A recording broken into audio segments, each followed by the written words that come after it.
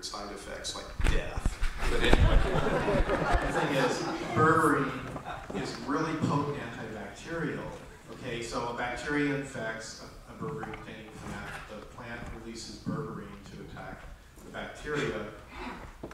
But the bacteria, like for instance, staph, it creates and uses what's known as an efflux pump inhibitor, or efflux pump. It's just basically a sump pump right inside the cell wall. So as the antibacterial substance comes in, it pumps it out just as fast as it comes in, so the bacteria remains unaffected. Okay. So what happened was the plants created an efflux pump inhibitor, which will shut down the efflux pump. And they created other substances that make the effect of the berberine more intense, plus a whole lot of other things. So what you get is a very complex response. It's very sophisticated. So when I talk a little bit about dosages, I get zillions of questions about this. Look, I just made it up, okay? It was best guesstimate, all right? And the dosages in these books are what we found would be working at the maximum dosage range, okay? Some people need hardly any. Some people need a huge amount, okay? I'm a redhead even though I'm going gray. And redheads have a much lower pain threshold, okay? But they need higher dosages to address it, up to 3 times what everybody else takes. My whole lot of people would say, oh, I took 2 aspirin and my headache went away. I'd take 2 aspirin, nothing ever, until I took 6. And then I went, oh, that's what you're talking about. Oh, this is cool. So, the dosage range is absolutely huge for the Lyme population, okay? We've seen people get start to turn it around, 1 drop of a tincture 3 times a day on a guy that's 6'5", 250 pounds. I don't get it. I don't understand that, but it works, right? We've seen other people, 90 pound, 5'1" little tiny woman. And she's going, yeah, I take a tablespoon 3 times a day. Her first baby come out sideways. She didn't scream her down. So you just have to understand there is no one right dosage, okay? And so the point is to find, that's why I tell everybody to start slow and work up. And then once you find your dosage range, if you go over it, you won't be feeling quite right. And then you just back off, and then that's where it is. So you don't need the full dosage that's listed in the book, okay? Don't call me anymore. So, and when I first wrote the book, you could not get Japanese knotweed root. It was not available, except you could get some Chinese versions, and I didn't like to use the Chinese stuff. So it wasn't available, but it turned out that resveratrol, that a lot of the companies, the Japanese knotweed has more resveratrol in it than any other plant on earth. So a lot of the companies were making basically what it was a standardized knotweed root, which they called resveratrol. That's why it's like that. Okay, and I've been working on revising the Lyme book, and that stupid mycoplasma Bartonella book, that's what it turned into. It's like, it was just supposed to be a chapter, okay? And it's like 150,000 words long. When my publisher got it, they scroamed. That's a combination of a scream and a groan. They were the same thing. So, I didn't mean to do it. So, but now knotweed root is available. A lot of people are making it, and I actually just prefer with Lyme, just to get the powdered knotweed root and just to take that, mix it up in the liquid and drink it. That's, when I have chronic diseases, a lot of times that's what I'll do, because the body is the first and best extractor. The stuff goes into the stomach acids and the bile acids, and they extract whatever the people want. Tinctures, they're using an alcohol and water combination, and the body just does it better. Some things I like tinctures for more. And, you know, I think the dose of knotweed root now, if you've got the powdered bulk, it's 1 teaspoon to 1 tablespoon 3 times a day. So, I mean, it's good for you. It's good food. It's good medicine. Okay, the only thing is, it can cause a loss of taste in a small number of people. That was known. Look, I researched the literature like you wouldn't believe for side effects. And everyone I can find I put in there. That was not in any of the literature, in the Chinese, no place, nobody said it. And I heard a really hilarious one about these guys that were wild harvesting Japanese knotweed, and they ate a bunch of it, and they lost all taste in their mouth, you know, and then it just freaked them out, so they go to the hospital. Worst place to go. You know, what are the doctors going to say? You were eating wild foods? Oh, that'll kill you. These guys, they don't know herbs, okay? And your taste will come back. Some people get a metallic taste, so. All right, so that's the context for how I treat. Okay. Now, I'm gonna go through the Lyme stuff. When I get to the end of it, then I actually have somewhere here on the floor a lavalier mic, which actually doesn't work if you put it here, you can't hear anything. But if you have questions, then somebody, where's Deb? Is Deb here? Raise your hand. Where'd Deb go? Oh, way back there. Okay, great. There's Deb, there's Leslie, Kate's over there. So somebody will carry that around and give it to you so we can all hear the questions. So for me, the core protocol now is really Japanese knotweed root and cat's claw. Now originally when I wrote it, I included Andrographis and Smilax. Okay, Andrographis, I was never completely satisfied with it when I began.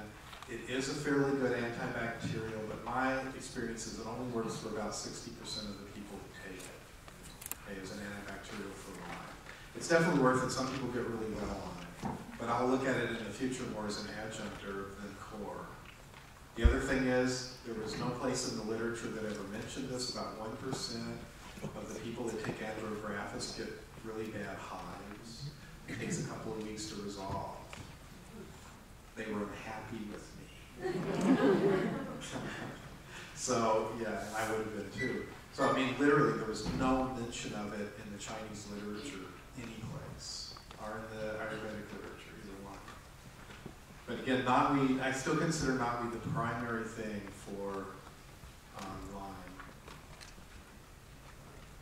Okay, and with some people, it'll reduce the symptoms with just in a few weeks. It's just great.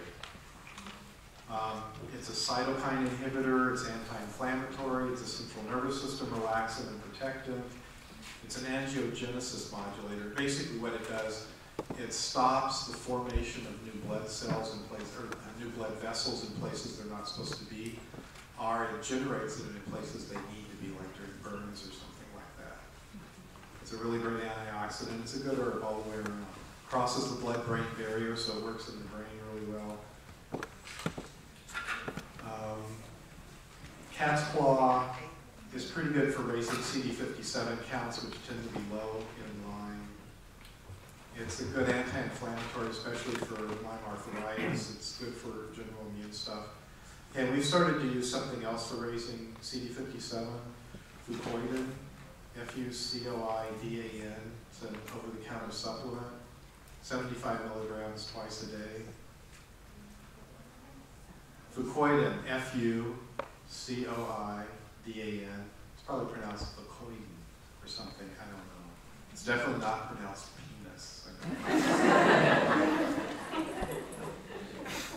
Those are the things that we find will do the best beginning raising of that, but the adaptogens are really good too. Adaptogen is a Russian term for herbs that increase overall resistance to disease and help the immune function come up. So rhodiola, and it doesn't have to be harvested from the Arctic Circle by fasting virgins in the ocean.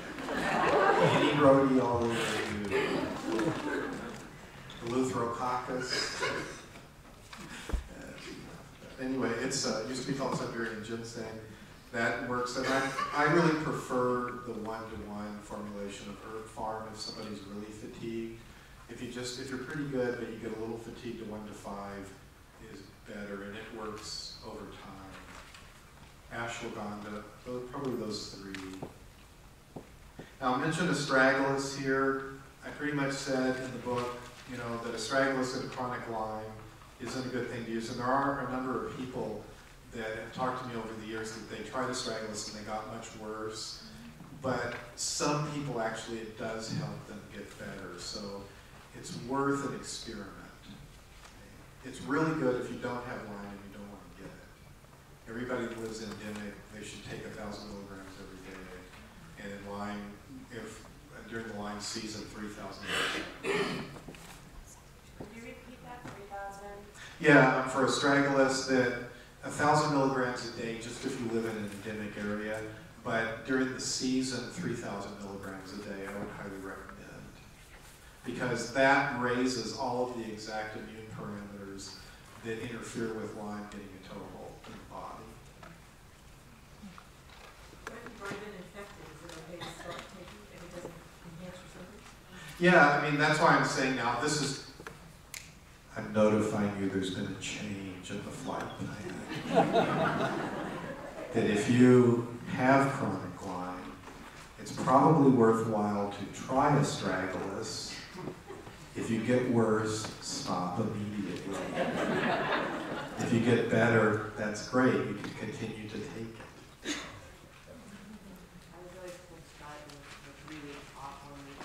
Okay, all right, I'll talk about that. Pulsing.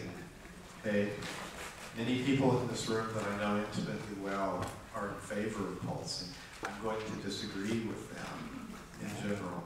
Hey, I found with a couple of things, pulsing is really good. With artemisinin, I think it's really excellent to do 7 days on, 7 days off. With the one-to-one Eleuthero, I think it's really good to do 10 days on, 5 days off. Okay.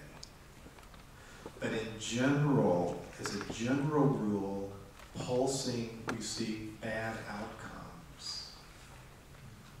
Because people that get into pulsing, they tend to pulse everything.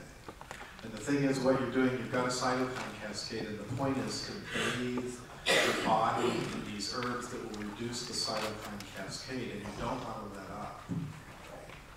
Now, some of the herbs, they may work better to pulse while you're keeping the whole foundational thing going. Okay, and that's going to be more individual. But in general, if you're using knotweed, and you have Lyme, I would not suggest pulsing because it's reducing the cytokine cascade, and you don't want. And if you stop, the spirochetes will stimulate the inflammation. That's just our take on it. Sometimes crunchy food helps. Okay, because Lyme scavenges collagen, we think the collagen support protocol really makes sense. They have a lot of collagen building stuff in your body. There's a lot of stuff that can help this. Everybody's got their favorites.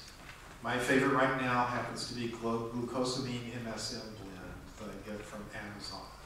It's got 1,500 milligrams of glucosamine, 1,500 of MSM. I've got lateral epicondylitis. If you don't know what that is, your elbow hurts like hell. It's called tennis elbow or golfer's elbow. It took me a long time to find out anything that would reduce that inflammation, and this does it really well. I just take 2 tablets AM and PM. I think it's great. Okay. Castor oil.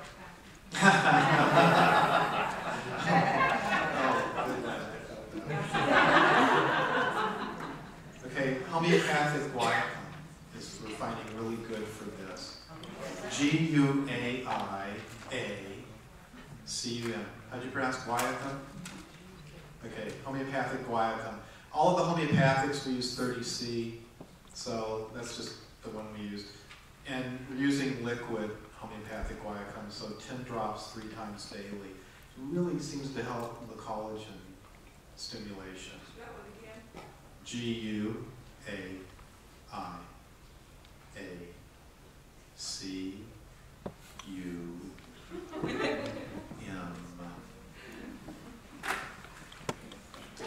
Stephania can help. Stephania is a good herb for some people. It's good for Bell's palsy, but it can really help with collagen. Solomon seal and false Solomon seal tincture. It really works for some people. It's we use usually 30 drops 3 times daily of the tincture. Vitamin C, everybody uses that for that. And then there's a lot of others I talked about: pregnenolone, zinc, silicone, orthosilicic acid drops, stuff like that. There's a lot of good stuff, but those, the ones I mentioned, are the ones we found the top. Now, in general, I look at treating these things, I use a repertoire. A repertoire is an old term. A lot of people aren't taught about them anymore. And basically you go, it works like this. If you have Lyme disease, then the repertoire would say cat's claw and Japanese knotweed root, and then give a dosage, right? And then it would say it with arthritis, and it would list more stuff. With neurological infection, and then it would list more stuff. So you get the basic, and then with every symptom you have, it shows what you can add in. So for arthritis, teasel root is really good. And you know, Matthew Wood's been talking a long time about teasel root being able to heal Lyme.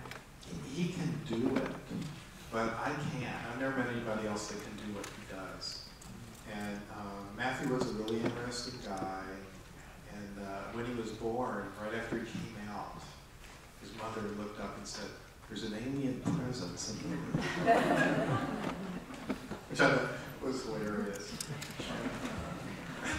I was the one I couldn't quite figure out the relationship from that. Was it good or bad? But anyway, Matthew is really amazing. He's an intuitive genius. He gets incredible results with just a few drops of things. I think of him as a homeopathic herbalist because he uses 1 to 5 drops of things. But most of the people that use tiny amounts of teasel, they're not getting the kind of outcomes Matthew does. But he actually talks to the disease organism and asks it to go away, and it does. Okay, and flower essence for teasel is really helping some people too, just in general to get rid of the whole thing. Okay, homeopathic Wacom again for arthritis is really good. Devil's claw can help. 1 to 2 grams 3 times a day. It's just pretty much your standard arthritic plant or anti-arthritic plant. Curcumin, bromelain combination helps, 400 to 500 milligrams a day. We actually, the arthritic symptoms we tend to see mostly in children, not so much the adults. The adults in America seem to get neurological Lyme mostly. For arthritic pain, homeopathic hypericum and homeopathic arnica are helping. Dosage as on the bottle, again, 30C. Okay, now, neuro-Lyme. So I'm going to go into some detail on this because it's the worst. And it's what the Americans seem to get the most. The spirochetes get into the brain and the spinal cord, and they break down nerve sheaths to get the collagen. And so it creates the same kind of impacts of Parkinson's and MS, Alzheimer's, stuff like that. So you get inflammation in the brain, and part of the brain that's inflamed creates the specific symptoms that they have. Okay, now for instance, Bartonella tends to infect the amygdala a lot. And if it does, you get like massive emotional mood swings, including homicidal rage, which I'll talk more about when I get to the Bartonella. But if the amygdala is affected, you'll get massive emotional mood swings. If it's in the hippocampus, there's difficulty determining meaning. And it's so bad that literally you could go to the store and walk back to your house, and by the time you get back, you can't remember which house you lived in because the meaning of where you live has disappeared. So I want to talk a little bit about sensory gating channels in Lyme disease and the co-infections. Now, what a sensory gating channel is, basically we're immersed in all all of the sensory stuff that's going on all of the time, all of it is feeding into your nervous system all the time. Okay? And what happens is there's little channels, little doorways, gates, that reduce the amount of sensory inflow that's coming in. Okay? And there's a whole series of them in different parts of the brain. Until finally, the amount of data getting to your cerebral cortex is extremely tiny. One of the things that people on hallucinogens experience, for instance, they take LSD, the sensory gating channels all open really wide, and they perceive a lot more of the metaphysical background of the world. Okay, so the thing is, sensory gating channels is a very narrow amount. Now the thing is, the co-infections, including Lyme, can affect sensory gating channels. Okay.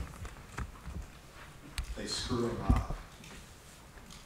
And so there's a certain sub-portion of the Lyme population that develop extreme sensory sensitivity. Then you all know about that? Run into that? And it just feels like the whole world is rubbing against them. They'll have extreme sensitivity to light, to sound, any kind of touch on their body, to taste sometimes. Smell can be incredibly intense. And that's because the parts of the brain that gate sensory data are inflamed and that mechanism isn't working the way it should. That's why some people are diagnosed as schizophrenic, because it has the same, schizophrenics have widely open sensory gating channels, just like people on LSD. So, you know, they hear voices that are actually there, it's just other people don't hear them. So, and completely hilarious, well, it's kind of a sad story, but it's also hilarious if you skip over the sad part. Bill Erickson told this story about a guy that had been in a mental institution for like 20 years. This was a long, long time ago. And so he would always be yelling at the voices at the top of his lungs, right? So they gave him a lobotomy. That's the sad part. Okay, we skip over that, though, to get to the funny part. Because they were tired of him yelling at the voices all the time. And so for the next 20 years, he kept yelling, "Speak up, goddammit! Quit whispering at me!" Which I thought served all of the psychiatrists right. So, but anyway, so taking care of the inflammation in the brain will really take care of that. And we haven't got, over time I want to get more specific about what herbs affect which portion of the brain, but I'm not there yet. I'm still working with more general stuff. Okay, what's really weird, now this is really weird, Nux vomica, homeopathic, help. Isn't that strange? We don't have any idea why. Julie recommended some Nux vomica to somebody for indigestion and stomach upset because they had nausea really continually, and the inflammation in the brain started to go down, and it began to reduce that overload on the sensory receptors. Can you spell that, please? Nux vomica, N-U-X, and then it's just like vomit, except for "ka."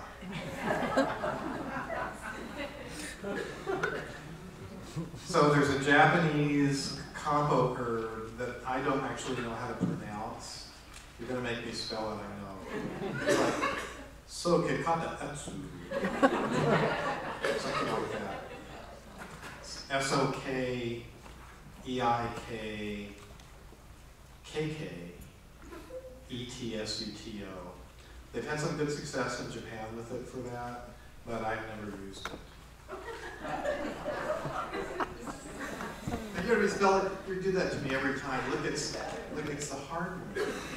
S-O-K-E-I-K-A-K-K-K, but in a good way.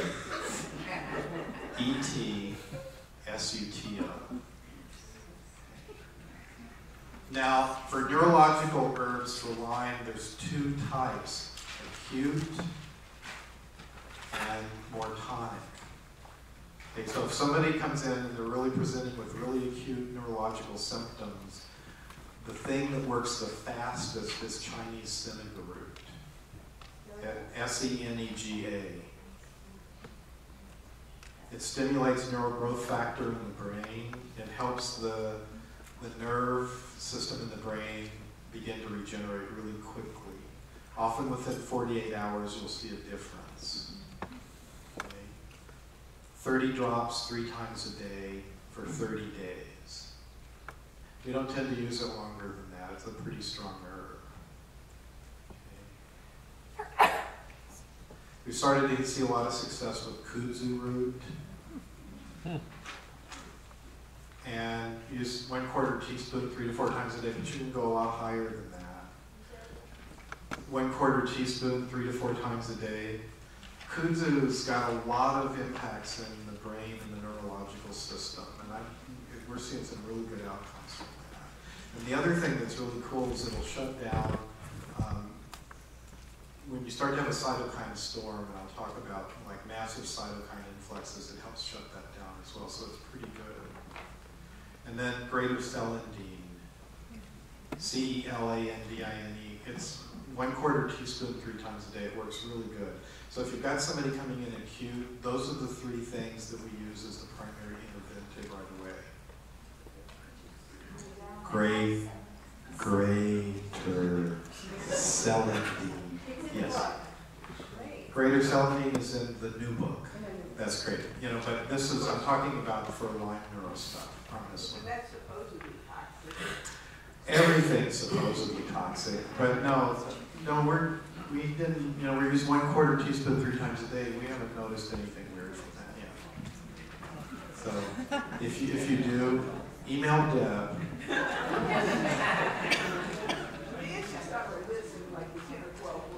Oh, that's not my experience. There's, you know, I put hemlock root on one of the blisters, but there's a lot of weird misinformation about herbs out there, and we found it to be really beneficial and beneficent and bodacious. Bountiful. You just have to be careful when you're weeding around your collecting. No, because it has skin rash impacts. Oh, that's probably why it's listed there. Okay, for the tonics, we're using lion's mane, which is a mushroom. It's great.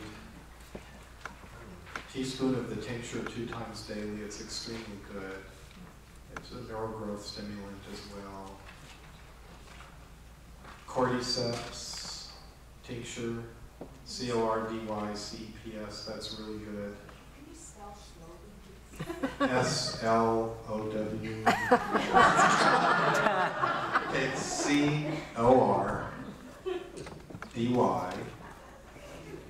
CORDYCEPS. And we use starting off with 1/4 teaspoon 3 times daily of the tincture. And then Chinese skullcap. It's also known as Baikal skullcap. BAIKAL. And we're starting off with 1/4 teaspoon 3 times daily on that. That's also really good for lowering anxiety too. It's pretty nice. So we're finding these really successful along with the core protocol for treating Lyme in the neurological system. Okay, so for peripheral nerve pain,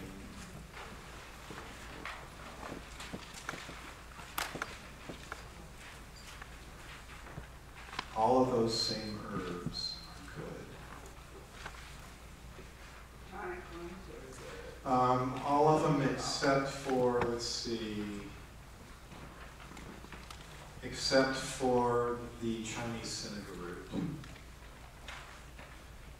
Both the tonics and the acutes. But also homeopathic hypericum is working really well for peripheral nerve pain. Also 30C. Yeah, we just use 30C all the time. I don't know why. We just got in a rut. Lemon balm can really help too with that sometimes.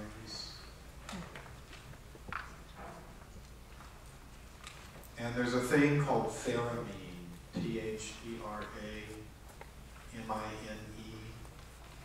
It's a prescription nutraceutical. I don't know why it's prescription because it's a nutraceutical. But some people that had really severe pain in Lyme infections have used it, and they said it was just miraculous.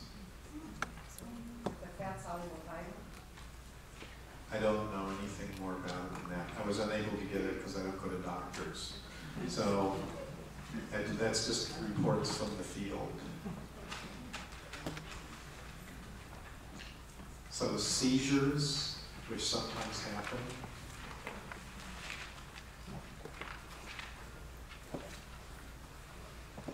The Bakel skullcap that I already mentioned. And the dosage, you can go real high on it, on this, for seizures. You know, 1 teaspoon up to 6 times a day, easily.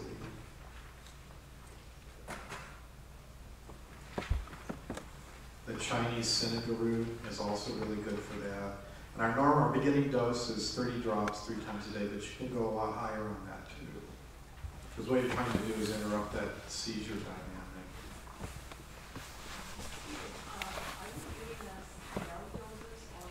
These are adult doses. Okay, good question. Children's doses. Okay, the way I do it is I take the child's weight and divide it by 150, basically. I just look at the average adult weight. Well, it used to be 150, didn't it? Now I'm not sure what it is, but probably bigger than that. But that's just what I've used for the last 25 years. So if the child weighs 30 pounds, you divide it by 150, what you get is, you know, it's like, what, 1/5 the amount that you would use for an adult. And that's kind of the easiest way to begin with that. And how high would you go in that? Would you go up to the adult dose if it's working? A lot of these herbs are food-grade herbs. I mean, and I've got warnings listed in the books on most of them, if there's some toxic level or something. But, just for instance, astragalus, you could eat, a 1/4 pound of it. It's a very safe herb. So what I tend to do is I begin to look for the dose that makes a difference. And then I pay really close attention to how they feel on the herb, because the person will start to say, I'm feeling funny, I don't like that herb. Their body will go, I don't like that herb anymore.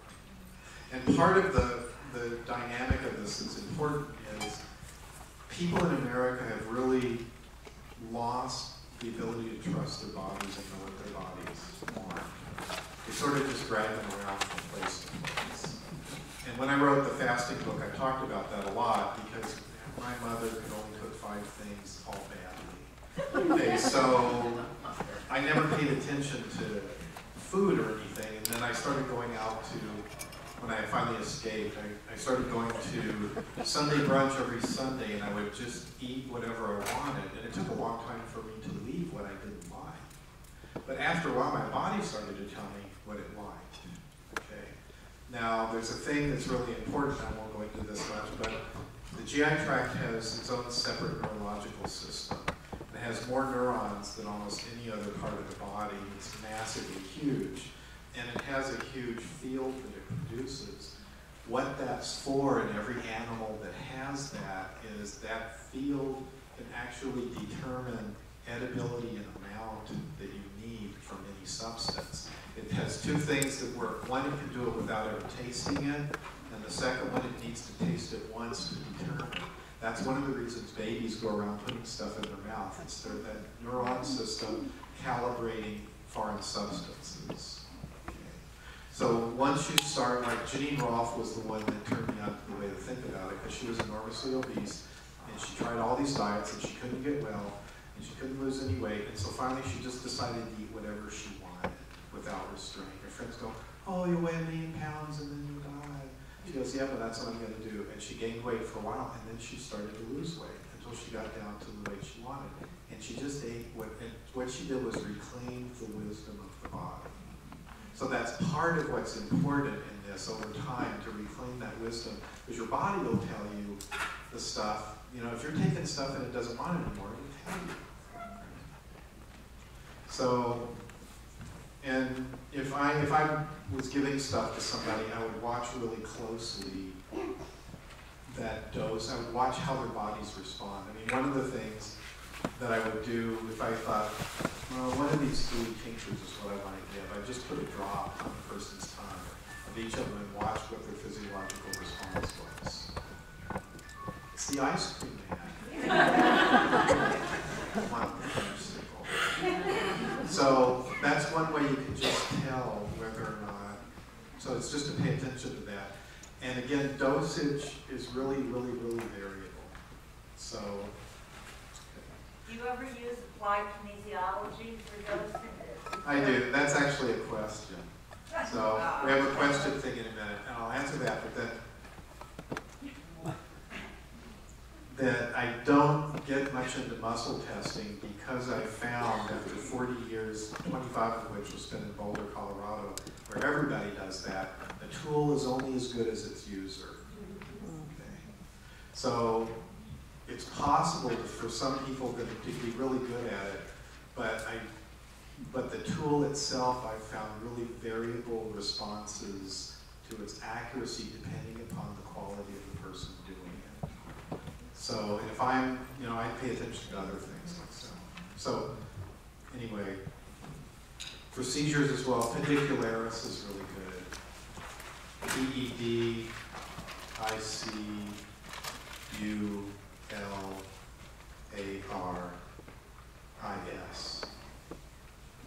It's American wood betony and it's awfully nice. And motherwort is also extremely good too.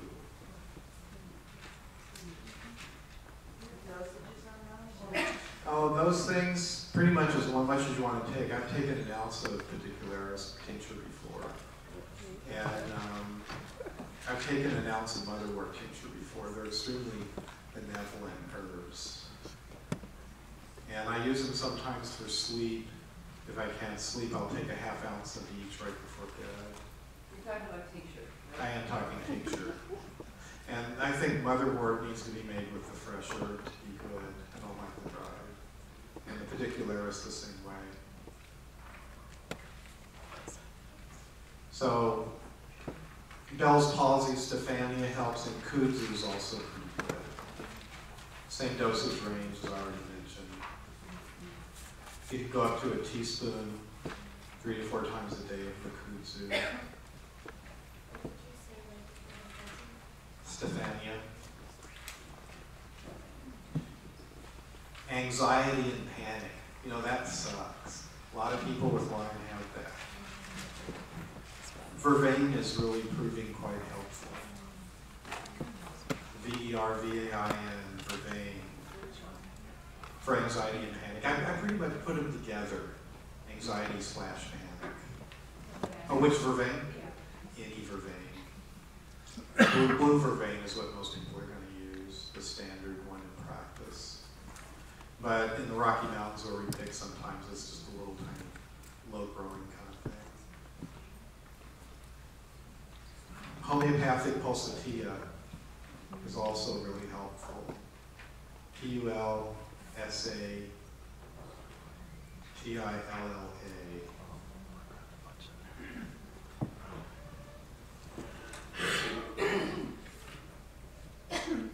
Pasque flower, my favorite.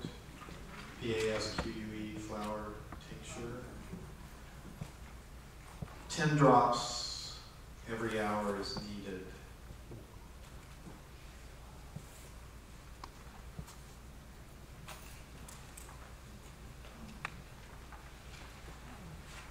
So, sleeplessness, major problem.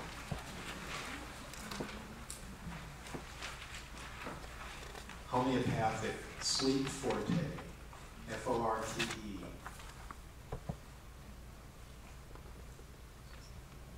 Rescue sleep. It's another homeopathic. All these are 30C dosage as on the label.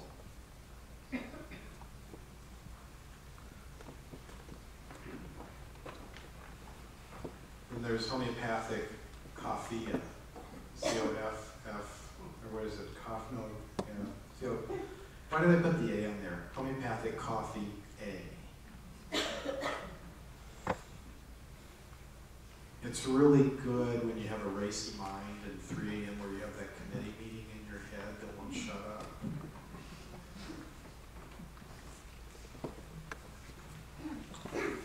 Liquid melatonin, I love that stuff. Just before bed.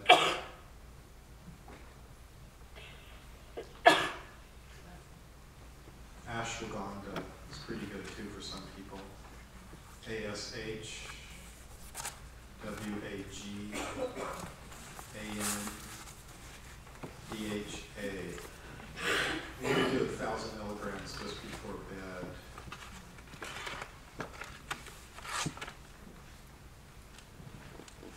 Okay, let's see. We've got more stuff, but I want to do rest.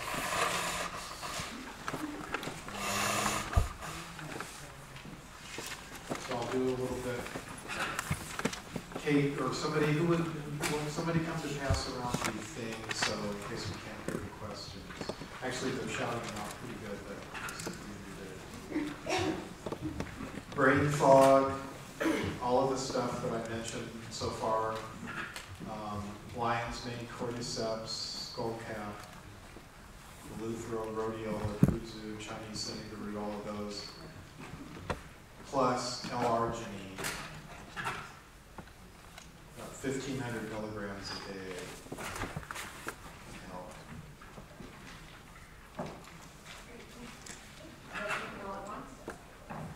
Yeah.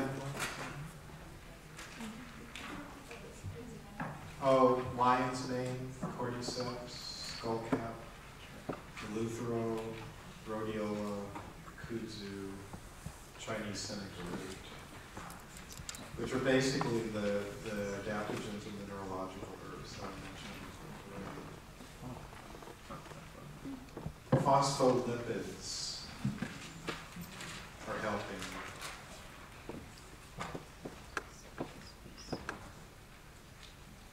Serine, S-E-R-I-N-E,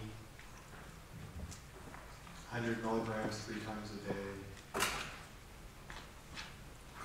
And choline, 450 to 5 milligrams 3 times a day. And we found Bacopa can really help memory too. B-A-C-O-P-A.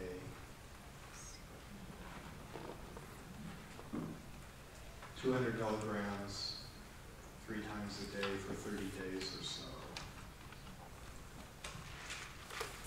There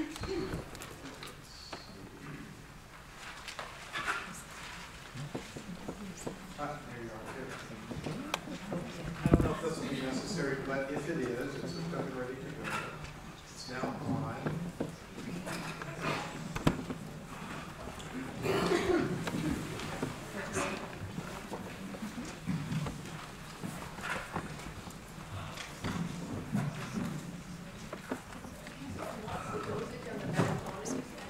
Oh, it's liquid. There's all different kinds of liquid melatonin. I pretty much use the kind on the bottle. The stuff that I really like, for some reason they quit selling it to the general public, and you have to go through all this nonsense to get it. And that one was like 1 drop. Julie gave me some of that right before I had to teach this long workshop. She said, "Here, take some of this. Just put a drop on your tongue." Well, I didn't know you were supposed to put it here first, so you could tell it's 1 drop. They could not get me up the next morning. They were dragging me. So, but most of them, that was a really strong one, and I liked it. But most of them, you just get it, and it just whatever it says. What was that? Just talking about dosage for liquid melatonin. Okay, question? There's people over there. Yeah, Stephen, you talked about the synergistic effect of the bacteria. Right. Can you say something about that and parasites? That, can I say something about that and parasites? And the impact on parasites. Like my wife here, she has Lyme and she has parasites. So, like what kind of parasites? well, do you want to tell? Well, she's got phories in the eyes and she has lumps on her skin and stuff like that. So what's happening there? You know, maybe you could. Well, that's a little too general for me. Floaters, a lot of times, the Lyme spirochetes do invade the aqueous humor of the eye, and I think that's part of what causes the floater dynamic there.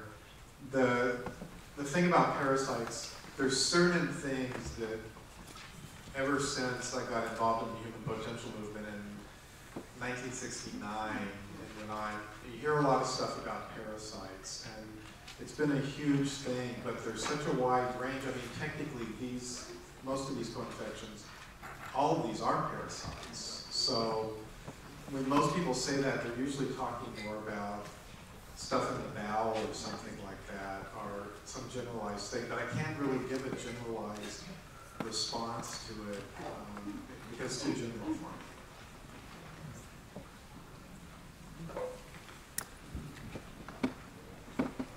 Hi, Stephen. Couple of things, real quick, for old Bell's palsy. Do you suggest the same things, or is that just beyond? Yeah, old Bell's palsy, you still have problems with it? I don't, but I have a friend who does. Okay, I would try Chinese cynical root first if it's old and it's been recalcitrant for years and it's not resolving. I would go use Chinese cynical root and the kudzu, those two things. And for lymph infection, drainage issues? Red root. I swear by red root. It's like, to me, it's the phenomenal thing for the spleen and the lymph drainage and everything. Like, there's certain ones, if you need to stimulate like lymph drainage from the lungs, for instance, pleurisy root or immortale, they're better herbs for that. But if you need general lymph drainage, red root, and you can take massive doses of it, I think that's really the way to go. And it'll help lower inflammation in all of the lymph nodes and swelling, and also in the spleen itself. And specifically for neck pain, which most people have. What, I can't hear what's happening. Specifically. Oh, did you turn it off accidentally? There's a button on top. Specifically for neck pain, which most people have. Neck pain, Yeah. that's different than your lymph question, right? Yeah. Oh, you're getting 3 questions in there. That's quite clever. Neck pain is, the stuff I use for that is like, theramine is good for that, according to people I've heard from. Vervain can help that. Indian pipe tincture is really good for that. In general, you want to lower the inflammation in the spine to help reduce that. But homeopathic arnica can really help. Homeopathic hypericum can really help. California poppy can help. So those are all just sort of things you get, and then the homeopathics you just use like the dosage on the label, and others then you just get the tincture and you start kind of messing around with it and find what works. Did that microphone quit working? No, the light's on, back on. So. Oh, okay, cool. Hi, Steve. I have a question about Japanese knotweed. Yes. Are you talking about polygonum? Yes. Okay, so that's... Or as I would say it, polygonum used to be bad. Yes. So have that. So that grows everywhere, right? Yes, as a matter of fact, it's an invasive. Yes. Almost everywhere Lyme is endemic. And so, isn't it possible just to harvest your own? Yes, and I would prefer it if you did. And so do your neighbors. Yeah. All the invasive plant societies would love it if you did that. But the thing is, I really believe in if you can harvest the plants from where you are, around where you're living, that they're going to work better. Wow. There's a thing that even though nobody can really explain why this is true, that these plants tend to move into the areas where they're most needed. And people will often, the herbs they need will just start growing around their house, especially in this region. So people since Hippocrates have remarked on it. I've seen it happen for over 25 years. So yeah, if you harvest it yourself, I think that's a great way to go. Also because you're having a personal relationship with your medicine, and I think it makes a difference. I recently read an article about the correlation between Lyme disease and Berber's Thunbergate. Burberry. I can't, what happened? Did it go off again? It keeps shutting off, the light keeps going We'll off. make it stop. The relationship between Lyme disease and Barberry. Barberry, Yeah. okay, I was reading about that a while back, and I only am vaguely recalling, weren't they saying something about how the ticks hang out in the barberry Yes. bushes or something like that? They're like symbiotic. Right. And I haven't spent a whole lot of time on that yet. Is this any species of barberry or just? It's the invasive ones that everybody hates, but I mean, see, like for instance, amber honeysuckle, which is a Lomacera species, it tends to be invasive, where encephalitis is coming in. But the thing is that wherever it grows, it reduces the number of mosquito species. And the other thing is that the herbs used in China for reducing inflammation in the brain, the exact things encephalitis causes. So it's always really important to look at invasive species more broadly because I've found them very useful. Okay, another question? Would you use these same protocols for pregnancy? Okay, I can't hear. What's wrong with that thing? The light keeps shutting off. Dead battery. Maybe it needs battery.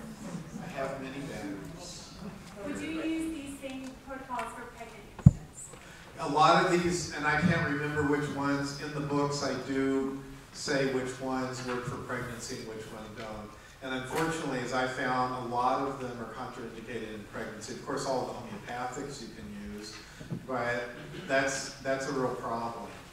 And I haven't totally found my way around that. So you do need to really check, because a lot of them, at least 2/3 are contraindicated. How about osteoarthritis that does not appear to be current Lyme in a patient that had Lyme? Well, osteoarthritis, I think, is fairly responsive to herbal protocols, and but I don't have it written down in front of me today. I can't remember all of that stuff. The collagen stuff that I talked about will help, and the pain things for arthritis will help. Okay, another question? Just one. It's working. I'm just wondering, have you used apitherapy at all? I haven't. I know I've heard from people that have, and they've had a lot of success. Some people have had a lot of success with it. Okay, usually bee venom therapy primarily is what they've been using. And there, I wrote a thing on it years ago that's on my website about that, and it did seem to be a good foundation for it, but I don't hear that much about it. I've heard a little, but it's not. I'm more of a plant thing rather than bee venom therapy. Bee venom. Actually, you just go to a bee guy and they let their bees sting you. Sometimes you can get actual bee venom and use it as an injectable, but I've never. Can you? Okay. If anybody wants, I'm doing this, if anybody wants to talk to me. That woman right there is a bee venom person, she knows. Okay, another question? I think she's back there. Yes. I was wondering, just from personal experience, when I took knotweed, I developed ovarian cyst immediately, and then it stopped as soon as I stopped it. Now, one of those one-drop people. So I was wondering if that's something you've experienced with other people. I haven't heard that, but that's a good point that you're raising. There's a lot of idiosyncratic responses to anything that you might take. Okay, and so it's good that you stopped right away. It's like always pay attention to that. Any kind of, whether it's peanut butter or bread or almost anything can produce an idiosyncratic response, but I haven't heard of that particular one before. Back to wildcrafting, back to wildcrafting the Japanese knotweed. Yes. Is it the whole plant? It's the root. Just the root? Yeah. And is there a time of year to get it? That's a good question. Tim Scott, do you know? Spring and fall. Spring's best, early springtime. Okay, early springtime. Just grind it up, right? Yeah, you dry it, cut it up, dry it, and then grind it up. 1-800-VITAMIX.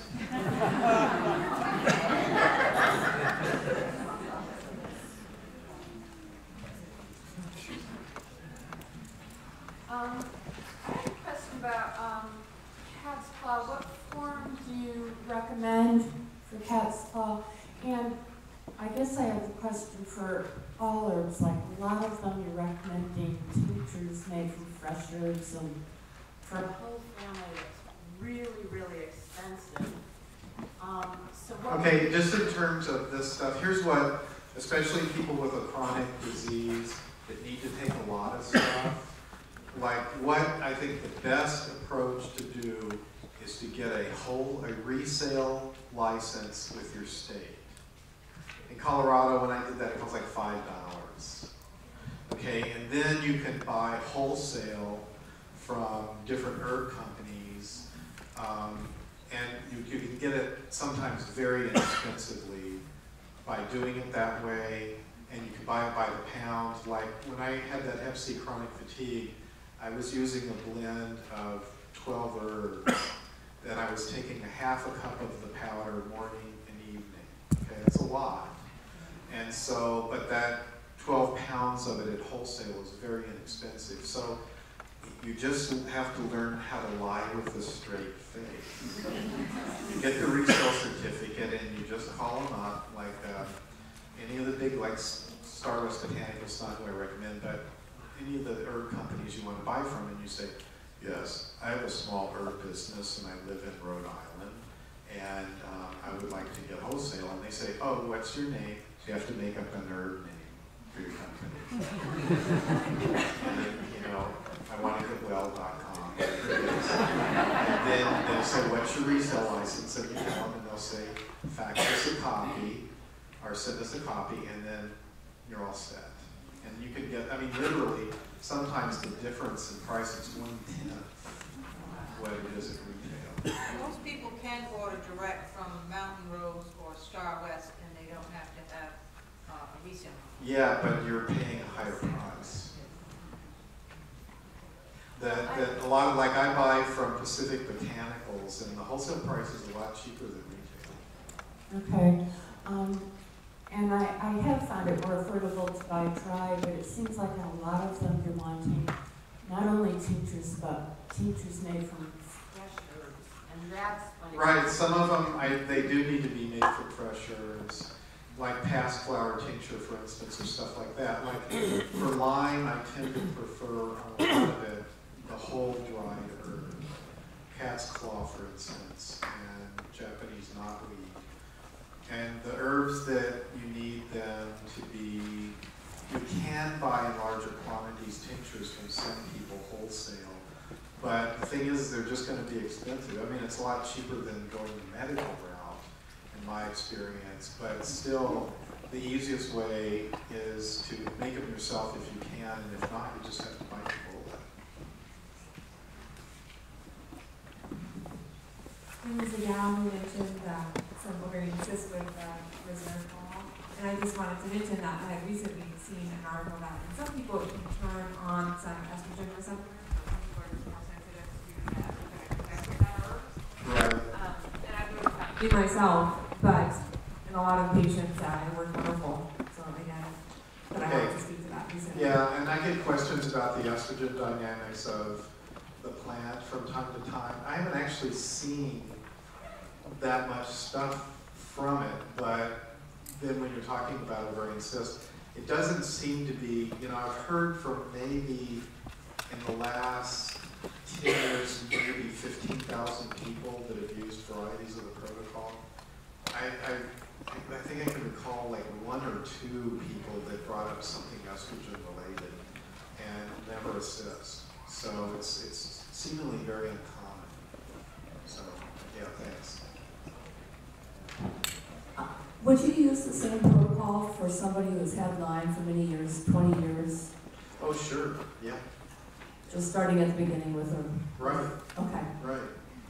Yeah, I mean, because most of the people, you have to understand, most of the people that I hear from and that I've worked with, they've gone the medical route. Most of them had Lyme for 3 years or longer, 7 or 10 even. So.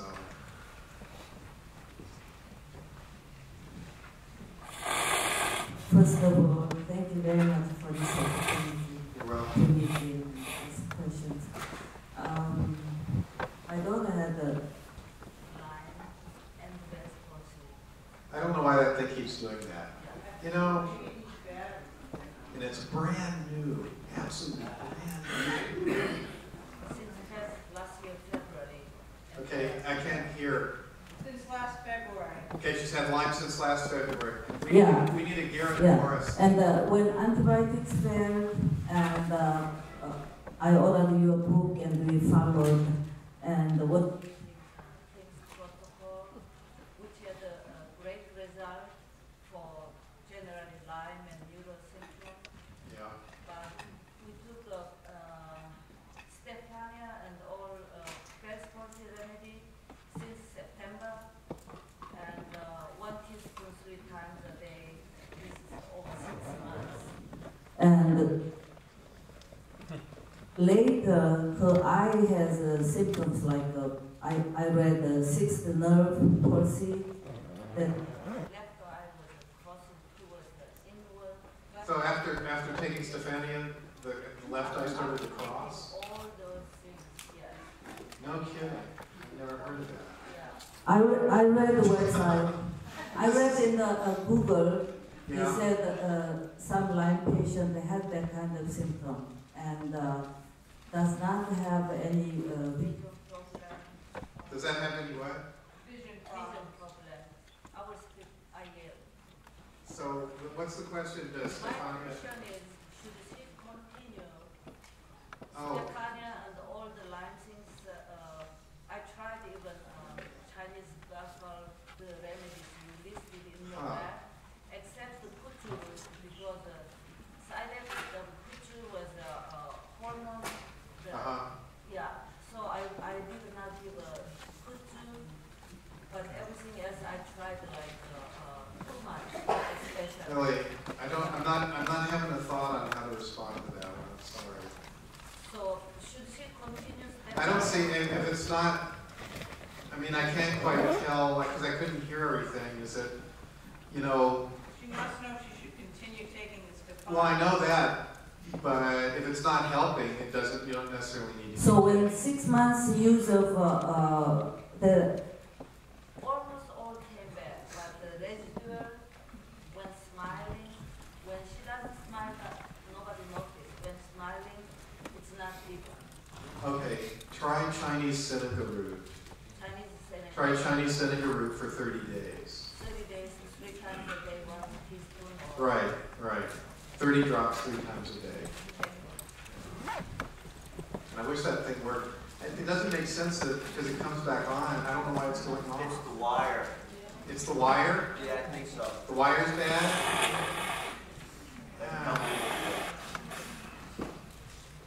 Irritating.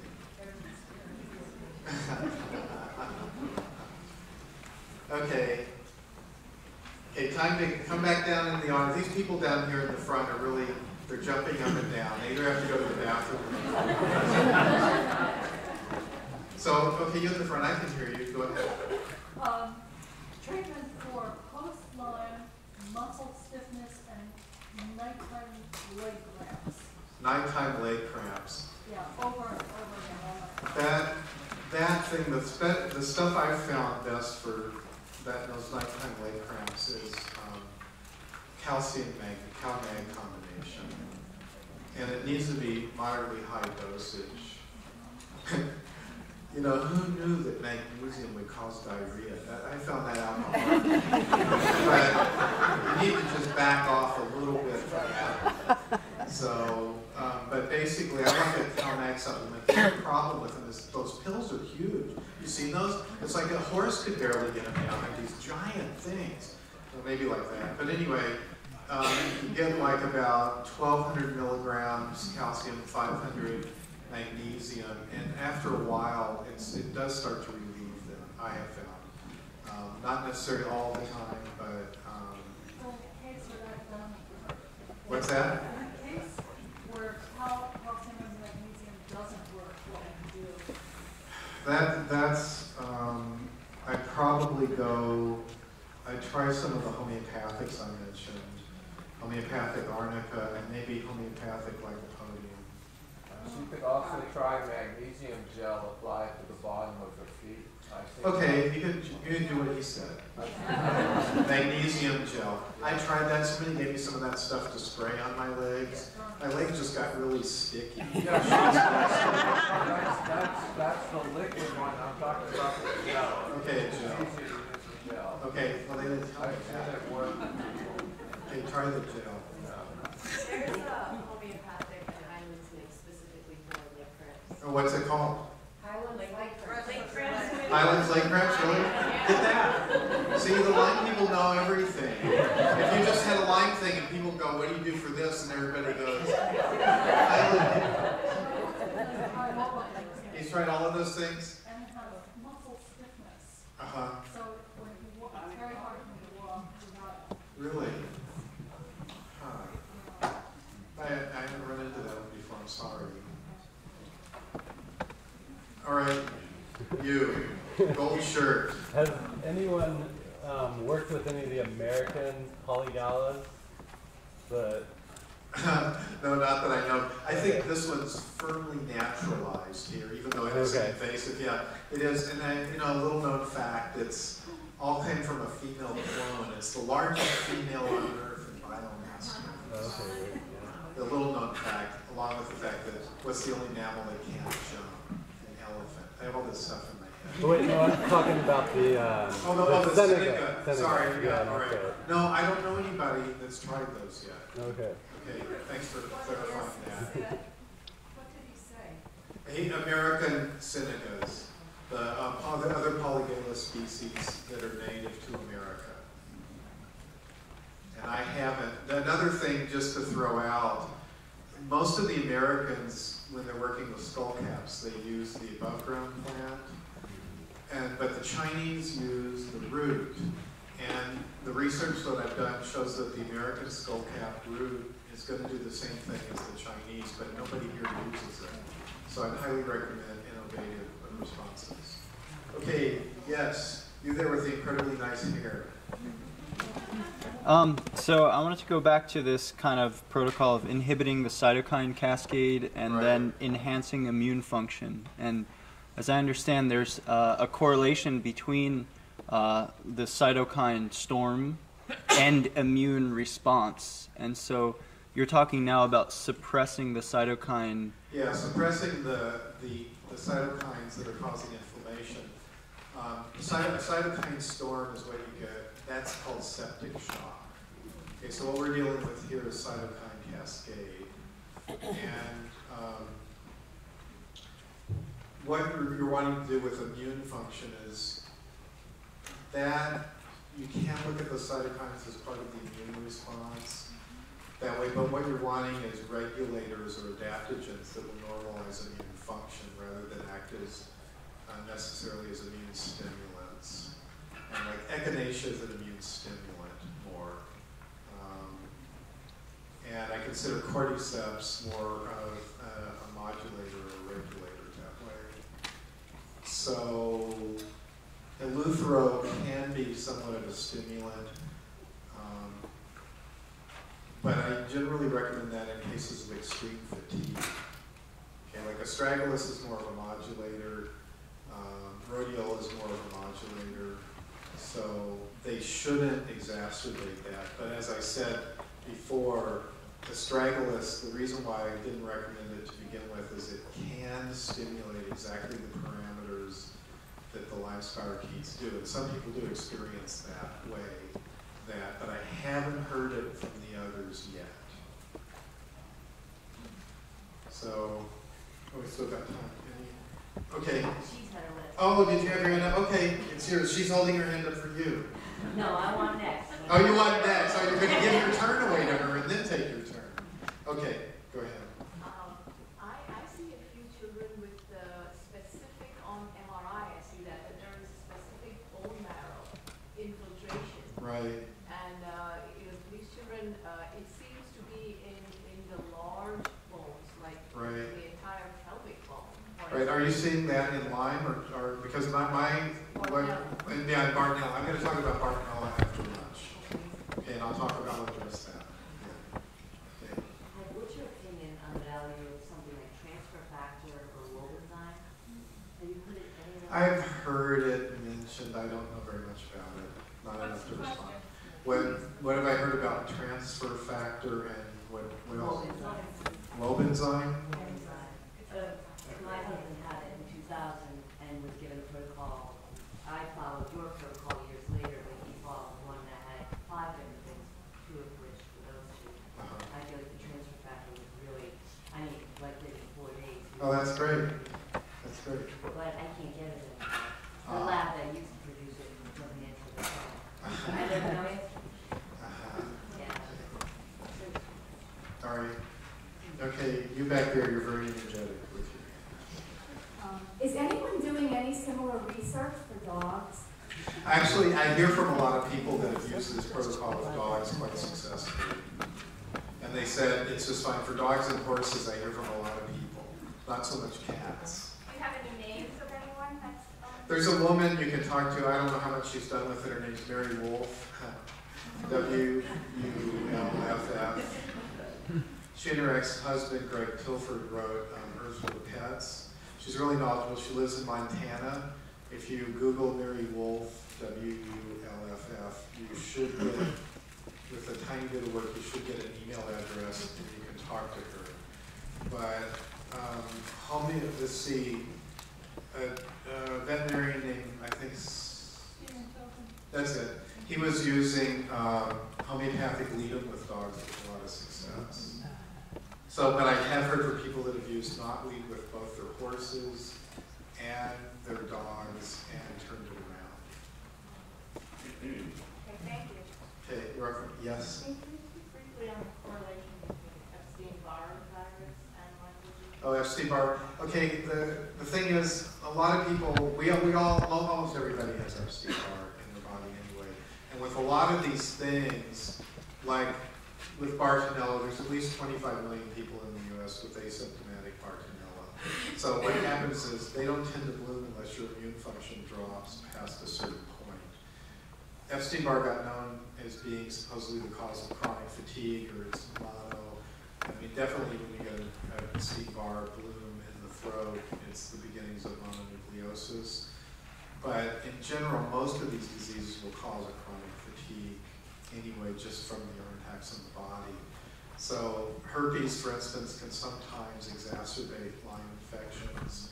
So there's just stuff you can treat with that. And I haven't actually felt the need that much to treat Epstein-Barr as a separate thing. Okay, blue shirt. What's your opinion on roadside harvest of knotweed as long as you're like in a small neighborhood and not next to a highway? I think it's fine. I think it's fine. And you said we can take that preventatively in an endemic area, even if there's no... I think astragalus is the better preventative, but you can certainly have knotweed. I mean, you can eat the shoots in the spring, they're fairly tasty. And the root, look, they're finding all this stuff from resveratrol that it extends lifespan and helps prevent a whole lot of age-related diseases. You can take it all the time, and it's really good for you. Do you have any recommendations specifically for patients with neurological symptoms and the vestibular issues and visual spatial processing issues due to Lyme or one of the co-infections? And also, is it typically caused by Borrelia or one of the co-infections? All of them can cause that particular dynamic.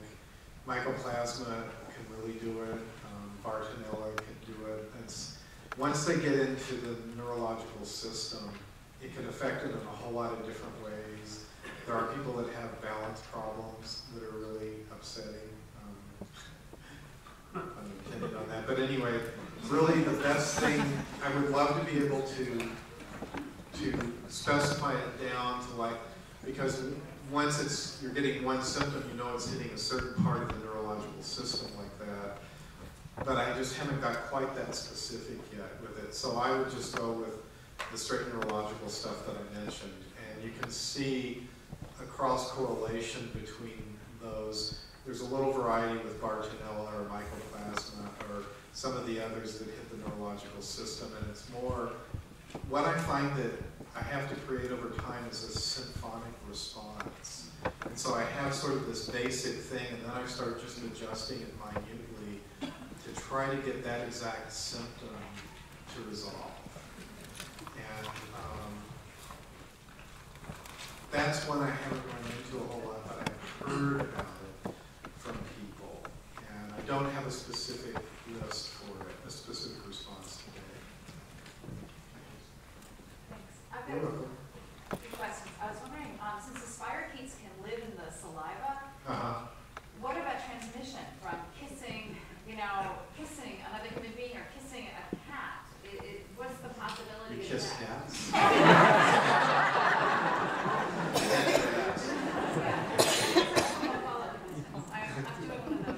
I see. Yeah. Okay, here's the way I look at it. We're all infected with tons of stuff already. Hey, we can't, if we could have a microbially pure existence, we would be dead.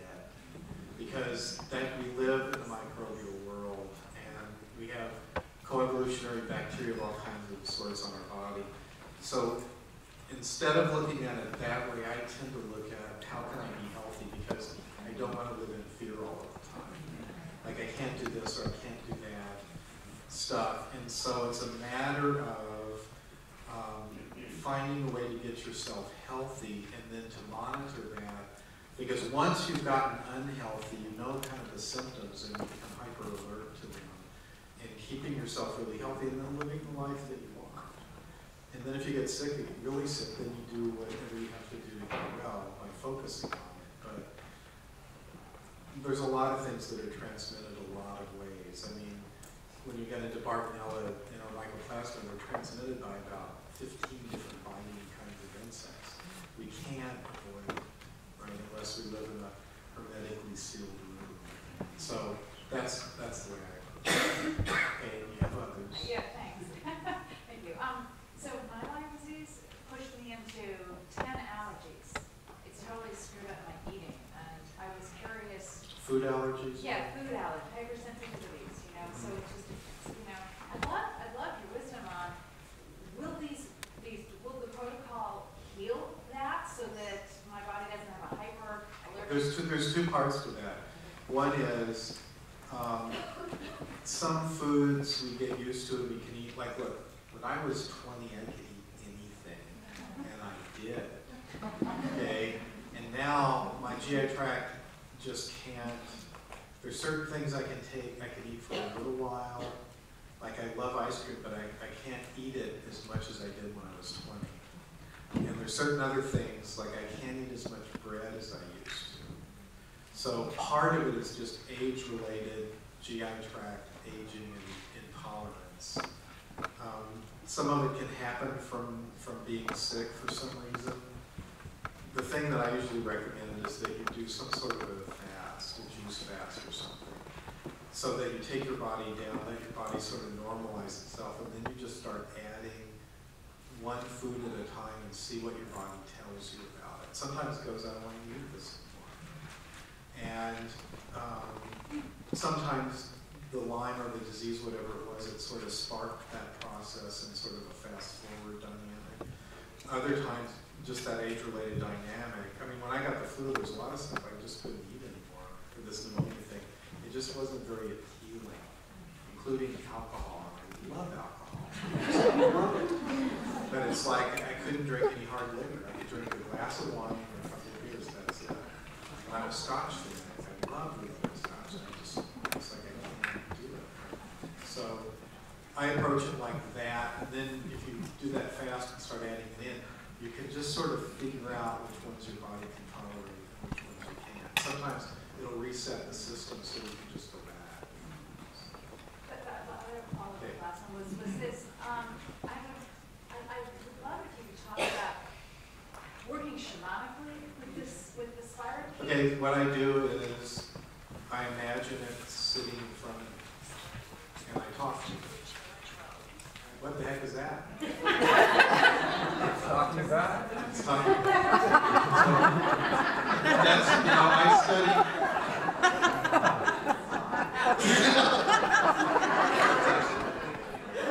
Okay, so I studied with Stephanie and Carl Simonton and Elizabeth Kubler-Ross years and years ago when I was training. And Stephanie Simonton and her husband Carl, they were the ones that pioneered guided imagery for treatment of disease, specifically terminal cancer. Okay, and I started to use, and have always used guided imagery techniques like that ever since then. So I see the part of the body that's being affected on the screen of my inner vision. And I let it, and I just sit with it until it begins to tell me what's going on with itself, right? And I kind of know it from inside itself. And then also at the same time, I'll talk to the disease organism in exactly that way. I literally sit in meditation with it and just sit and wait. I mean, they're going faster than me, and they're busy, and it takes them a while to really slow down. But at that point, I start talking to them about having a relationship. I don't really care if hepatitis C viruses are living in my body. I just don't want them to kill me, right? And I don't really care if other bacteria are in there. I want them to cohabit in a good cooperative neighborly relationship.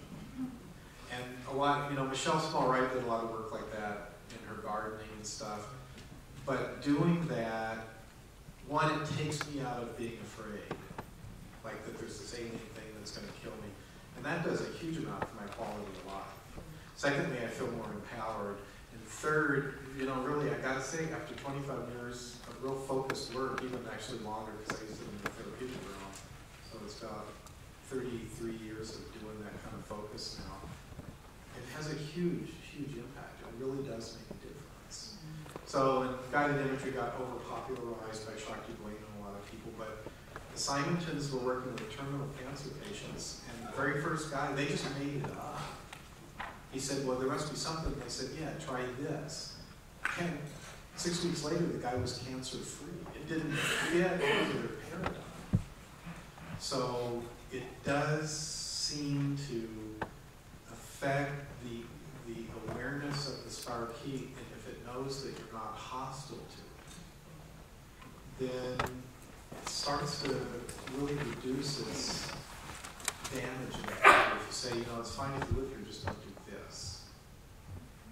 So I've seen good results, and there's no way I can. So that would technically be working more shamanically with it, because you can take that a long way. Time for one more question. Okay, gray hair there. Thanks. You're welcome. I'm really confused, the co-infection, because Babesia, I was diagnosed with part of a Harvard medical disease study when I was 30, because I was living in a place and they wanted to test if people work outside. Okay. And in the interview, they asked you all these questions, and the guy said, I bet, I know you, it's going to come back positive for Babesia. And I thought, which it did, and I thought, but nothing ever came back with the Lyme and positive. And also, I was curious because I thought Babesia came from the dog tick and Lyme from the deer tick. Okay, I'll get to Babesia in a bit more specific, but the thing is, that's why I don't think it makes sense to call Babesia a co-infection of Lyme. Okay, I never have. Right, because it's sort of, Lyme was the first one that got discovered by Bergdorfer, and then they're going, so then they're trying to treat the Lyme, and then, but people would still be sick, and then they go, there must be something else, and then they find, you know, Bartonella or something, and then they go, oh, it's a co-infection. But what you really have, there's a complex of maybe, let's say, 8 diseases, and any one of them could be the primary infective agent. They're not, that's why I don't think it works, the whole concept of co-infection I don't think really works anymore. We're looking at stealth pathogens that are transmitted by biting insects primarily, that are emerging more into the human population because of clear-cutting forests, ecological disruption, and population explosion. And that's what we're dealing with. So you can have Bartonella without Lyme, you can have Ehrlichia without Lyme, you can have Babesia, you can have Babesia anaplasma combination. So that's... Are they from different ticks, or are they... There is a large variety of biting insects that can transmit most of these. Lyme is not just tick transmitted. It can be transmitted by biting flies as well. So there's a large range of insect vectors for all of them. So we work with them. However, if you do, and you want stuff to slow it down, you know, castor oil.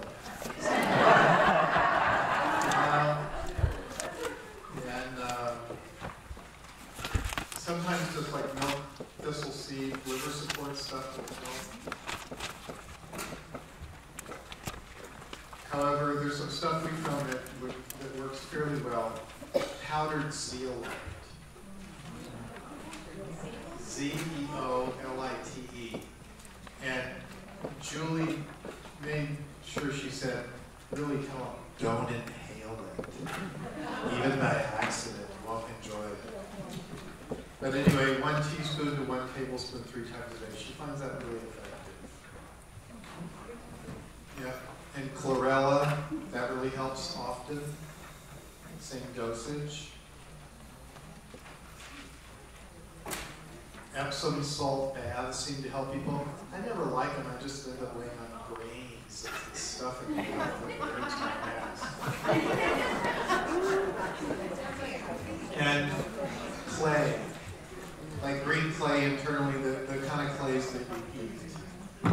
A tablespoon with water, and just drink a lot of extra water when you do that. And those seem to help with that, actually.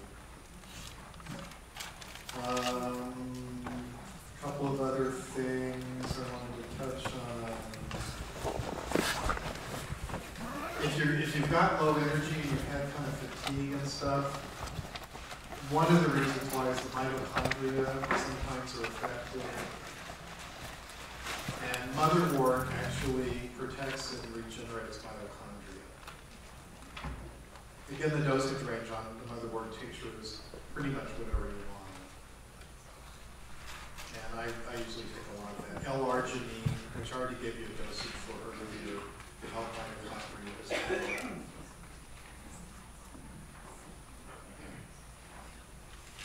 And pine pollen, I'm a real fan of pine pollen. It increases testosterone levels, and it'll really help your musculature come back and your strength return. Men can take it straight, pine pollen tincture. Women, I really recommend that you take a blend. Woodland Essence has it. They've got a nice blend. I suggested pine pollen, Aurelia, and American ginseng. Woodland Essence. Oh, yeah. There's some of their herbs up there. Kate, are you back? Are you here? Yeah, all of those are sealed. Would you unseal them? Sure. Okay. So we're going to pass around some of these. You didn't bring a pine pollen blend, though, did you? No. But we'll pass some of these herbs around. You can taste. She'll just start them down, because there are lots of ones I suggest, and you can see how they taste. If you go on our website, you can check it out and mark the journal entry, and you'll see us gathering stuff in pollen. If you go on their website, which is woodlandessence.com, then you can see they gather all of their pine pollen and a lot of the herbs themselves. So I'm going to look at the word section. And so those were the major things I wanted to touch on. Oh, and if you've got GI tract problems, Nux vomica, homeopathic, really can help a lot. Nux vomica for GI tract. Somebody was mentioning earlier They were using cats, they were using devil's claw for restless leg syndrome. Only it upset their stomach after a while, which you gotta try. But next Homeopathic actually does really help with that. Okay, some people lose a lot of weight when they have Lyme or any of these. Fermented wheat germ is really good for that. It's ridiculously expensive in my opinion, but it's really, really good. And it also is specific for mycoplasma too, which is nice. Bone broth soup is great, and man, will it stink up the house. Colostrum is pretty good, and spirulina chlorella combinations work. Okay, if you want to break up biofilms, I'll tell you, N-acetylcysteine will do it. Yeah, NAC is the best way to do it. That's the moniker. 2,000 milligrams twice a day. And greater celandine tincture will do it too. Quarter teaspoon 3 times a day. And royal jelly can also do it. So just a teaspoon 3 times a day of that. Okay, so I'm going to go on to Bartonella. We'll talk about Bartonella for a while and then save up your questions. I'm sucking on a inflated throat lozenge now, so if I choke, I'm assuming someone will help me. What do they call that thing when they grab you from the back? It hurts like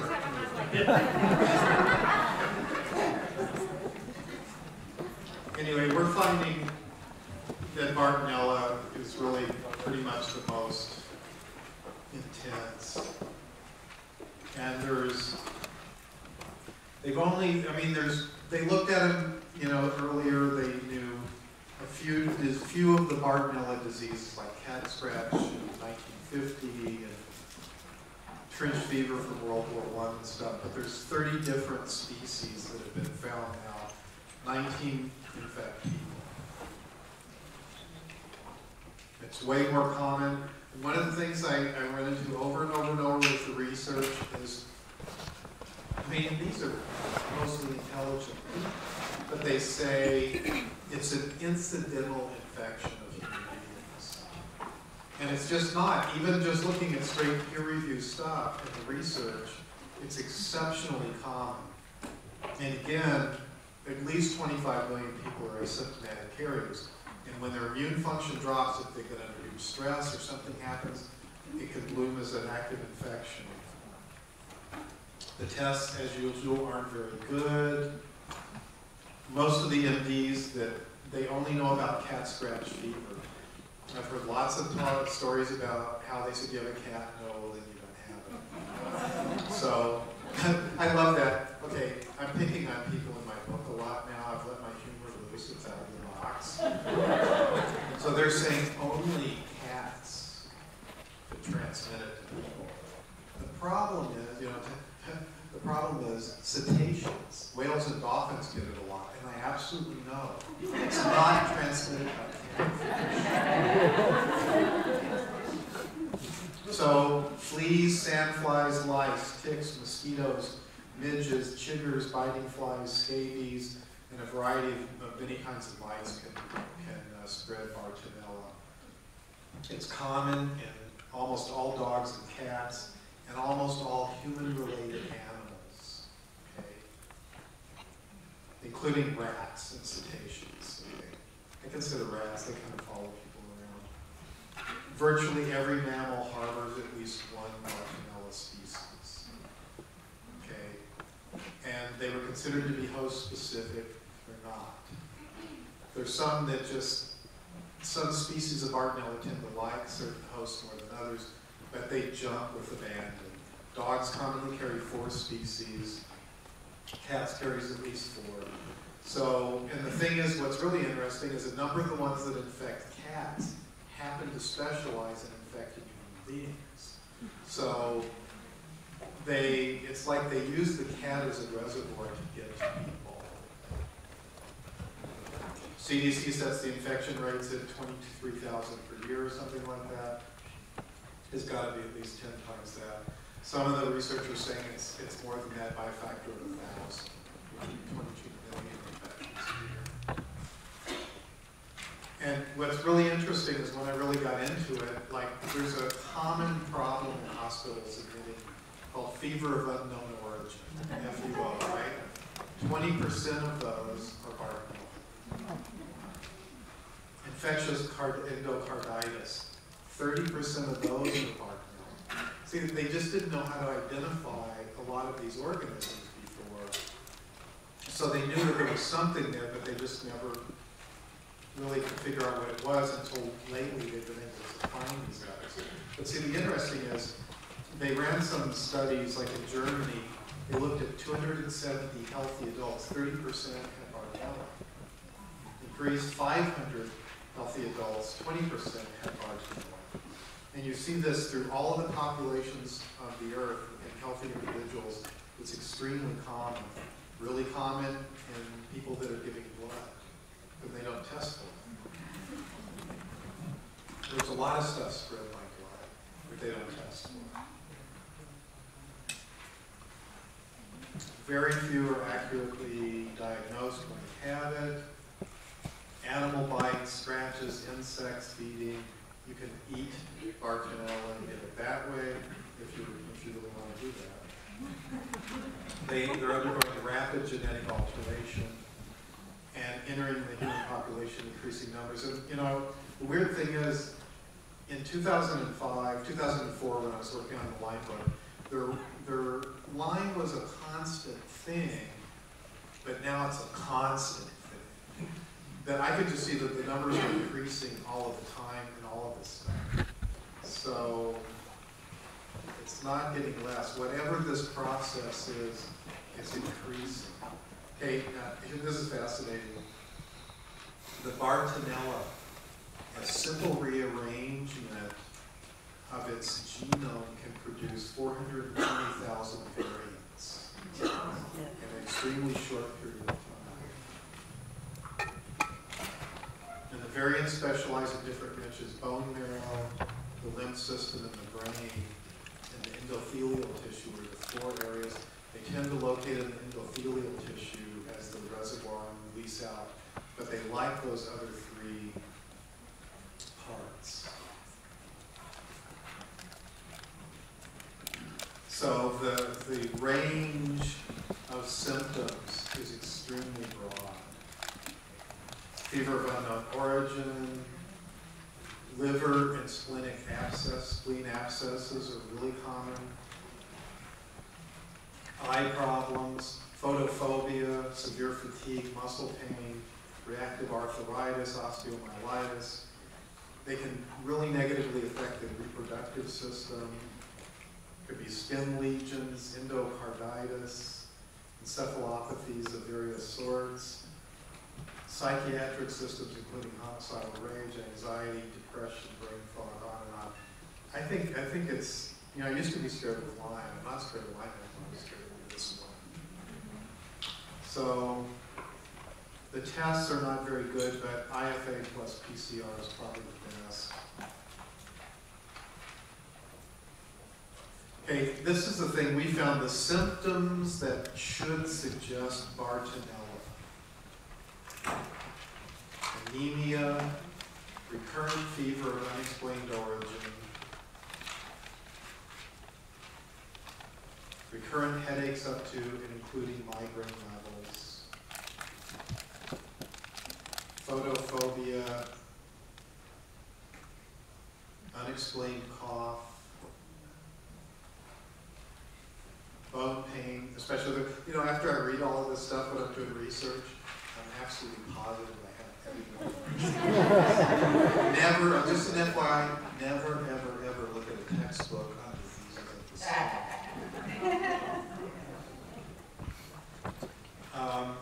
Bone pain, especially in the foot, seems to be really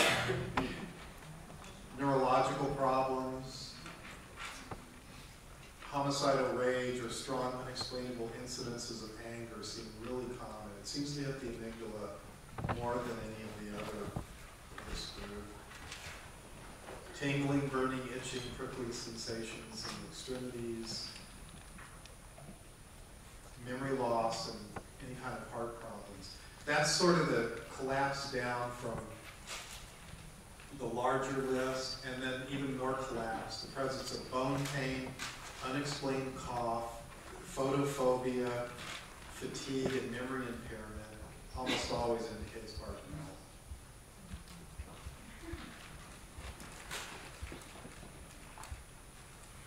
So, and it's interesting, a lot of these things I really looked at. The weird thing is there's so much information in peer-reviewed journals, but hardly anybody reads it. I don't know why these guys write that stuff. You know, I guess they keep their jobs or something, but, you know, they test a lot of different antibiotics, and, you know, they know the best ones. So telithromycin plus erythromycin, those two together are the best possible combination. Can you say that again? Yeah, telithromycin. Telithro mycin plus erythromycin are the best outcomes. A lot of times, like with Lyme, doxycycline is the best pharmaceutical to use for that if you're going to use an antibiotic. But a lot of times they start with really ineffectualism and they work up over a long period of time. I don't know why they just don't go to the gold standard right away. Have you ever had a doxycycline shot in the ass?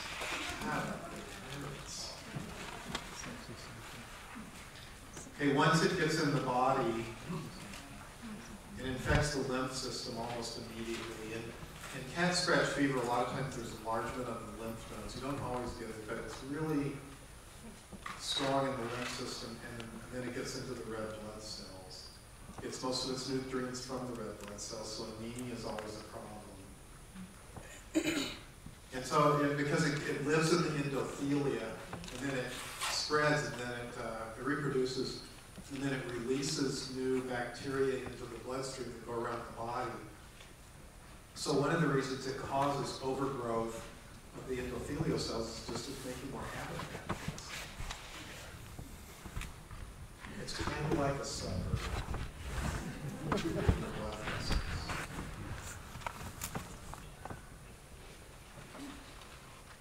One of the main problems is blood vessel blockage. And most of the problems that come from it come from overgrowth of the endothelial cells, because it gets in the liver and the spleen, and it causes overgrowth there as well.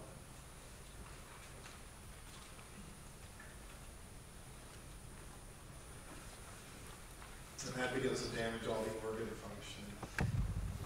It's really common to see problems in the bone marrow on a scan, like what you were talking about earlier. And so they almost look like abscesses or something in the bone marrow. Edema, inflammation, abscesses. Yeah. And so, I mean, what's interesting, because there was a thing called, it was called shin bone fever, some of the really old ones that were known in the early part of the century, because their shin bones would hurt really bad, but basically all the species infect the bone marrow. So it's really important when you're approaching Bartonella to protect endothelial integrity. That's the primary thing you have to do. And then after that, you look at protecting the spleen, liver, brain, heart, and blood vessels.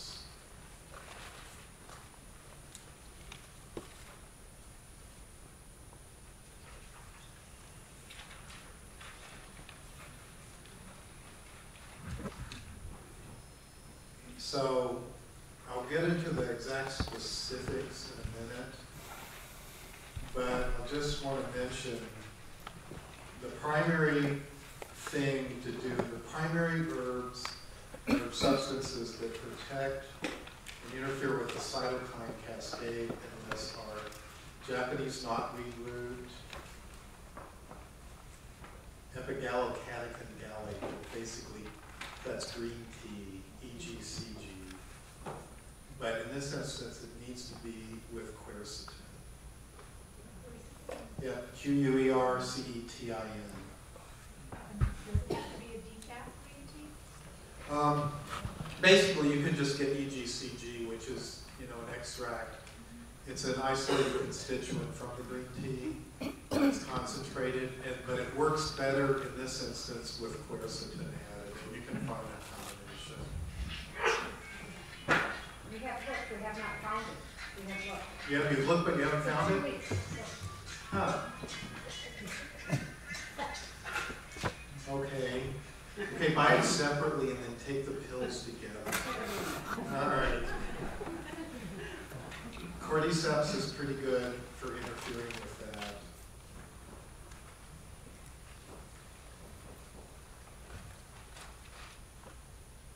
Chinese skullcap is pretty good too. Or the American one with the root? The American one if you use the root. And I did a really deep analysis, a deep monograph on the skullcaps. And as far as I can tell, the American roots are going to be a substitute. But there's just not any depth on it yet. But the tiny stuff that people have looked at, they're finding the same constituents as in the other root. Is this vitals? Right, that's it. The same as Chinese? Right.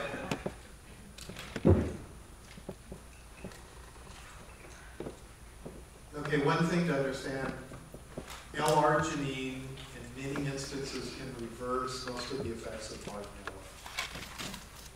You know, if you have active herpes or something, L-arginine can really set it off. But they did a bunch of really great research with rats, and they gave them in mice, and they gave them L-arginine and completely reversed the Bartonella. So I take that as a very positive thing. Okay, one of the major herbs too that I haven't talked about yet is Sida acuta. And we've really found that Sida, it really turns Bartonella around quite nicely because it's a red blood cell protectant. SIDA, and then the species is Acuta, A-C-U-T-A. It's an invasive botanical, and it's taken over Australia, New Zealand, and a lot of the Pacific Islands. If they see you taking it there, you'll be in trouble. You can't get rid of it. They can't dig it out even with backhoes. It's really intense. But it protects red blood cells, even when there's some like poisonous snakes that they produce hemotoxins. And so when they bite you, it just begins destroying red blood cells in your body. Giving an animal Sida even after the bite will completely stop that process. Very, very strong. And I've used it in really serious situations with anemia. It turns it around really fast. The only thing I want to say about Sida is we found that with some people, that if they take too much, they have a worsening of symptoms. And so there's nothing in the literature that explains that. But if you start feeling really weak and a lot worse, you need to back off the dose. And it makes me feel really funny in my bones. I actually tend to do breathings on the herbs that I use, which is how I found out that licorice can cause breast growth in a man. And it's really painful. So I didn't know what it was. I was pretty sure it was cancer. Because 3% of the breast cancer problems are actually in men. And so I called a friend of mine and they said, "Are you doing any provings again?" I said, "Yeah, I'm taking a whole bunch of licorice and black cohosh." Your breasts are growing. Just stop. So the Sida acuta made me feel really weak. At the middle of my bones started to feel funny, this almost tickling sensation, like you get sometimes when you're getting the flu. And that's really from increased interferon production in the body. So although there's nothing in the literature about it, I'm wondering if Sida is an interferon stimulant. because some of us are. But that's just the two things they were wondering about. One, it might be that, or two, it might be breaking up biofilms and releasing a lot of bacteria into the system. But anyway, if you're taking it and you start getting a little feeling weird, just back off on the dose. But that, more than anything, we found to really turn Bartonella around. What dose do you use? What's that? What dose do you use? I haven't got to the dose part yet. I'm just sort of giving her some general overviews of stuff to look at. There's some fairly good antibacterials for Bartonella, herbal antibacterials. Alcornia cordifolia. Did you already start passing those around? Wow. Alcornia cordifolia is a really good systemic antibacterial. Isatis is really good as well. It's also an invasive botanical. It's been terminated with extreme prejudice in Montana and other places. And Hutania. Hutania, H-O-U-T-T-U-Y-N-I-A.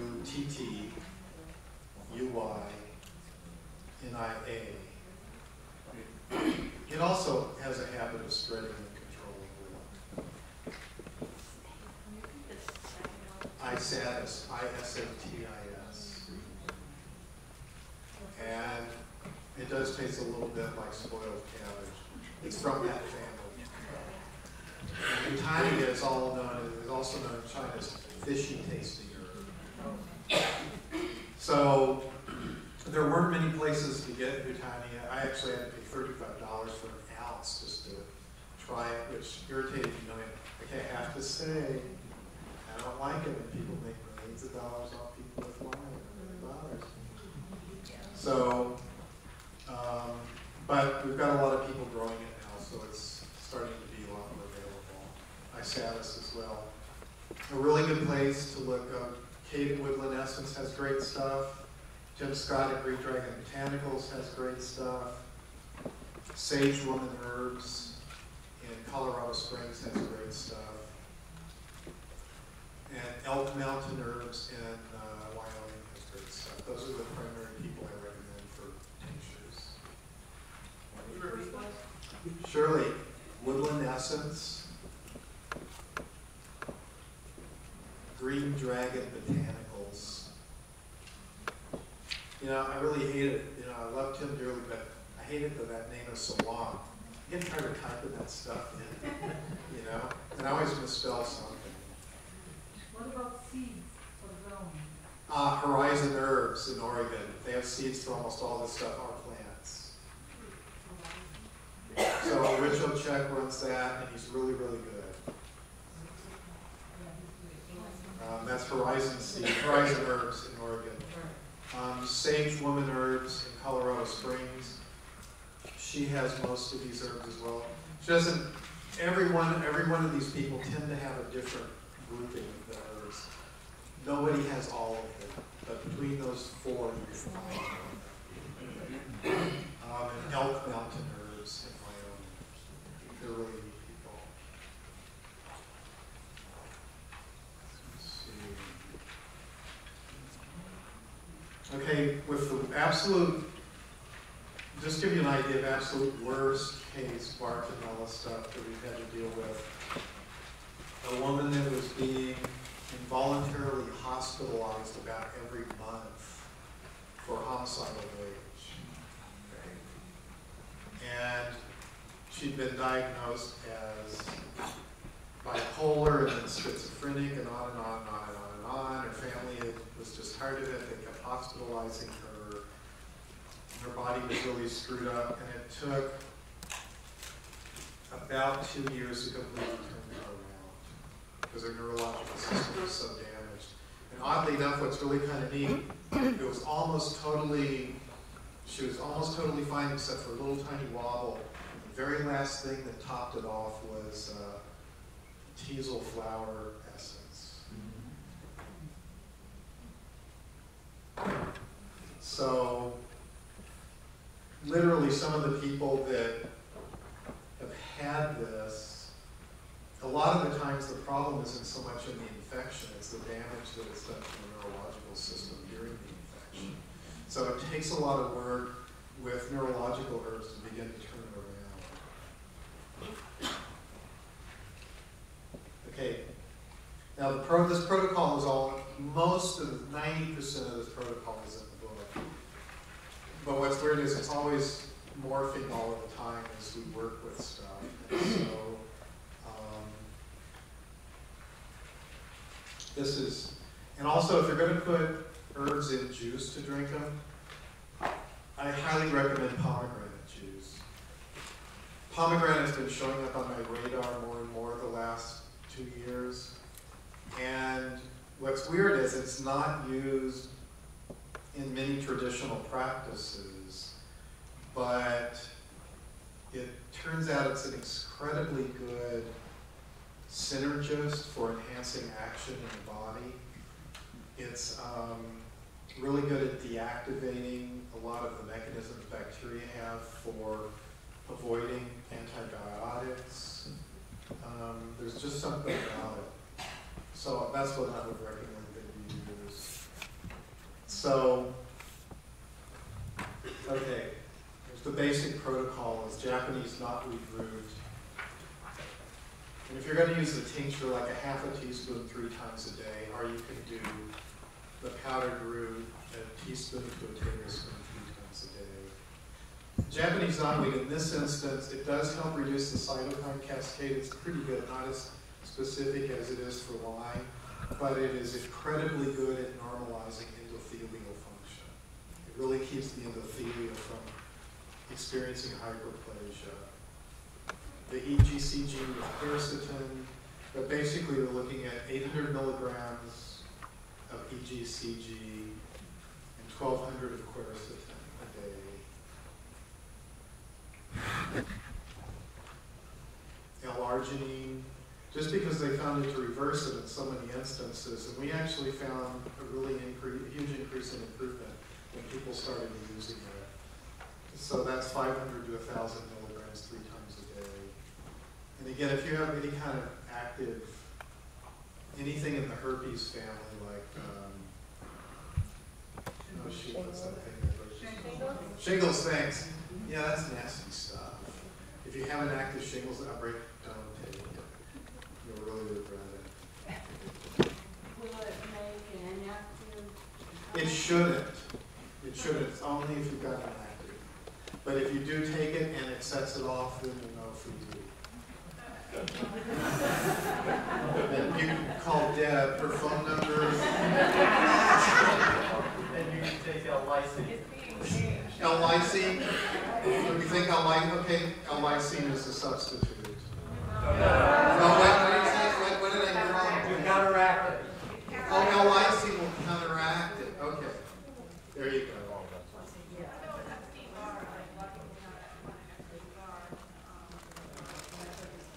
All right. All right, now cordyceps is a really interesting herb. And it was discovered by the Tibetans, actually, in traditional Tibetan medicine. The Chinese athletes started using it, and they started winning gold medals, and so that's how Americans discovered it, because they thought that was unfair. And I really particularly like that stuff. It's starting to be easier to find. There's some good people with cordyceps tincture now. I like the tincture on that one. And a quarter to a half a teaspoon 3 times a day. It's really good for increasing energy, and it's just great in the brain all the way around. And the C. acuta, which is already going along. C. we tend to be relatively low on the dosage, about 30 to 60 drops, which is about a dropper full is about 30 drops, 3 to 4 times a day. I was taking a teaspoon, twice a day, and coming out to Red root tincture is really important for protecting the spleen and the lymph system. Hardly anybody else in the world, they can't get it in Europe. Although it's planted as an ornamental all throughout Europe. So I keep encouraging the herbalists over there to sneak into the neighbors' gardens at night. But they're too afraid. You know, an American would do it in a second. And because it affects the liver, milk thistle seed, and milk thistle seed, in my opinion, really needs to be standardized if you're looking at an active liver or anything. Just the regular stuff isn't strong enough. So I look at 1,200 milligrams a day for that. And hawthorn tincture for the heart. If you've got any kind of heart dynamic going on from any of the co-infections, hawthorn is pretty much, it tends to normalize function in the heart, and it's pretty good. It's an incredibly benign herb. You can take, you'd have to drink a gallon of the tincture before you got any kind of negative effects from the hawthorn. Of course, the alcohol would be about like a half a teaspoon 3 times a day, something like that. It's the berry that everybody uses. I haven't really looked at the plant much beyond that. And rhodiola, ashwagandha are pretty good for immune work in Bartonella. That combination is pretty nice, a half a teaspoon a day. Of each? No, of the blend. Okay. So it'd be a quarter teaspoon each. And Isatis, Hutania, Alcornia. The combination of the tincture of equal parts. Like a half a teaspoon to a teaspoon a day, 3 times a day. That stuff is, the Chinese are doing some great testing on things. And the Chinese databases, they're really doing some great stuff with those Isatis and Hutania. Okay, as an antibacterial for Bartonella, because Isatis, Hutania, I mean, I feel like I'm in a boot camp. And Alcornia are all active against Bartonella. So if you want an antibacterial, then you could just blend the tinctures of those equal parts each. You can just buy an ounce of each of those, blend them together, and Bob's your uncle, as they say. How about the other herbs? You know, say if someone is doing 12 herbs, can we just blend them all? Yeah, you can blend them all together. It's like, and that's just a lot easier. So if you've got all these tinctures, you can just put them all in some pomegranate juice and just drink it. That's fine. How about storing them? Can someone just blend them all together? You can. The only thing you have to watch out for is that sometimes the herbs will blend together and then fall out as a precipitate at the bottom. And so that's like, for instance, myrrh tends to do that whenever you add it to anything else. So it needs to, you have to add glycerin to it to stabilize it. So if you just see a lot of precipitate coming out, then that's what that's from. And for 25 years I've been asking, well, if I take the precipitate, will it still work? Nobody knows the answer to that. All the herbalists do is say, shake well. Okay, so they're assuming that your body will absorb it. Nobody knows. So that's the basic thing. And we've really started to see a pretty good response rate from that. And we've just done with the Bartonella, when there's a lot of neurological involvement, that it's really necessary to pay really acute attention to tiny minute shifts in what's going on with people and then adjust the protocol accordingly.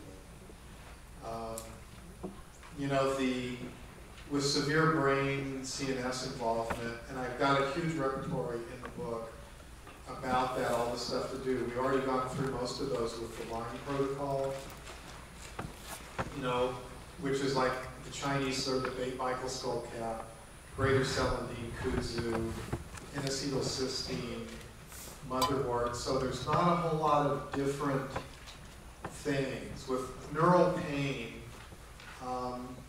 if you've got specific neural pain with any of these co-infections, greater celandine and kudzu root are the 2 best for that we found. Say that again. Yeah, greater celandine tincture and kudzu root. They actually, there's these certain brain receptors in the brain that they tend to affect directly. And our dosage range in all of these tends to be 1/4 to 1/2 teaspoon 3 to 4 times a day. Tingling in the feet, ashwagandha. I hate that thing when it feels like it's tickling inside your foot. Anybody ever had that? You can't make it stop. No, nobody has that on the okay. I hate feeling abnormal. How do you spell that? What's that? That last one for the feet? Ashwagandha.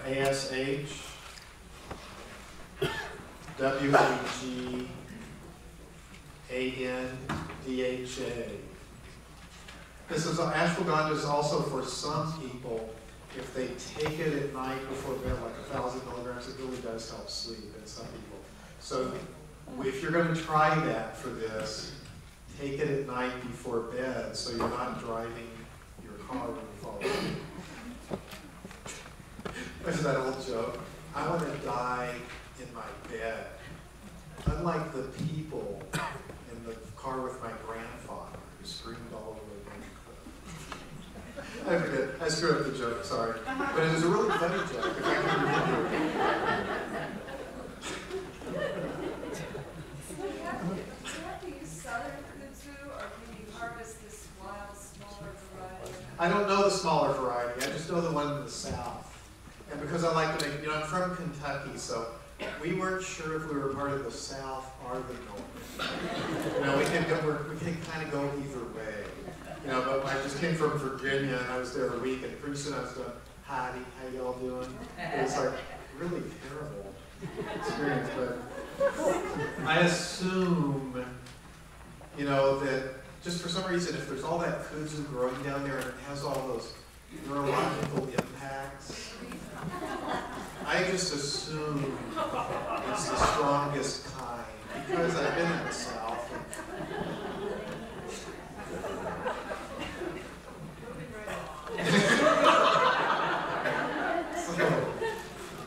Anyway, for outbreaks of homicidal rage, the Bicol skullcap really can help. Bicol, the Chinese skullcap, the Bicol skullcap, it's also called that. Stephen, do you see a lot of autoimmunity before? Motor ticks? What? Motor ticks and stuff like that?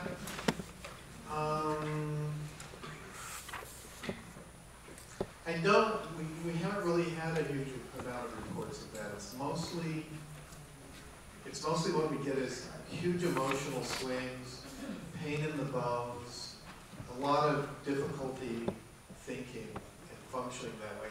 It tends to present as psychological disturbances more than Lyme. Lyme does it a fair amount already.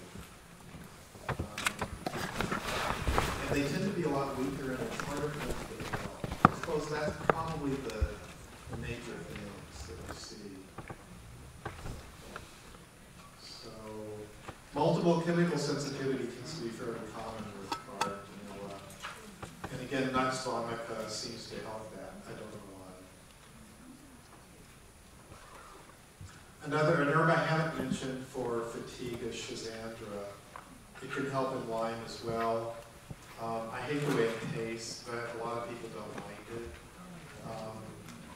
And we're usually looking at, 1/4 to 1/2 teaspoon 3 times a day. It's a pretty good herb for that. What was that? Schizandra, it's the Gomer Piler. That's how I think of it. What? Shazam! Well, I always said that, so I can't help every time I hear Schizandra. I hear it's the Gomer Piler. And with unproductive cough, Biden's tincture is pretty good. Biden's I haven't mentioned yet. It's a really good systemic antibacterial. It has to be made from the fresh herb to be a systemic antibacterial. If you've got any kind of a problem in any mucous membrane system in the body, Biden's is the plant to use. And for a lot of times, like with some of these, if there's something in, like for instance, in mycoplasma, it's really specific. And sometimes with Bartonella, we found if you add bidens, it just seems to give that extra push that really gets everything going. How do you spell that? B-I-D-E-N-S. It's also an invasive botanical. It's known as beggar tick sometimes. It's the thing when you walk through the yard and you have 40,000 little black seeds stuck to your sock. That's bidens quite often. And it's a really unrecognized invasive botanical throughout much of the United States. What? Use the above ground. We usually harvest it before seeding. And Bidens pilosa is the one that most of the studies have been done on, but I've used Panada and several of the others. They're pretty good. It doesn't really seem to matter what species used, just pilosa has the greatest depth of research on it. And it's like if you've got any kind of a, like for instance, people that have urinary tract infections, and then they get well, but then it comes back, and they get well, and then it comes back, and like that sort of thing. Bidens is perfect for that. It seems to do that final piece you need when there's an infection in the mucous membrane system.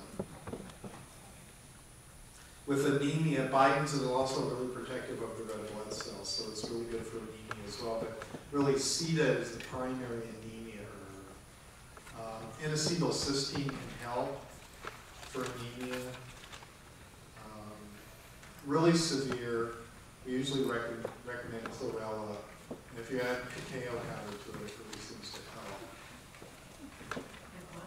Cacao, raw cacao. Cacao might have it sounds. Like cacao sounds. Oh, the Bidens is a half a teaspoon, 3 to 6 times a day. It's a pretty benevolent herb. It's a food-grade plant. It's eaten for food in Africa quite a lot. And I already talked about all of the rest of that stuff. We can try this again. I put in a new battery. So, Leslie, are you here, Leslie? Yep. What? Oh, there she is. When do you have to leave, Leslie? Not till like 5. Okay, well, that's great. And if this quits again, then you'll just have to shout it out. How does L-arginine affect HHV? That I don't know. I've written about that, and I've got a book on antivirals coming out in late August or early September, and I go into that, quite a bit of detail on that there. But I don't remember. The thing is, I've got so much stuff in my head, I just can't remember it all. I wish I could. So it doesn't affect exactly what they would be Shingles and chickenpox and herpes are the 3 that I know. Shingles most, but it seems to affect those 3. There are others. There's somebody that knows something. What are you going to say? No, I just have a question. Oh, you had a question? Yeah. I thought you were going to help me. No. Okay, so What question? I don't know. The question was, does L-arginine affect HHV6? And I don't know the answer to that right offhand, but it tends to hit most of the herpes family. So I would be cautious. All right, go ahead. You can just yell it out. I will. I can project. Okay. Damage done to the veins from Bartonella, like hemangiomas. Yes. Is there a way to reverse that? Yeah, there is. And basically, Hawthorne will help that a lot. And also, any things that will help, like Japanese knotweed is particularly good because Japanese knotweed is an angiogenesis modulator. In other words, it normalizes blood vessel dynamics throughout the body. Okay? In a way, like Hawthorne is a tonic for the heart. If the heart is overactive, it calms down. Underactive, it brings it up. Knotweed does that for the blood vessels in the body. So, and it protects, and of course, as part of that, it protects endothelial structure. So, I would tend to look at knotweed and Hawthorne both as working with the circulatory system herbs to help normalize that. EGCG, there's a lot of stuff about it normalizing blood vessel function too as well. I haven't had as much experience with that, with the EGCG, with quercetin. That is almost entirely research-based information. Okay. It's really good stuff, but I've tried it and my body doesn't like it. So. All right. In your book, you mentioned that the little nodules that are often produced by Bartonella infections are like our body's way of encapsulating the bacteria. Right. And what if you still have those after treating Bartonella and you feel good and your symptoms are gone, but you still have these nodules? Then it's irrelevant. It's irrelevant. Yeah, I mean, all you have to be careful is that your immune function doesn't drop. Okay. I mean, that's one of the things I hear a lot from people. I mean, it's like when I say it to you, it's really almost not going to make sense, but I can understand why people do this. I get emails very frequently. All of my symptoms are gone and I feel great. But, you know, the blood test shows I still have fill in the blank. And my thing is, if your quality of life is restored and you feel fine, then you don't need to worry about it. There's enough stuff to worry about. Right. But so it's more just, it forces you to be aware that you can't. Okay, here's another thing we hear all of the time, okay? And you can completely understand why this happens. Somebody's been sick for like 3 years. They've been in bed for like 2, right? And, you know, it's like, oh, she was a gifted violinist, but now she could only in bed, blah, blah, blah, all this kind of stuff, right? Everybody's heard these stories. And then the person starts on a protocol, and they start to get well, and they get out of bed, and then because it's the first time they felt good in years, what do? They overextend themselves. Because they're so happy being alive again, and then they have a relapse. And that happens to almost everybody. And I do it myself. As soon as I was almost well with pneumonia, I immediately overdid it and got sick again. It's a human thing. So the thing is, just in terms of that, recognize that that's a pattern that's going to happen. And it's almost impossible to stop, but you have to develop an awareness of your expenditure of energy, and it can't ever go back to where you go unconscious about it. I still can't do it, and it's been 14 years since I got over Hep C. I just can't go back. Last thing, you don't talk about cryptolepis, even though in your books you show that it works on gram-negative bacteria. Right, gram-positive and gram-negative bacteria. Right, so how come you don't use that in your, is there any reason why I guess you don't use that in your Bartonella protocol? Because when I looked at the Chinese databases, they'd actually tested some of these on Bartonella. And cryptolepis is, the thing is, I consider cryptolepis the #1 general systemic antibacterial herb on the planet. It's really, really reliable. And I first got into it, there's a guy that I introduced to Kate.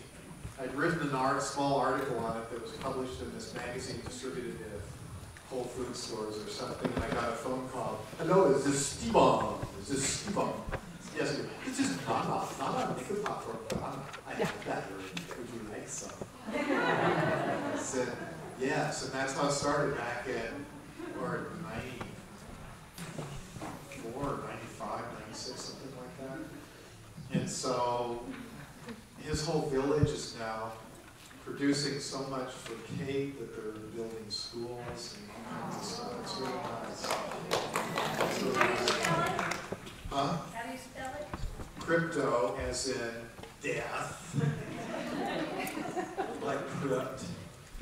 Oh, lepis. L-E-P-I-S. And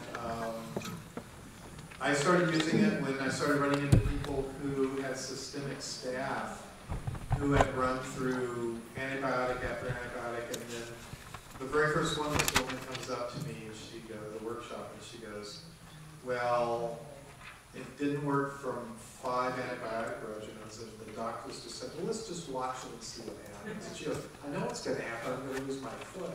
Do you know anything? And I said, yes.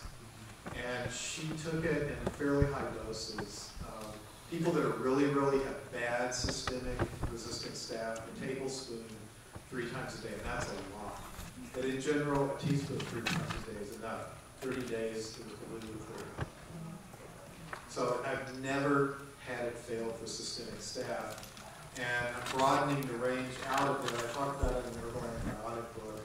It's really good for systemic bacterial problems. Do you still think it works on Babesia also? I do, but I've kind of modified the Babesia protocol, which I'll get to in a minute. Does anything cover up the taste? No. Hold your nose. See that herbalists like foul tasting things. The only thing that a lot of them can't take is salt palmetto tincture. It tastes just like fetid soap. So, yes. What does Bartonella look like? You got me. You know, I looked at it when I was studying and I have no memory of that. It's just gone. Totally gone. But you can easily look it up. Just Google it. Okay, so, okay. I have a question, Steve. Is it true that Japanese knotweed can chelate iron? The thing about, you mentioned that earlier, and I'm not actually sure about it. I'm not clearly sure about that, whether it can do that. And she wants to know if Japanese knotweed will chelate iron. And that's a really good question, and I'm not sure about that. There's one of the co-infections, I don't remember which one, I'll get to it in a minute, but it actually needs iron and it pulls a lot of it out of the body. So, you know, I haven't heard that before, but I haven't looked into it either. I found a few articles that said that, and I was having that issue with my son, so yeah. If you did iron supplementation, did it take care of it, or did? No, it kept going down. So, did it? Yeah, so, you know, muscle testing came up with BART positive, labs came up BART positive. Well, then I'd switch from that. The EGCG with quercetin will actually really help. You can use that as an alternative, and the Stephania does a lot of the similar things. I, for a long time, considered Stephania to be an alternative to the knotweed. So I might go with those two things instead. What about nettles as a, you know? What's that? I can't do. Nettles. Oh, nettles. Yeah, she's looking for something that will normalize endothelial dynamics and slow the cytokine cascade without chelating iron. Yeah, I don't know if that would work or not. I mean, she was supplementing iron and it still kept going down. I don't know if the nettles would be enough. Which iron would you, is there an herbal iron? I know mountain meadow herbs, I don't know if you like them, but they make an herbal iron. Do they? Tincture. Which one? Florida. Any substitute for NAC? Alpha lipoic acid is sort of a close substitute as an antioxidant anyway. But in terms of protecting red blood cells or breaking vitamins, I don't know. Like then I would go Ceta acuta is really, that and Biden's are really good for protecting red blood cells. So I use those instead.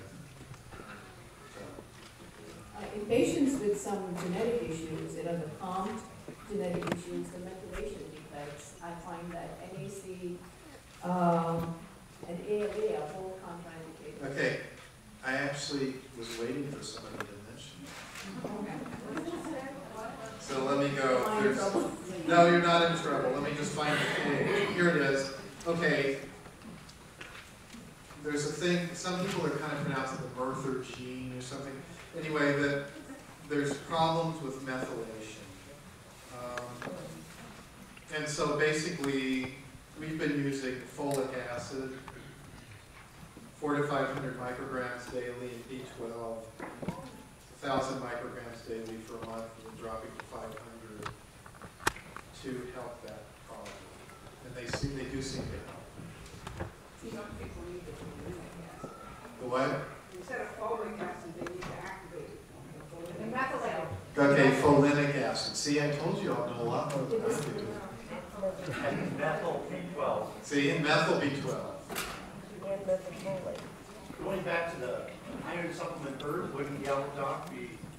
Yeah, that's a really good one for that, but if something's chelating iron and she was using even iron supplementation and it's still pulling it down, in that kind of circumstance, I actually haven't done any clinical work or even looked into it to see could yellow dock actually replace it. So I don't know.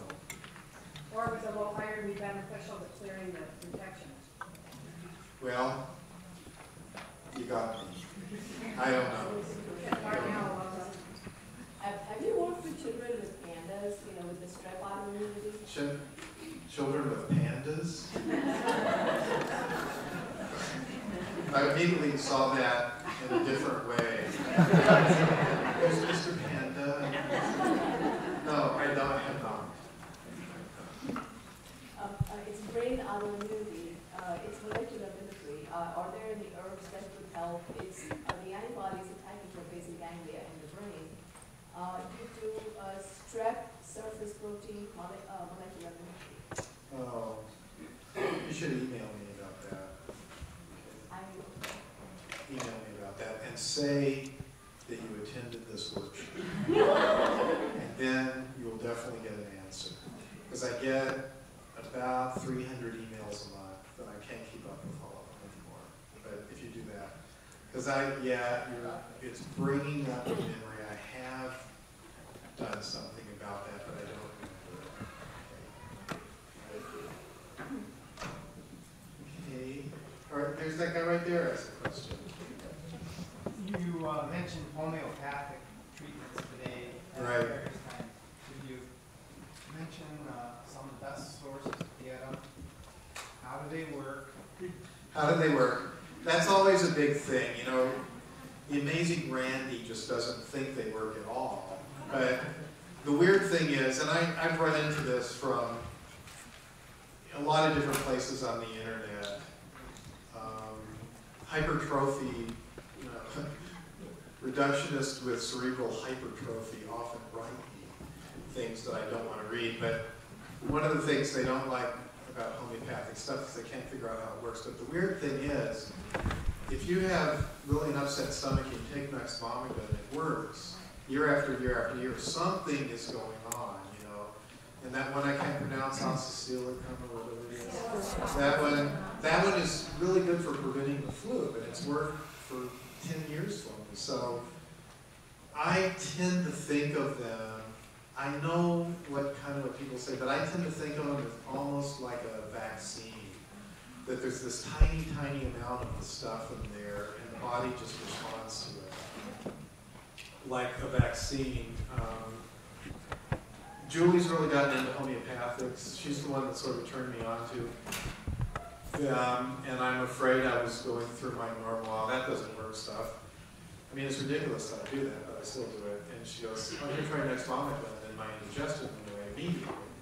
So then I was like, okay, well, Nexvomica works. Then she gives me oxysilicum, and my flu goes away. And so she's been expanding her movement with this. And it's again what I was saying, I don't really care about reasons or what I want to find out what works for people.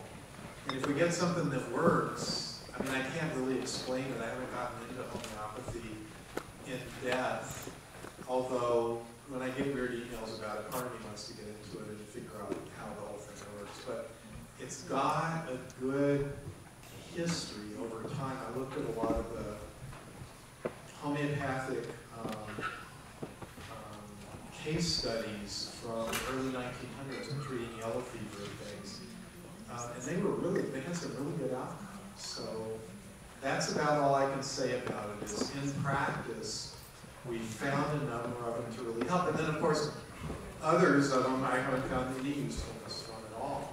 And then when people say, oh, don't let it touch your palm because your skin oils will deactivate it, that really irritates me. So that's about all I can say. Sources? Sources, I just look, I basically just get on the internet and I find there's 3 or 4 companies that make them, and I've been happy with just whatever places I find. The vaccine for the Lyme. The homeopathic Borrelia. You can't. This may be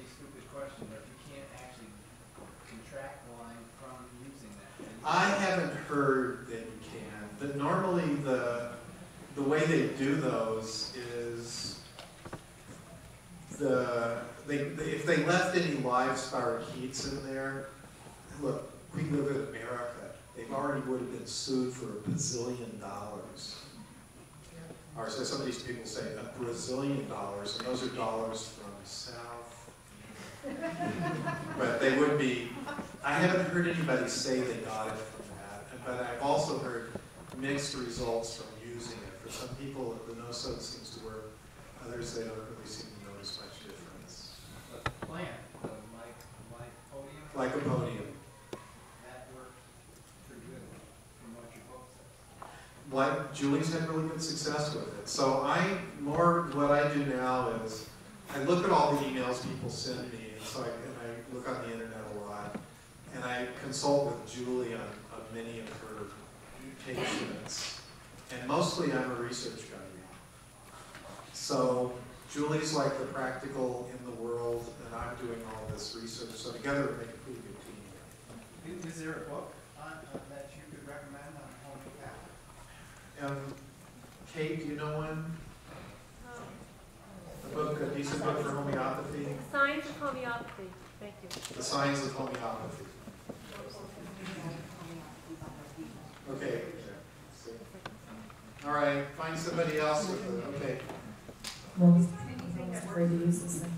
I had a 7-year-old patient whose mother had to hire a bodyguard because this child would wake up in the middle of the night and actually assault her mother physically to the point where one day she almost actually killed her. Right. And doctors were never able to figure out.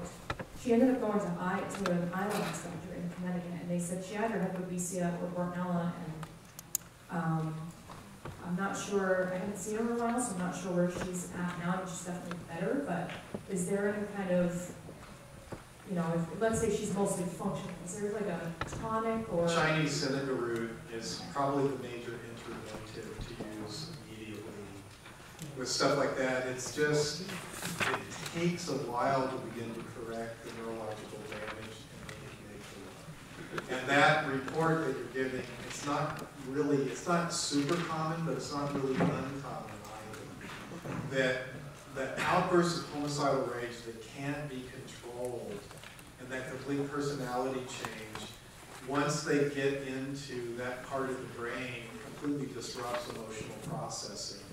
And I'm not exactly sure why it tends to be homicidal rage that's released over anything else, but somehow they're hitting that part of the brain where that kind of emotion is keyed off. And that's why that one woman I mentioned, she kept getting hospitalized by her family because they just couldn't deal with it.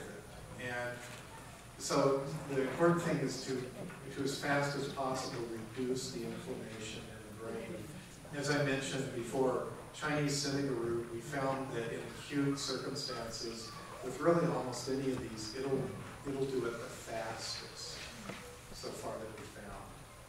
But that's one of the things about it, and if they don't get to somebody that understands what it is, the diagnostics are going to be really weird on it. They're going to diagnose them as bipolar or sociopath or all different kinds of stuff, and they're never going to get well.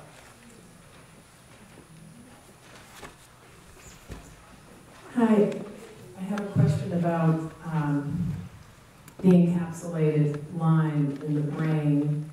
And it could be any of the other tick-borne diseases, but cousins of mine on the Cape and Islands have been diagnosed with Alzheimer's, to the point that most people think it runs in the family, but now I know they're doing, they're discovering the encapsulated Lyme in the brain so that it masquerades as Alzheimer's. But a first cousin of mine has, and he's from the Cape, has a very rare form of ALS, and he's 63, and he's fading fast. And so I'm again thinking it could be tick-borne, but there's very little info, and nobody seems, they think I'm quirky if I point the finger at tick-borne diseases for these things. Your relatives think you're quirky? Yes, they do. Okay, when I worked with Elizabeth Witherall, she said, this thing to me. She said, you have to understand, if you begin treating cancer patients, 90% of the people that call you will be their family. That the people themselves, and it took me a long time to get that because I was young and I wanted to save the world. And a lot of people that become healers start off that way. It took me a long time to understand that I can't take people's suffering away from them. And it's not my job. That it's really important that they ask. And it's a really hard thing to see, but I don't understand why a lot of people, you know, one of the first things I heard about this that really stimulated, there was a woman dying of a certain form of cancer, and she wanted an Taxol program, which was very experimental then, and they wouldn't let her in, okay? And so about 8 months later, she died. And the question that immediately occurred to me in that moment was, well, why didn't she figure out how to make her own Taxol? I mean, they come from the usury, but there weren't any other sources. She would have had to create a chemical laboratory and make it herself, but I thought, surely that couldn't be any harder than dying. And I don't know why. See, you look at all the questions here, all of the people that have Lyme, they're totally activated about it. And they spend so much time trying to get information. And I don't know why some people don't. But it's very, very hard to get them to respond. Now, in terms just of general information, Lyme can, you know, I've seen people diagnosed with ALS that have Lyme, diagnosed with MS, diagnosed with Parkinson's, diagnosed with Alzheimer's. There's been some autopsies done on people with Alzheimer's, and they have found spirochetes in the brain. So, and there's a lot of these things, people don't really know exactly why they occur. So it's like fever of unknown origin or endocarditis that they're finding out are Bartonella based. There's stuff there. But people really have to want, they have to ask. They really have to want. Thank you. Another question I had is just, do you feel that cod liver oil helps reduce the inflammation in the body in a similar way that the herbs? No, and I hate to say this because it means Julie's going to give me some soon. But ever since I read Mark Twain, Huckleberry Finn, I couldn't go. So it's probably really good, you know, theoretically what I've seen, but I you know, it's like, I don't go near cod liver. If it's lemon flavored, it's Okay. And then the last thing is for pandas, there's a very good book written by a mother of a child. It's called Brain on Fire. It's fairly recent over the past couple of years, and it's about pandas and some of the leading hospitals that actually believe in it and will treat for it, written by the mother. It's a very, very good book. All right, thanks. Okay. And by the way, just to remind you, these questions should be on Bartonella. This, I don't know. I think it's relevant. It Okay. has to do with nerve pain that's acute. Right. 2 examples of prodromed viral syndromes for somebody who has Lyme or Bartonella. The other is the worst patient I've ever had testicular pain. Just something to, in the urgent situation. Okay, let's see. I thought I mentioned that, but let me look back. Yeah, greater cell ND is probably the #1 thing I would go with first, and then kudzu root would be second for that. When is the best to gather greater cell ND? What? I can't hear. When is the best to harvest greater cell ND? That I don't know, and I've never actually harvested that one myself. Anybody here? You know, Kate? Okay, when's the best time? It was about 3 weeks ago, 3 or 4 weeks ago. Celandine comes up. It's kind of wild in your area, and it's the whole plant. So it's the, is it the root too? I think it's the root. Is it too late now? It's kind of late right now, but there's still some flowers. And if it's just for you, I would say, you know, make it anytime. Heidi, do you remember, was it flowering when you brought it in? Just slightly Flowering, yeah. So it could be just before flowering, and maybe even right after flowering when it has those little seed pods. I think it would be fine. You'll see, just snap the branch plant should have that nice orange juice in it, and that's what you're looking for. And also, sometimes past flower tincture is really good for both testicular pain and ovarian pain. Sometimes can work really, really well. It'd be 10 drops every hour or so. Past flower for testicular and ovarian pain. They're kind of a sharpshooter. Yes? Hi, could you talk about the way Bartonella affects the eyes and if you could recommend specific? That, I didn't actually put that in my notes here, but it is in the book, I believe, isn't it? You seem to have read the book well. Do you remember anything about that? Your first book and your second books. What's that? Bone set tea. Bone set tea that you did eye wash with? No, it was Stephania for eye wash. I'm pretty sure. Okay, I don't know why I don't have anything on the eye stuff for Bartonella in my notes today. I'm sorry. I just have to say, just quickly, that we're Yeah. getting lots of people that are calling that are using Stephania powder, making an eye wash, using that, and they're very happy with it. Very happy with it. Reduces the swelling, reduces the itchiness, fatigue, clears the floaters, and the list goes on and on of how supportive. Yeah, I recommended Stephania for Lyme for eye problems, to use it, make an eye wash powder. Kate says they're using powdered Stephania to make the eye wash. In what proportions? It's just the usual kind of way you make a tea, a teaspoon to a cup of water. And you can get it from small amounts from Jean's Greens. You can just Google Jean's Greens. Yeah. And I also recommend First Chinese Herbs for a lot of stuff. The Chinese herbs, they're really wonderful people. Okay, Leslie, pick somebody else. I don't know if this is regarding Bartonella. My daughter has eye spasms and tics. Is that Bartonella, or she has Babesia, ehrlichiosis, Bartonella? I don't know. But that's not my question either. No, I'm not sure exactly what to do with that one, except to work with it neurologically with these particular herbs that I've been talking about for neurological symptoms. And they tend to be pretty good across the whole spectrum. Okay, I'll get to Ehrlichia after a while, and also Babesia will be the next one. My real question was, have you had any experience with Rife machines, and how do they interact with their The only thing I know about Rife machines is I know that guy that wrote the book on that. Rosny. Yeah, and I read his stuff, and you know, over time, I read it a long time ago, and over time, I think pretty much the way it works is, look, if the Lyme community finds something that works, it takes like, what, -2 seconds to circle the entire globe, right? So you hear about Rife machines, but you don't hear Rife machines cured it every time. It's like they seem to help some people, but not others. And so I'd say it's a supportive therapy. It works for some people, but it's, you know, there's just certain things that you hear about, and people go, yeah, this really works a lot of the time. Well, one of the things I heard was that if you're on an antibiotic, you shouldn't use Rife, that Rife is counterindicated while you're on the antibiotic.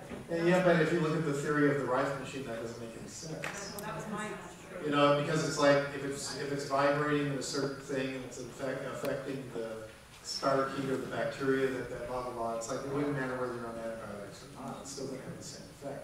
It'd be like taking 2 different kinds of antibiotics. So that doesn't make sense to me. Well, and you haven't heard anything similar with respect to the herbals and Rife? No, I have not. But they work all together. As far as I'm concerned, plants work well with everything, but then I'm prejudiced. I have a question. As your immune system is getting stronger, as you're getting over Bartonella, and you find yourself becoming increasingly sensitive to chemicals and cleaners and things in your environment, what can you do?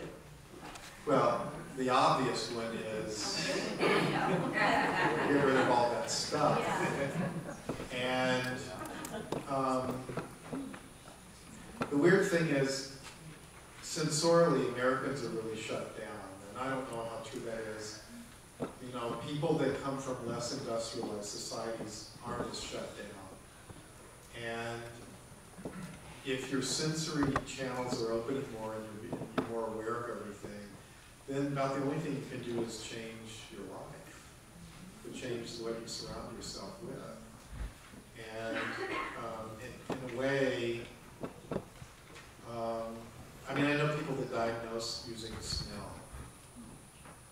that they can tell the really discrete differences in disease conditions by smell. I mean, dogs can do it, but there's some people that can do it. And then if it's opening like that, and there are people in America, they tend to work as perfumers or, you know, they find jobs where smell is important. But you might start using it as a way to tell you about your environment and start changing stuff. And it might lead you into a career. Yeah, I'm an artist, so it's I know the neighbor has a number. All right. First of all, I just wanted to thank you very much for being here. You're welcome.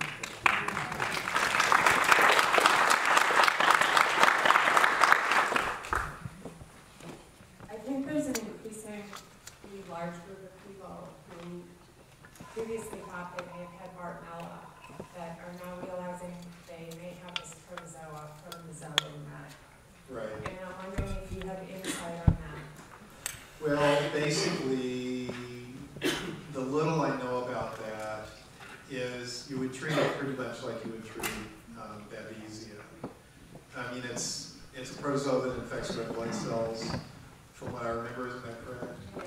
Okay, so you're looking at a very similar protocol as you would with Babesia, because you need something that's going to protect the red blood cells and kill the protozoa, and Acute is perfect for that. I mean, I would just use the Babesia protocol I'm going to talk about. And another thing I want to say is that any of you that have had Lyme for a long time, you've been involved in this, you know how the new rumor comes through town. Okay? And the new rumor comes through town that what it is X. You know, I remember when biofilms first showed up, everybody was talking biofilms. That's why I couldn't get well. And then biofilms began to fade, and then now this one's the thing that's showing up. But I get, you know, they come in waves, and it's sort of like, look, I live in Boulder, Colorado, okay? The only weirder place on the planet is LA. All right, so I remember when thyroid adjustments came through town, and everybody's getting their thyroid manually adjusted, and then everybody decided to do the water of life fast, where you drink your own urine until it runs clean. And you go to their houses and they'd be, it's getting better, and the house would smell like urine, you know, and then everybody got into, what's that fungus you grow in your refrigerator? Kombucha. Everybody had kombucha in the refrigerator. And they pull this thing out that looked like a tumor, you know. And they go, you want some of this? And I'm like, no, don't get away from me. So, you know, I lived in Boulder for a long time, and I tried a lot of stuff. And I was raw many times, you know. And then, see, they don't do it so much anymore, but they used to, they quit because people didn't like, they stick their finger up your nose like this. So, are you roughing anybody? No? The guy got roughed with his little finger was that big. And so he's going like, he's going, guess what that is? And I'm like, I don't know. He goes, it's your brain from the inside. I said, good work for me. So it's that thing when that stuff shows up, and then all in the herbal community, there's a new herb of the day that shows up all the time. You know, it's like the rhodiola revolution. You know, everybody gets rhodiola, and they take it and they go, yeah, now I'm going to feel 15 again. You know, and it's like after about 3 months ago, and you know. So yeah, the stuff, it can help, but look, we're all biodegrading as I see. Humans are meant to be biodegradable. Okay, and I love that. You know, the members of my tribe of the left, they love biodegradability until it comes to them. Oh, no, I should be non-biodegradable. So, okay, sorry, that was The next X thing. What is your take on dental issues like root canal? Oh, that thing has been going on for years. Yes, so what is your take on that? What is my take on it? Is it relevant, and do you recommend it? It's like everything else. There's no real simple answer. I was losing nerve. I was having this whole part of my head would go numb, and I couldn't figure out what it was, and it was driving me nuts. I would just go through these periodic things where it was numb, and I had one tooth with a root canal there. Okay, and in that particular tooth, the root is extremely close to the nerve that runs right by it. So I finally had him pull the tooth out. There wasn't anything, a problem in the root canal, apparently. But when they pulled it out, they had overfilled the root, and the bottom, very tip of the root had broken off, had broken away, and the mercury filling had gone up and was touching against the nerve. And it had been leaching along the nerve for a long time. So, and once I had it taken out, that stopped. So that's what I know personally. You know, but I can see a real reason for that to have happened. Of course, none of the dentists, none of them could see a reason until they went, oh, what is this? But I've known people that have had all of their teeth, their root canals removed and done all this stuff, $20,000 worth of work, and then they're still the same. It's like with Stephanie Simonton when they were working with cancer patients. So they said, look, some people get well only eating Big Macs. Some people die on the best macrobiotic diet on the planet. Some people get well eating only macrobiotic diets. And some die living on Big Macs. She said, food is involved, but none of us knows how. So, you know, I think with some people it probably does have an impact, but I just can't see the universal data. So, somebody else? I don't know if you said this before, but is there a test for this? For Bartonella? Yes. From what I could see in the research, the best was IFA plus PCR. That seemed to give the most reliable test results. Galaxy Lab, somebody is suggesting. What's IFA? Immunofluorescence assay or something like that. Does that sound right, people? Something like immunofluorescence assay. Something like that. Immunofluorescence assay. Yeah, okay, thanks. From Galaxy Labs in Washington. Galaxy Labs. Very bright, sure. Do you need a doctor's prescription to get that? Do you need a doctor's prescription? Yes, you do. Peripheral. Oh, really? Yes. Okay. Oh, so they want a licensed healthcare provider. Right. So an out-of-state Social Security card will not. Next question. Hi. My question is sort of two-part. I'm an herbalist in Hudson Valley, so we see ticks a lot, as most people in this area.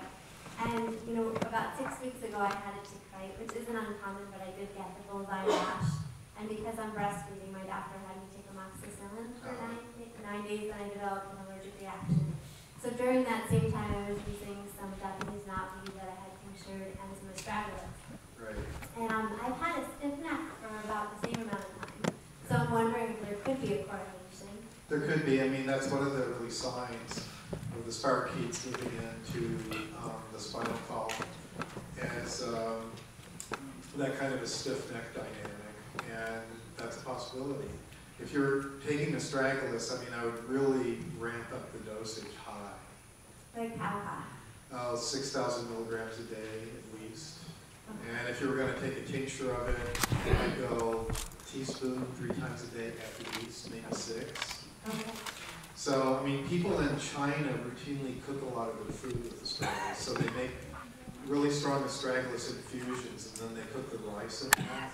So they make their soups and stuff. So they take massive doses. It's a food-grade herb. You can take huge doses, and if you're looking at the potential of getting Lyme versus that, one of the best things you can do is just, I mean, even another approach is to buy a pound of it powdered and just start taking, I mean, I'm a huge fan of taking massive doses of powdered herbs. My body can decide what it wants. I mean, you can take a quarter cup of that 3 times a day. It's very safe. Even with nursing? Even with nursing, yeah. Okay, and I guess my other question that goes along with that It's just, I mean, so many people were talking about Lyme and all the co-infections further along, but what do you think? If you find a tick on you right away, what's a good protocol? Run in circles, scream and shout, be in panic and out. I think that if you find a tick on you, the first best thing to do is take lots and lots and lots of astragalus. I mean, I looked at a lot of the stuff on what astragalus does when you take it and you're healthy. And it really did raise all of the immune markers that they found specifically interfered with mice getting infected by Bartonella. By Lyme. So the thing is that, and given the traditional use for that sort of thing, it just seems like that's the way to go. You just take massive doses of that right away. You know, some people, homeopathic apis, if you get the bullseye rash, it can help. Homeopathic Lyme can help. And did these lights get turned up again? They seem like they're foggy. I don't know, Deb, if you can turn them down. Would you take it for 6 weeks? What's that? That's Astragalus? that's for that storage. Nursing, would you take it for 6 weeks? I would take the astragalus. I would just take it until you're absolutely sure you felt well. So, I mean, if you live in a Lyme endemic area, I think you should just have astragalus as part of your regular diet.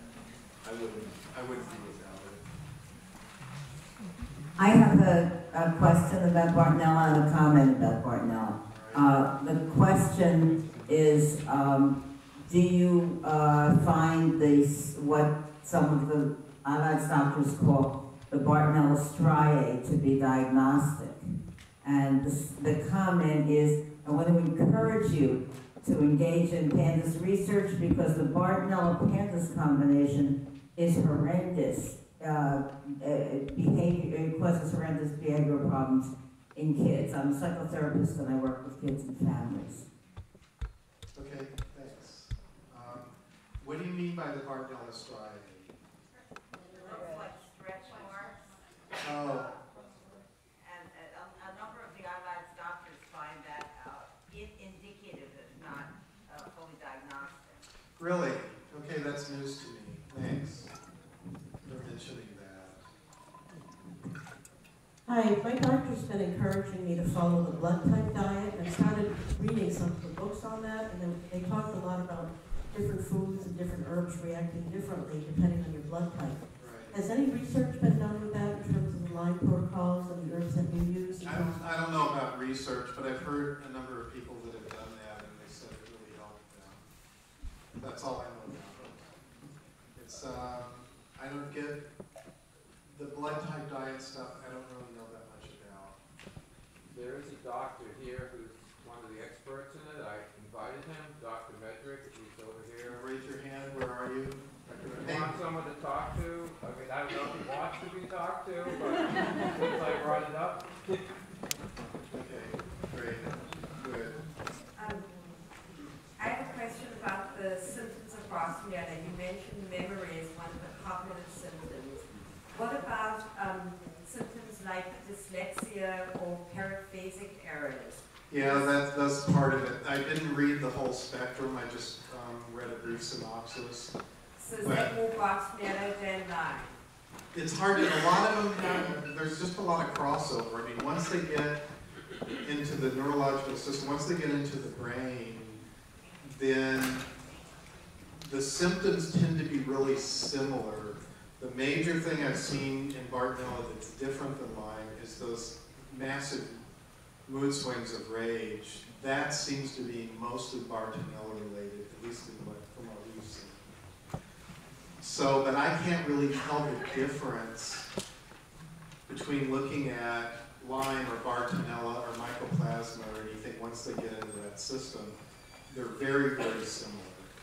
And they're hard to tell apart just from that.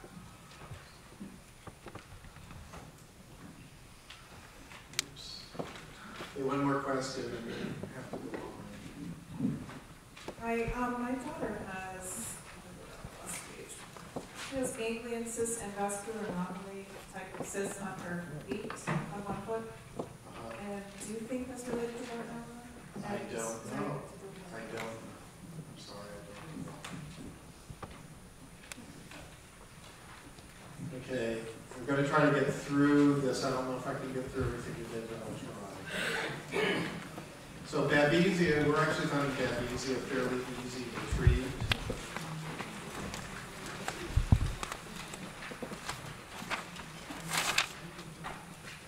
And the Babesia parasites use salicylic acid receptors on the red blood cell surface to facilitate their infection. A lot of it is very similar to the way influenza works.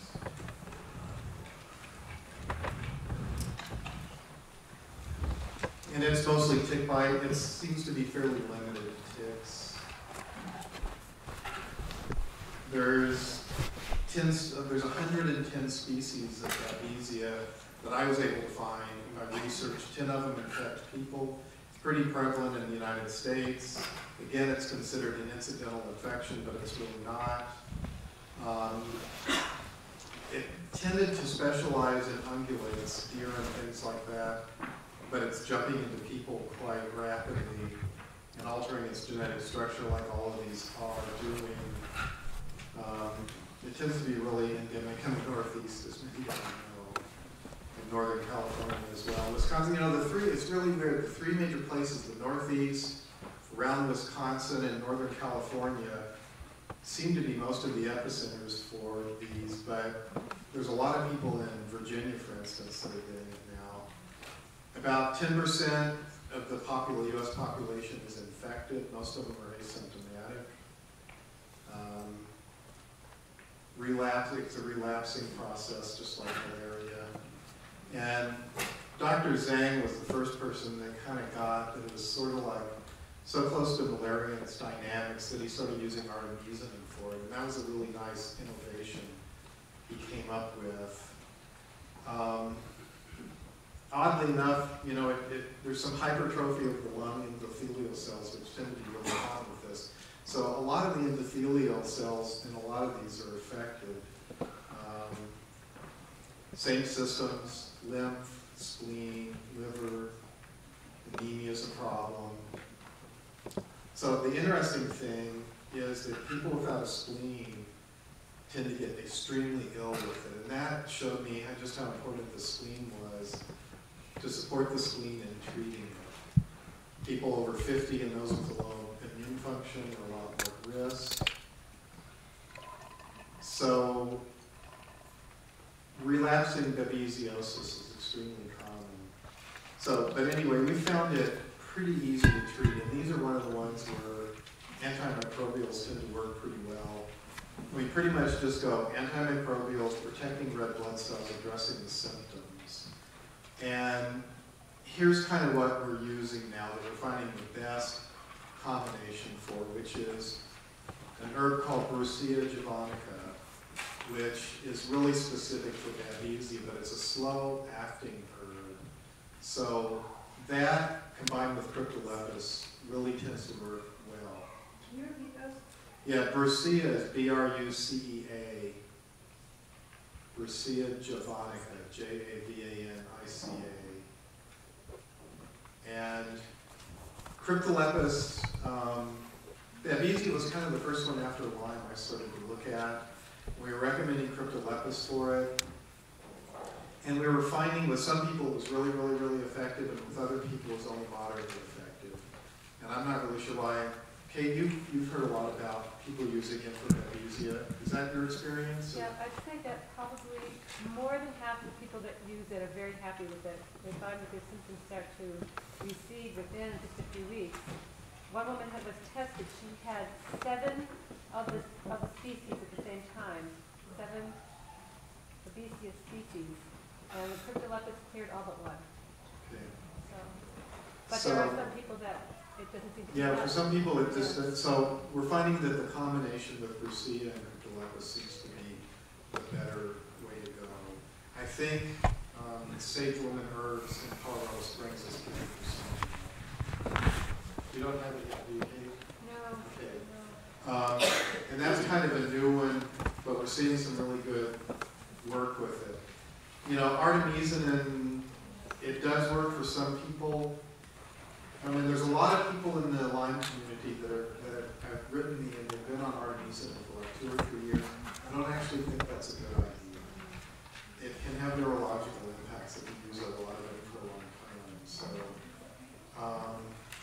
but artemisinin can help. You can take it along with those others. If you've got recalcitrant Babesia, there's no reason to not add some of these other herbs with it. Artemisinin 7 days on, 7 days off, as I mentioned. Bidens pilosa is extremely good. Sida acuta and Alcornia, all of those are really good for parasite infection in the red blood cells. Sida is incredibly effective in protecting red blood cells from infection. So if the Babesia cryptolepis isn't working, you can add any of those in. What's that? The way we look at it is we do half Babesia, half cryptolepis tincture, and begin with a half a teaspoon 3 times a day for 30 days. And if that doesn't do it, you can increase the dose or add something else. But normally, when treating Babesia, it should clear it in a month. If what you're doing is going to work, it should do it in a month. So Sida would be one that I would go to, and also Bidens. But any of these. What else have you got over there to pass around, Kate?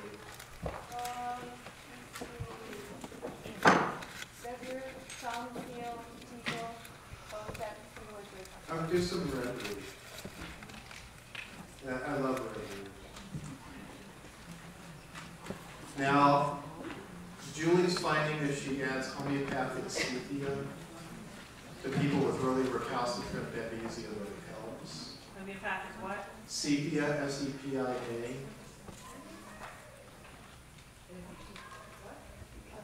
If you have recalcitrant, in other words, I'm not going to go away and you can't make me. Babesia. And homeopathic sepia for a few people will really knock it off. And then the Sida acuta in this particular one, if we added it, we do a quarter of a teaspoon 3 times a day.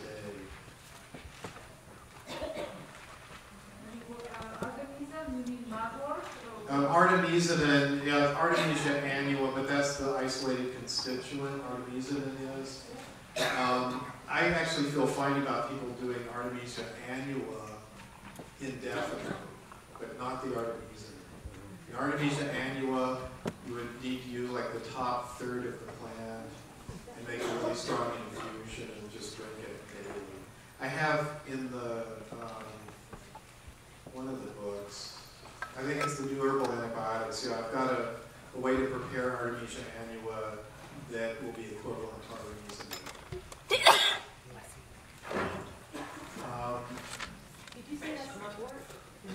Yeah, it's Sweet Annie. Sweet Annie. Mugwort is Artemisia vulgaris, right? It's the vulgar Artemisia. It's mugwort. So the other one's, yeah, Artemisia annua, which is different. Wormwood, actually in the new herbal antibiotic book, I did a lot of research on that to find out how much of the active constituent is in each of the different Artemisia species. And I showed equivalents for that, so that if all you can find is wormwood, then you can go that way. But I actually think these others are probably more reliable. So another thing that can really help is protrypsin. There's only one company that makes it, Metagenics. Makes it 4 tablets 3 times a day. And it's pretty effective at counteracting the symptoms of Babesia. Can you spell that? Yeah, P-R-O-T-R-Y-P-S-I-N. And the thing is, chymotrypsin, C-H-Y-M-O-T-R-Y-P-S-I-N, is in protrypsin. And it's extreme, that's the thing that's really good at counteracting a lot of the Babesia damage. And chlorella has that stone as well. So, you know, and you can, to help the immune function, Bicol, skullcap, cordyceps, and licorice is what I would recommend in equal parts as a tincture. And kudzu, Japanese knotweed, and Utainia will also help with the cytokine inhibition. But with most people, we've really found that just using the herbs to protect the red blood cells will really help. So, one thing I want to mention here that I've mentioned earlier, if people have low platelets, which a number of these can cause, Salvia militarized is really good. It's MILT. I was really sick when I wrote this. I don't know what the spelling's right. MILTIORRHIZA. Didn't think I had that second. That's not the same as Dan Shan, is it? Yeah, it is, as a matter of fact. Okay, and that Salvia and Angelica sinensis, which is doneplant, and septic shock, those two in large doses will completely turn off septic shock. And that's, I use the Salvia to shut down the cytokine cascade when I have pneumonia. And I use that with kudzu really, really fast. When you have, when the cytokine cascade and your cytokine elevation is really high, those two are really great, up to a tablespoon of the tincture each half hour, depending upon how severe it is.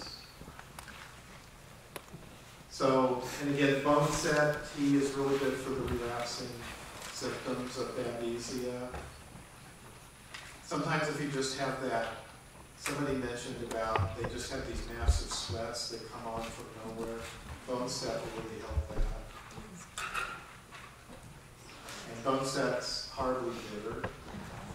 You know, most herbalists don't care. If they taste something horrible, they go, oh, it's bone set. But I usually add honey because I'm hungry. So, any questions? That Babesia treatment is short, but we found it's pretty easy to treat. Any questions on Babesia? Yeah? I was just wondering if you know if there's any significance for the location of the sweats, if you have them that travel one side. I don't know about that. Most of the people that reported this, just their whole body starts to sweat. Some people in here have sweats, right? Is it your whole body?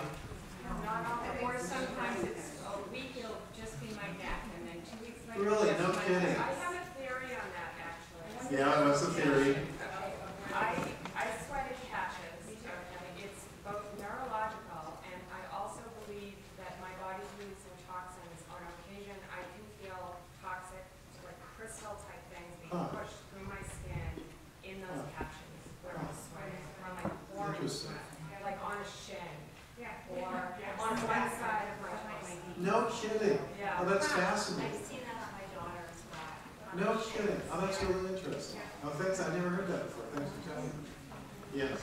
Some of you know that my husband died from Babesia infection, but my question is, do you think you can develop resistance to some of these herbs the same way you can to certain animal health? Okay, that's a really interesting question. I've heard that over the years.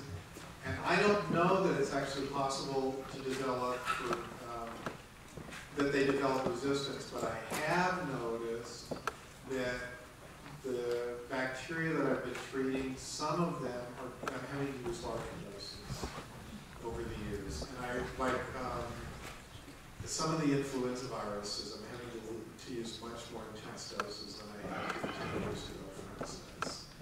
So normally, with herbs, they have so many constituents in them, it's extremely hard for the bacteria to develop resistance to the full spectrum of stuff. But that's one of the reasons why I like to have a number of different kinds to suggest.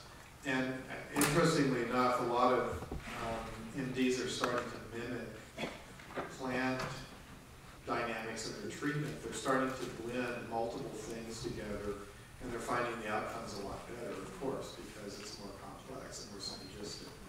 But have you seen anything like that, Kate? I haven't seen any have you seen strep resistance?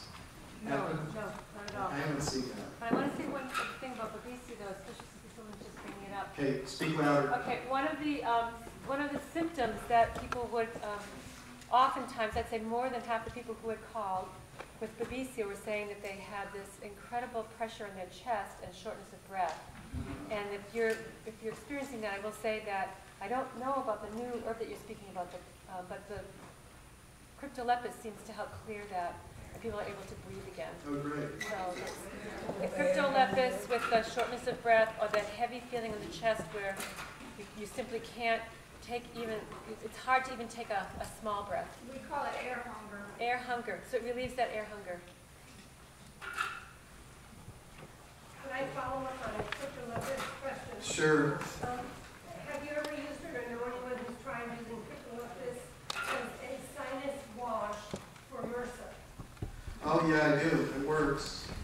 But we take it internally and use it as a sinus wash both. Oh. Yeah, and just as an FYI in that, get the alcohol out.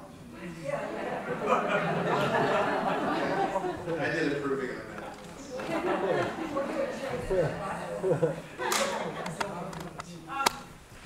A question about a blood parasite of unknown origin and name that a friend of mine seems to be suffering. I go Ceta acuta first thing. Any of these Ceta acuta, probably Cryptolepis, Ceta, Alcornia would be the top 3 Bidens next. All of them are highly protective of red blood cells. They're all broadly systemic against a wide variety of microbes. And that's the place I would start with anything like that. He thinks it was from fire ant bites down in Florida. I don't know if you've heard of it. I have not. Yes. Anything or tests for Babesia? Oh, yeah, I'm sure that there is. I don't know. Did we hear a no? There is a test. And how accurate is it? Not as accurate as the rest of them. Yeah. Okay, very good. Yeah. Would the astragalus also be effective against the co-infections? Like I recently removed a tick, so I'm taking a lot of astragalus. Right. Would it also protect against? Oh, it'll help just because it's an immune modulator. If you're trying to work with the other ones, then probably I'd suggest rhodiola and lutheran too, if you want to get a broader range. Yes. Is there any special timing of taking herbs like homeopathy is supposed to be not make you Oh no, it's like I usually take them in the morning, right when I get up, before I've eaten anything, and I take them right before I go to bed. Because I like to take stuff right before I go to bed, because when you go to sleep, the body shifts function a lot, and it goes into rest and recuperation and repair, and then it can use that stuff while it's doing it. If you're going to take it 3 times a day, then the other one would be around lunchtime. That's incredibly lazy, so I take them just in the morning and the evening, and then, if I remember, I take it at lunch. But I'm kind of a 2-time-a-day guy myself. You can mix them all together and just drink it in. Yes? Do you recommend backing off the adaptogens when you're on antibiotics? When you're on what? If you're on antibiotics? No. Okay. A lot of these herbs, they really facilitate the action of antibiotics. I do have some, and I go through and I say, I list the ones that are contraindicated with antibiotics, or which pharmaceuticals. In the book, I get as detailed about that as I can, but in general, unless there's a specific contraindication in there, I don't recommend stopping. Because, like, for instance, Japanese knotweed is synergistic with most pharmaceuticals, so if you give them together, the pharmaceuticals get a lot more effective. Yes. I'd just like to make a comment that most antibiotics, if you think about it broadly, really are herbal in origin. You're right. They either come from fungi or plants or something like that for the most part. You're right about that. That was like one of the real stupid things about the discovery of antibiotics. The fungi had been around for several 100 million years. The bacteria had already encountered those antibiotics before, so obviously, something was going to happen eventually. You're discussing a lot that people have these asymptomatically. And I know that sort of bacteria are something that we're covered on, around. We have a sort of terroristic mentality about them, and then we have a symbiotic. Right. So you're kind of, what you're kind of getting at is that we're going to have to learn to live with these things in and around us. And so how do you recommend, or can you comment on cultivating a sort of more symbiotic relationship with these species? The first thing is understanding. It's like the bacteria theory of disease took over America, hook, line, and sinker. And the problem is bacteria underpin all life on this planet. Trillions of pounds of antibiotics have been released into the environment since 1946. If the bacteria hadn't become resistant, all of us would already be dead. Okay? Because they didn't understand what bacteria were. And they just thought the environment was a static backdrop across which we moved and we could do whatever we wanted. And so now we have antibacterial soap. I can't get it. Every place has antibacterial soaps now. And it's on everything, and they're making everything with antibacterial films, cutting boards, all this stuff.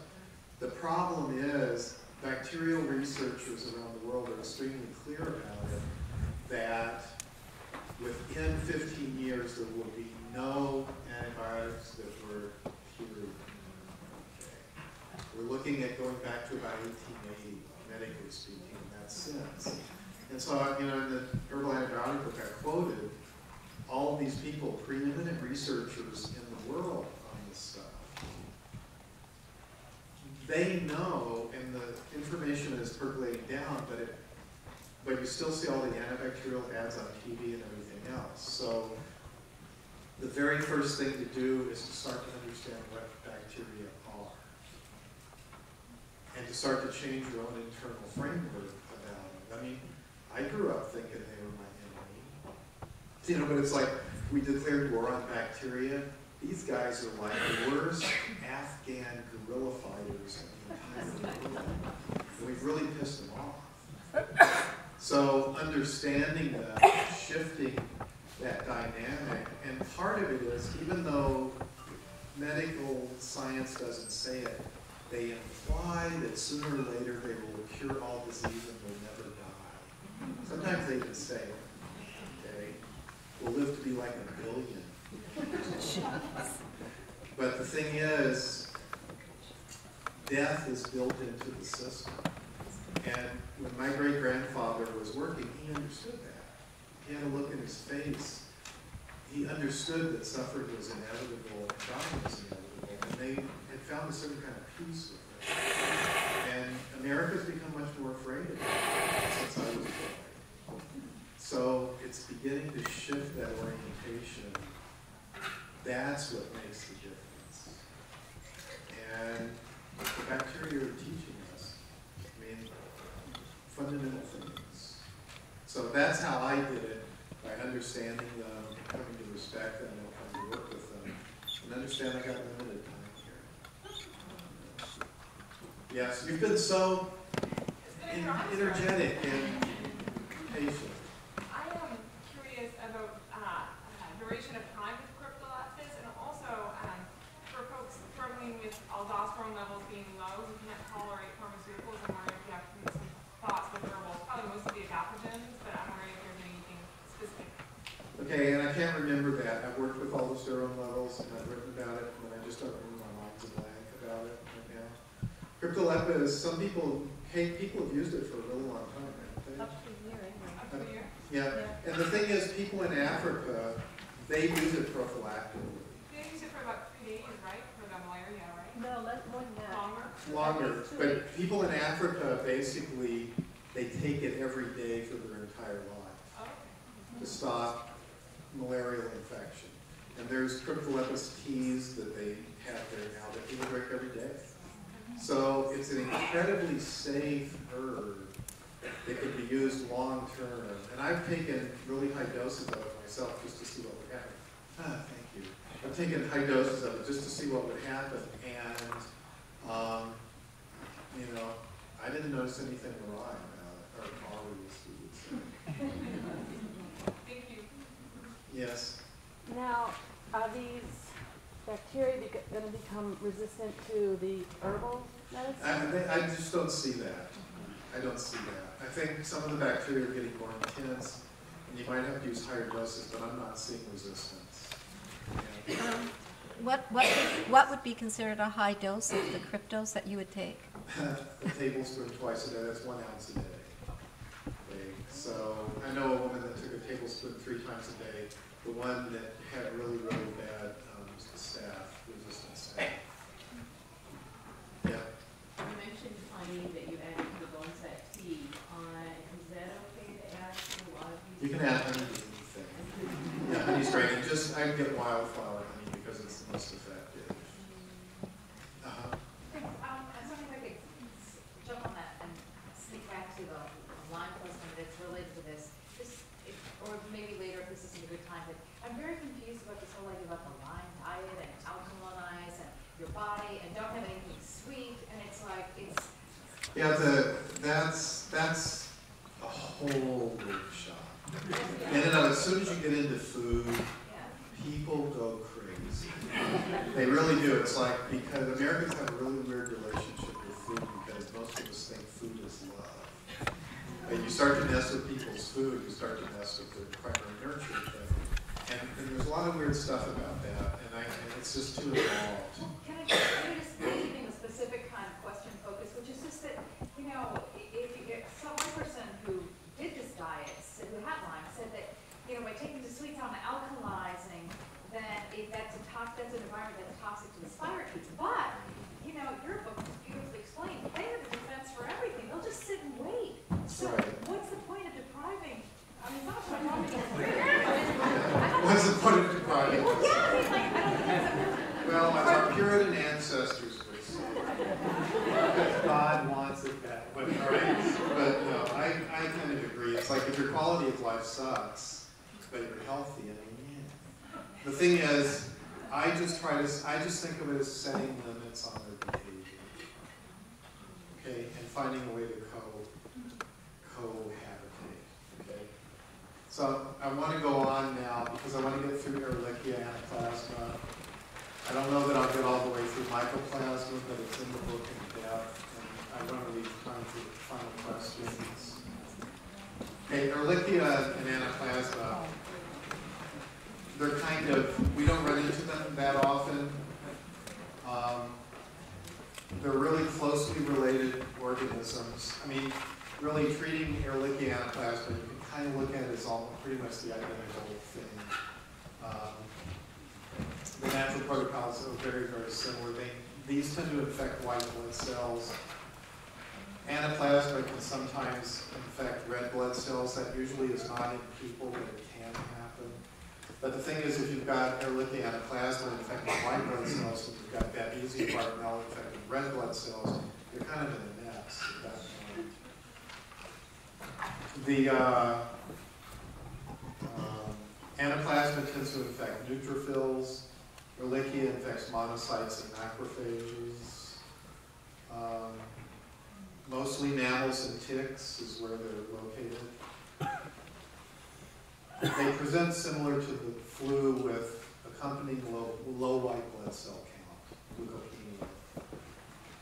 Low platelet count is almost always there. It tends to be really common with salvia again. That particular salvia is good for that. Liver spleen enlargement are often occur with a lot of these.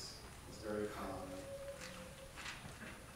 These really increase opportunistic infections because of their impacts on the white blood cells. Ehrlichia is the more dangerous of the two. It's severely inflammatory. Sometimes there's significant tissue inflammation. It's really common. Ehrlichia is more in the northeast, Anaplasma more in the west.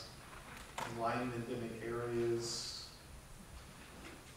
they exist intracellularly in two forms. They've got a dense form, kind of similar to being encysted, the way Lyme spirochetes are. 4 different species so far have been found to infect people, and there's huge genetic variation again. Every 3 days, they release new dense forms into the bloodstream. Relapse is really common. This one's probably, these are probably the least well understood of the complex. Of course, the worse the immune health, the worse it gets. Ehrlichia tends to cause more neurological problems than anaplasma. The infected monocytes cross the blood-brain barrier more easily. Fever, headaches, myalgia, arthralgia, chills, rash in about 10% of people. A lot of GI tract symptoms. About 20% of the people get neurological complications. Meningitis and encephalitis are the most common. Altered mental states, cranial nerve palsy, seizure, and coma.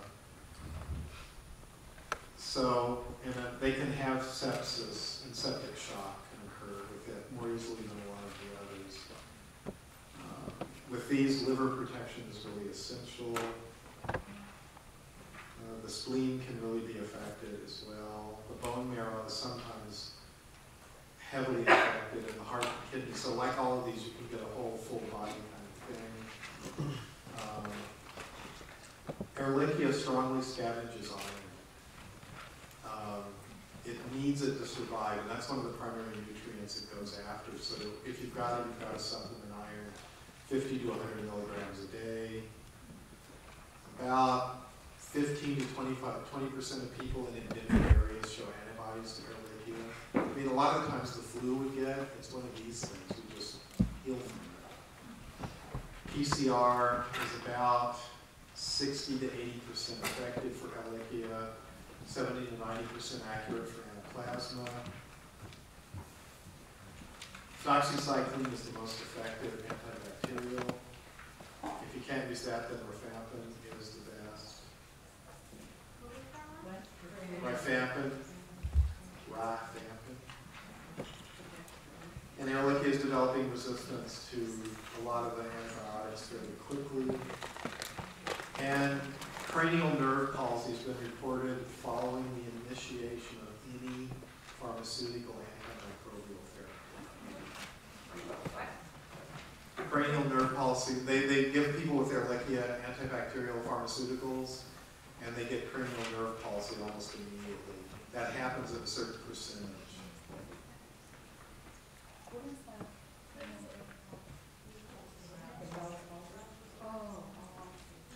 So anaplasma tends to have more peripheral nerve problems than central.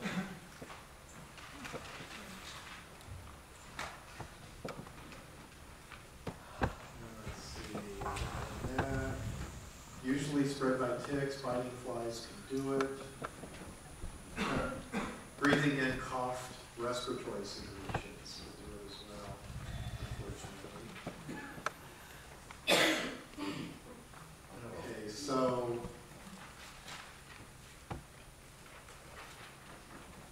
the protocol, the best thing to block the infection is Hutinia. Yeah, I did spell salvia the Danish name wrong. It's miltarized, that's what that salvia miltarized, M-I-L-T-O-R-R-H-I-Z-A. Hutinia, salvia miltarized, and quercetin will block the infection.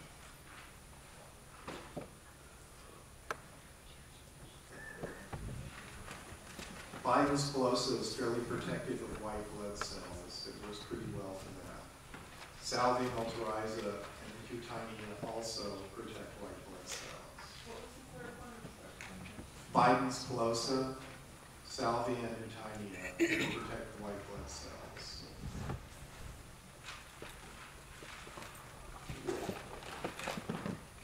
This, for those who are wondering, this is, anybody heard of Zoom balls before? This is Zoom paste. It's a whole bucket. Nice. Starting to fade a little bit. Okay, so, all right, here's the protocol. We've had pretty good success with it so far. I'm still working on the Ehrlichia anaplasma dynamics. But the tincture combination of Biden's pilosa, salvia miltarized, and Angelica sinensis, equal parts of the tincture, a half a teaspoon 3 times a day. Lyme's is a systemic antibacterial for this particular organism. It works pretty good. The second thing is a tincture combination of vital skullcap, the Chinese skullcap root, cordyceps, kudzu, and rhodiola. Equal parts of half a teaspoon 3 times a day. This will counteract most of the neurological damage and reduce the cytokine cascade. Yeah. Cordyceps, kudzu, and rhodiola. Stephen, we are not getting the tinctures here, up here at all. So I don't know whether I'm not following. What did you say? Where are you? Raise your hand. Here. Is that you talking all the way back here? Yes. Totally Toledo. Okay, what are you saying? We are not getting the tinctures up here. Oh, you're not hearing what I'm saying? No. Oh, are you all hoarding tinctures? Okay, thank you. They will come to you shortly. The last 4 that you just said, how much you blend them, and then what was the... A half a teaspoon 3 times a day. One of the things that Ehrlichia does is that it interferes with apoptosis, it interferes with cell death, and these herbs will counteract that. Yes? Can you say something about when are you using rhodiola when you're using it here as an adaptogenic or some other specific? In that particular instance, I'm using it to counteract the cytokine cascade to help with the neurological damage too, but it also acts as an adaptogen for the whole body. So one of the things I tried to do was find things that would fit in multiple areas at the same time. And rhodiola, in some instances, is pretty good at reducing cytokine problems. And luther doesn't do that. That's why I'm not recommending luther on this one. Yeah. Why not? Because the rhodiola is more specific for Ehrlichia. It actually interferes with the cytokine cascade that the Ehrlichia plasma create. It also acts as an adaptogenic, and it helps counteract the neurological damage. So what I try to find when I'm looking at any herbal protocol is I try to find an herb, because like let's say I found 15 herbs that will work for the cytokine cascade.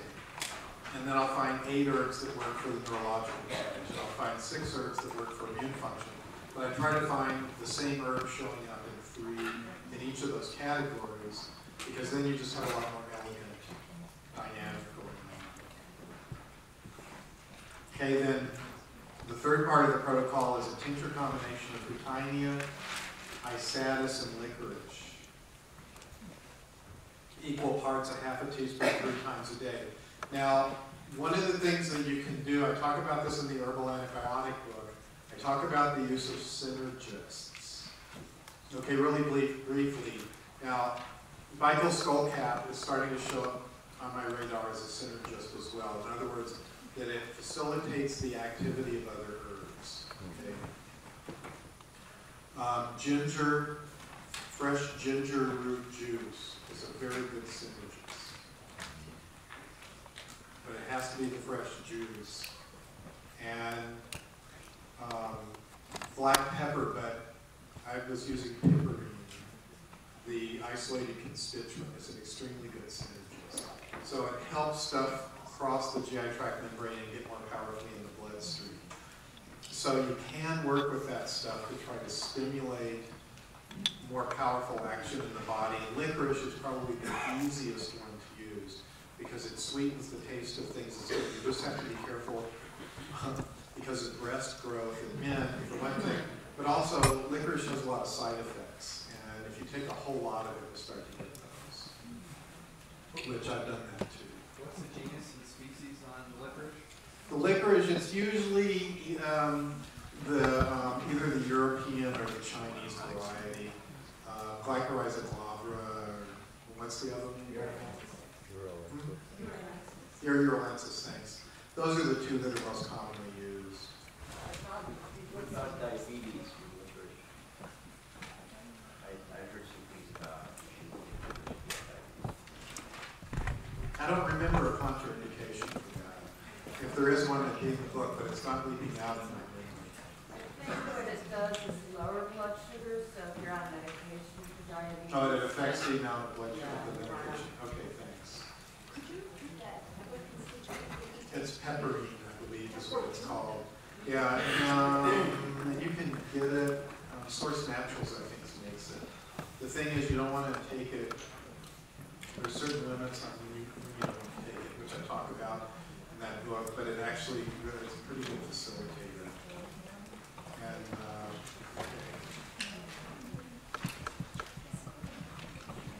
the anaplasma and Ehrlichia are extremely susceptible to interferon gamma. So actually, the herbs that stimulate that in the immune system are pretty good. Milk thistle seed, standardized again for protecting the liver. Redroot tincture for protecting the spleen. And if you get anemia, then see the Acute.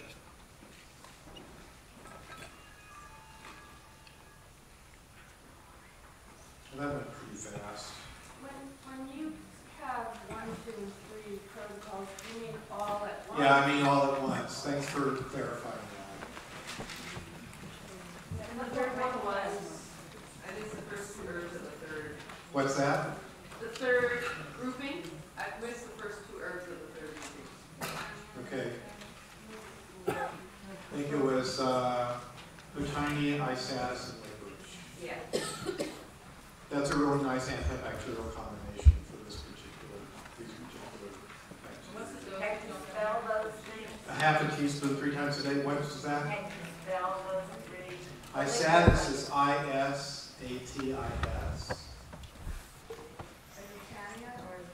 Yeah, Botania is H-O-U-T-T-U-Y-N-I-A.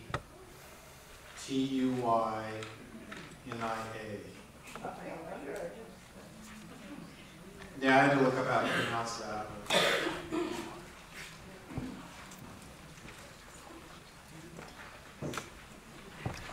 Okay, so it's 3:30. We're going to stop at 5, and then I'll go back and sit. If you want me to sign your books and stuff, I'll do that. I'll sign any books that you have. I won't leave till they're all signed. If you want that, and that would be great. And there's some more for sale back there as well. But let's go into some more questions, because I know there's a lot of people that have them. Is that Kate Gilday raising her hand? Yes. I just want to say that with the Botania, you can buy those plants already started from Horizon Herbs. And you can put them in your garden, and you can put like a bit of a fence around them, or you can keep them somewhat contained, because they will continue to grow and just keep on growing. It's not as bad as fidget weed, but it will really happen. We've just started growing them. People who do buy herbs from us will not have the Botania ready until the fall, where the plants are only this big right now. So we have to wait for them to grow. We've got 2 other people that are growing them, so we'll be in good production after a while, but it's taking a while. Horizon Herbs, 3 plants for, I think it's like $12 or $15. But if you want them, you'll have to order them very soon, because we'll need to ship them. They won't ship them when it's really hot weather. So I just wanted to give you that heads up. You all can grow it. It's a beautiful plant. Absolutely beautiful plant that you can just use for beauty purposes. Perennial? It's perennial. I'm in zone 3. It grows right in It's considered an ad plant. You can keep it in control. It's not like Japanese coffee. So how do you prepare it? What's your, how do you prepare it? Do you have that in your book? I do. Okay, good. See, it's good. It's in one of the books. I don't remember anymore. I ended up writing 4 books in 27 months, and I can't remember what's in them. My publisher gave me. Yes. Questions regarding diabetes, or possibly by Lyme or cure. You mentioned something about fasting to cure type 2 diabetes. Right. Type 2 diabetes actually is fairly correctable through fasting. It actually works pretty good. Type 1 is really different. How long is fast for? How long? Yeah. That's, I mean, just regular people. There were people at the turn of the century that would fast for a year. And some of them, they were doing in 1900, that turn of the century. And they would do no water for 30 days. And so that whole thing about you need water, I mean, there was a real fasting craze that swept the country in 1900. They called it inanition, which is, I guess, means food deprivation or something, in the Smithsonian did these great monographs on it. But I usually do juice fasts myself, and I usually just do it for about 10 days. Because I've got this middle-aged weight thing, like a lot of us have, and it's extremely hard to control. I mean, when I was 16, I laid on the couch and grew muscles. Now I exercise to grow fat. So, yes. What is the Chinese database that you referenced in the beginning? It's, I've got it, it's got it in the, I talk about, I think it's called CNKI.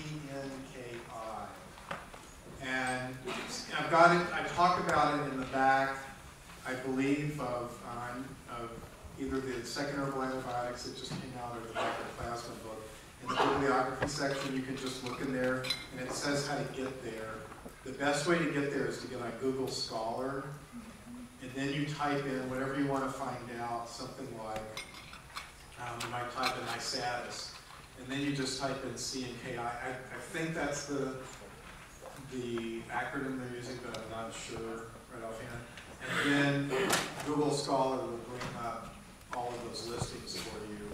Once you're into the system, the Chinese system, you can start scrolling through it. It takes a while to figure out how it works. And only the abstracts are translated to English, and they use creative English.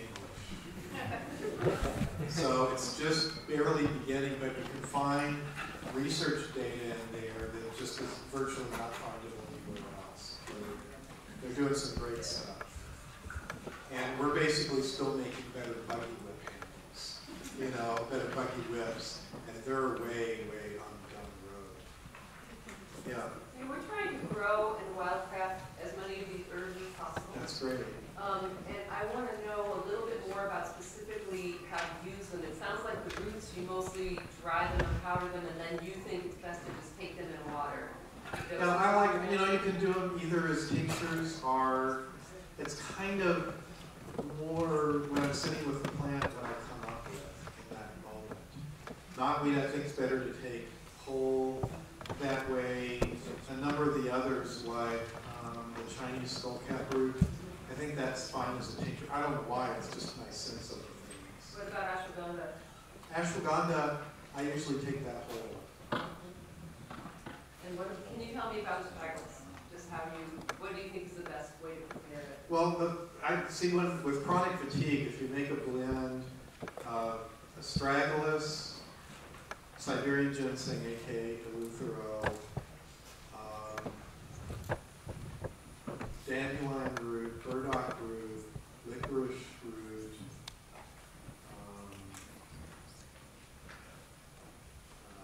chlorella spirulina, kelp, chlorella spirulina, dried wheatgrass juice, dried barley, dried nettle, and you take a pound of each of those and blend them together, and ashwagandha too. Ashwagandha and blend them together. If you've got chronic fatigue, severe fatigue, and you take like a quarter cup of that in the morning, blend it in juice, and a quarter cup in the evening, it'll start to turn you around very quickly. And those I like whole, to do it like that. So astragalus I'm really fond of as a whole. So even when you've got tick bite and you know you want to prevent. For some reason, I don't know why, I'm really into astragalus whole. It's just, and it doesn't mean, you know, anything. It's just my own personal take on the thing. Everybody's you cook with it. You can cook with it too, and I've used it in soups and stuff, and you can use it any way you want. They would normally take those tongue depressor things and make a really strong infusion out of it, and then put your rice in that. How do you powder the herbs? I buy them already powdered because There standard equipment, you do a lot of them. You can't make it work very well. A Vitamix, you still get chunks, and I hate swallowing those. Coffee grinder? A coffee grinder will do it, but think how tiny it is, right? You can put it in a Vitamix and then put it in a coffee grinder. I've done that, and all of a sudden you find yourself in the middle of a manufacturing process. And you don't need it. So I would rather pay somebody $20 for a pound of powdered herbs. It's just easier.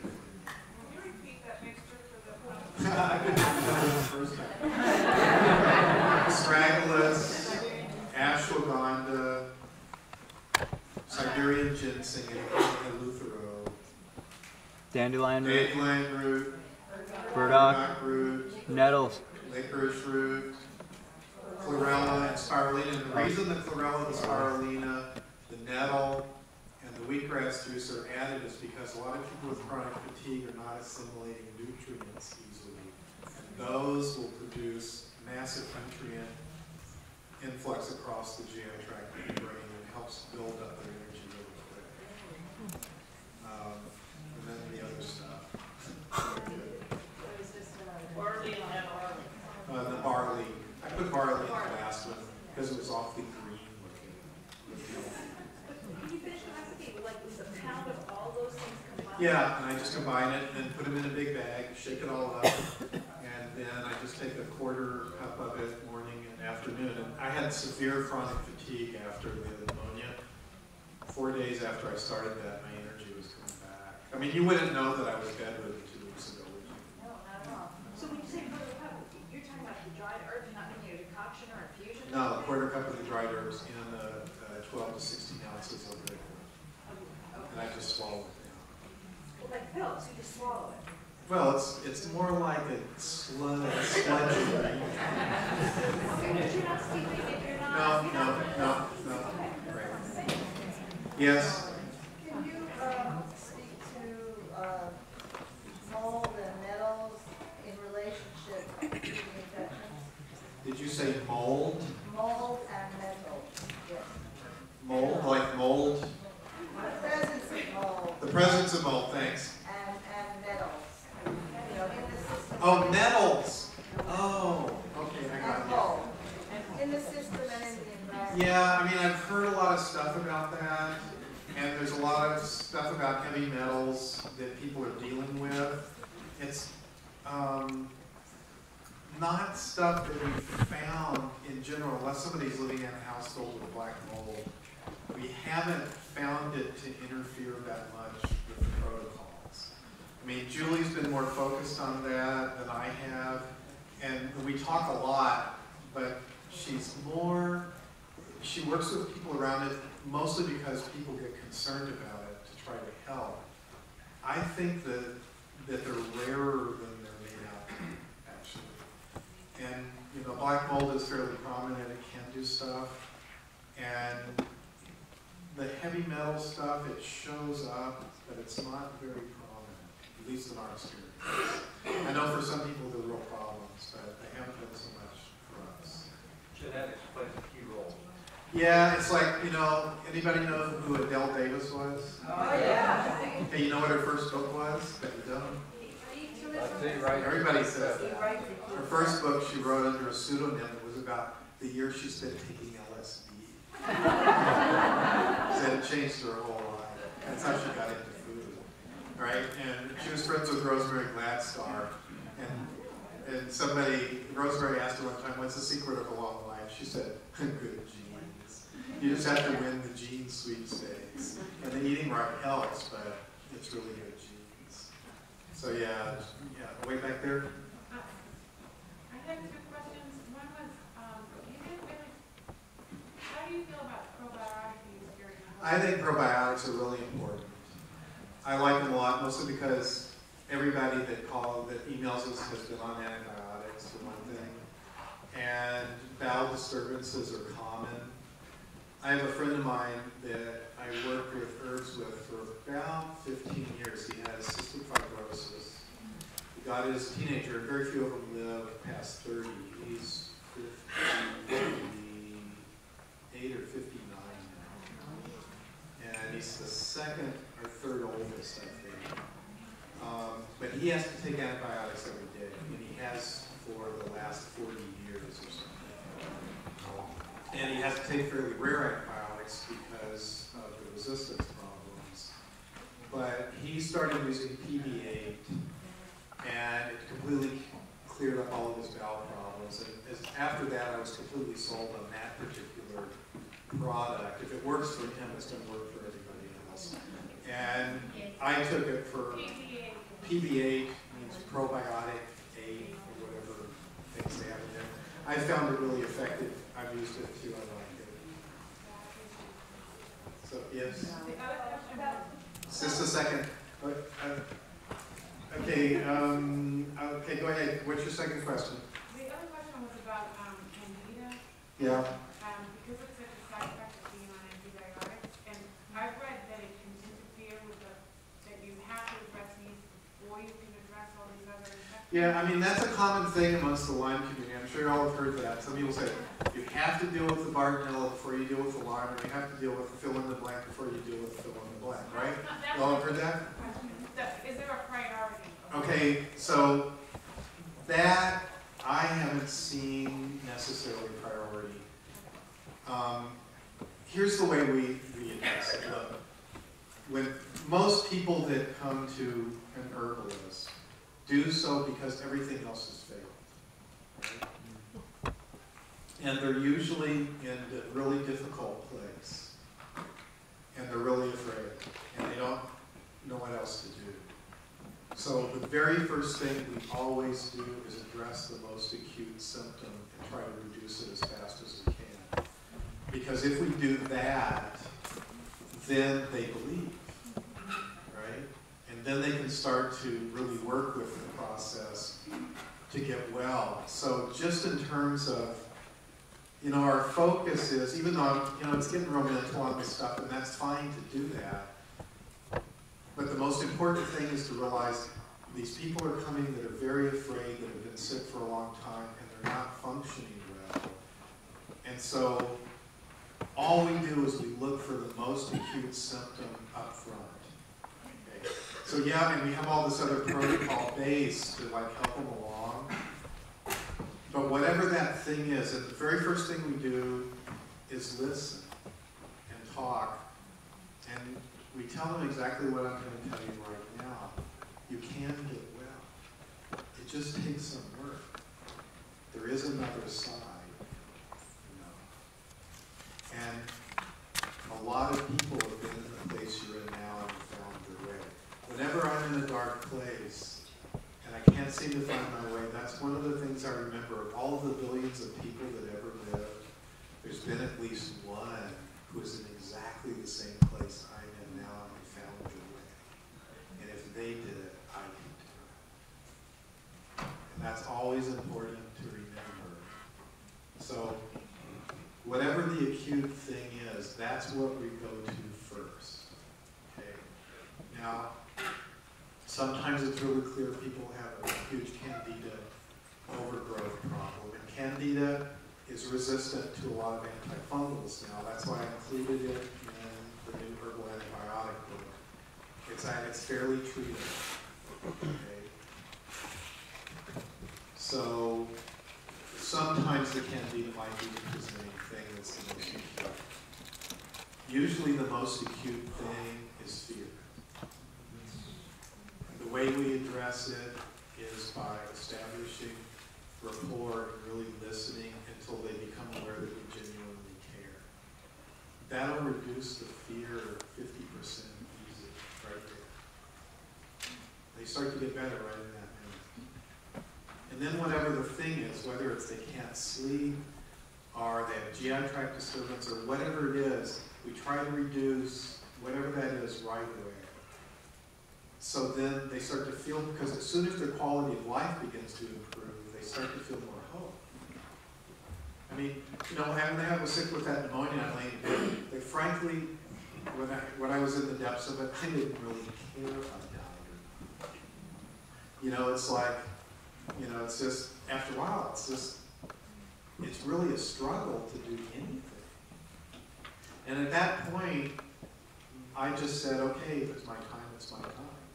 And if not, help me out of this place. And then it slowly began to turn around.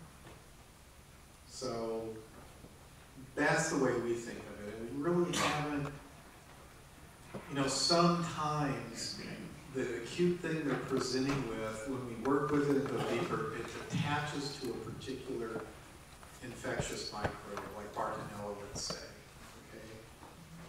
Or Candida, or something like that. And if that's the case, we start to work to reduce that, and we follow it into that thing and begin to work with that one, which seems to be, and another way to think about it is, which one of the co-infections, or which one of the infections they have, is demanding the most attention.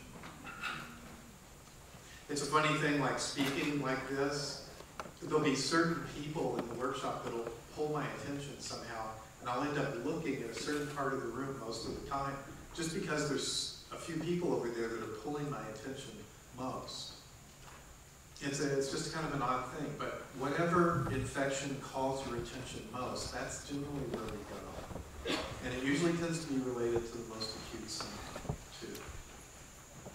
So, and we actually have one, and if we kind of follow that, we always pretty much find our way. Julie has only found one person she's been working with for quite a while that she's just not sure if she's going to be able to help her. But that's out of several hundred. And this is just sort of how we approach it. So, it seems to work. Okay, and you were very patient. What's your question? You mentioned a lot of herbs that build immune health. Right. What about adrenal health? Is it something? Adrenal health, I actually have that. Ashwagandha, licorice, and eleuthero, especially a 1 to 5 of eleuthero. I think a 1 to 1, which is the Herb Farm brand, that's that almost black tincture, I think that's too strong for building adrenal health. I prefer the 1 to 5 if you want to do a slow build in adrenal health. So those three we found the most effective for adrenal health. Would you repeat that, please? Yeah, licorice, ashwagandha, and a 1 to 5 eleuthero, aka Siberian ginseng. Licorice has a problem with high blood pressure and everything. Yeah, licorice has got a lot of really nasty side effects, which I go into in the herbal antibiotic book, that new one. It mostly happens if people take it as a single, and over large doses over a long period of time. And there's ways to counteract that. If you take it with other herbs, it doesn't tend to produce it as much, and if you take it in lower doses. So, you know, if you get potassium depletion from taking it, it doesn't feel very good. But you really have to take a lot of it for a long time to get a lot of the really severe side effects. But that's one I am cautious with because of the side effects. Okay, I've already asked you, there's some other people, you, there, we're going to try to get some other people. Yes? The powdered mix that you mentioned for chronic fatigue syndrome, not that you need to add more powder to it, but would you be okay with putting maca in that as well? Or is there Yeah, maca's fine. I'll also, and sometimes I add bladderwrack because to help with thyroid function. I haven't been happy. We've been working on trying to do stuff for the thyroid, to find thyroid tonics for a long time. And we know all of the stories that people tell about the various things, but we still aren't completely satisfied. Bladderwrack is what Ryan Drone recommended, and I've used it for a long time. I think it's got about a 40% success rate, but it does help. D3 is also pretty good for thyroid malfunction. D3? Yeah. What is that? Oh, vitamin D3. Vitamin D3. for hyper or hypo or both? Anything. Malfunction of the thyroid. Mostly when you've got really low energy because your thyroid is functioning. What about iodine? Yeah, iodine, and you know, so we're starting to get into Ryan Drum territory here, and that's his whole spiel. I'm not a big thyroid guy. Once my thyroid was adjusted to Boulder, I just never really went back there.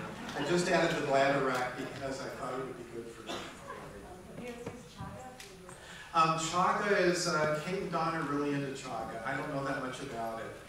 They harvest it and they use it as immune dynamic. They have a what is it, a 3 mushroom blend? 5 mushroom blend. And they think it works really great. I've used reishi a lot for various things.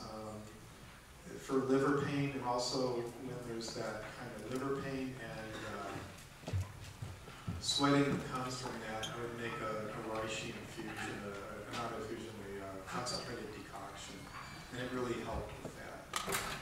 But it tastes really nasty. But the immune system needs to be down regulated as opposed to up regulated. Can you speak to that? Yeah, mostly we use just the adaptogens for that because if it's up, they lower it. If it's down, they bring it up. So, you know, astragalus, Siberian ginseng, rhodiola, ashwagandha, they're all pretty good for that. Cordyceps, and I really think cordyceps and the bicoscope help that as well, just personally. And what about if the person can't do astragalus because of the issues? Issues the others use Siberian ginseng 1 to 5 blend or just a powder over time. I think it's a really good thing for bringing up the system in a really slow, steady way. I think it takes about 6 months to do it, but you've got a lot more solid base if you do it that way. And the 1-to-1 thing is if they have really extreme fatigue and I want to try to bring it up faster, I use that. And that's more of a stimulant. Yeah. Yeah. So, yeah, astragalus is, the 1 to 5 is better than that. So, yeah, way back there. Yeah, touching again on the synergy between pharmaceuticals and the herbs, have you found that you need to approach people like, older people that have like kind of the typical profile, American profile where you get diabetes and hypertension, heart problems? Do you need to approach them in your Okay, that's a really good question.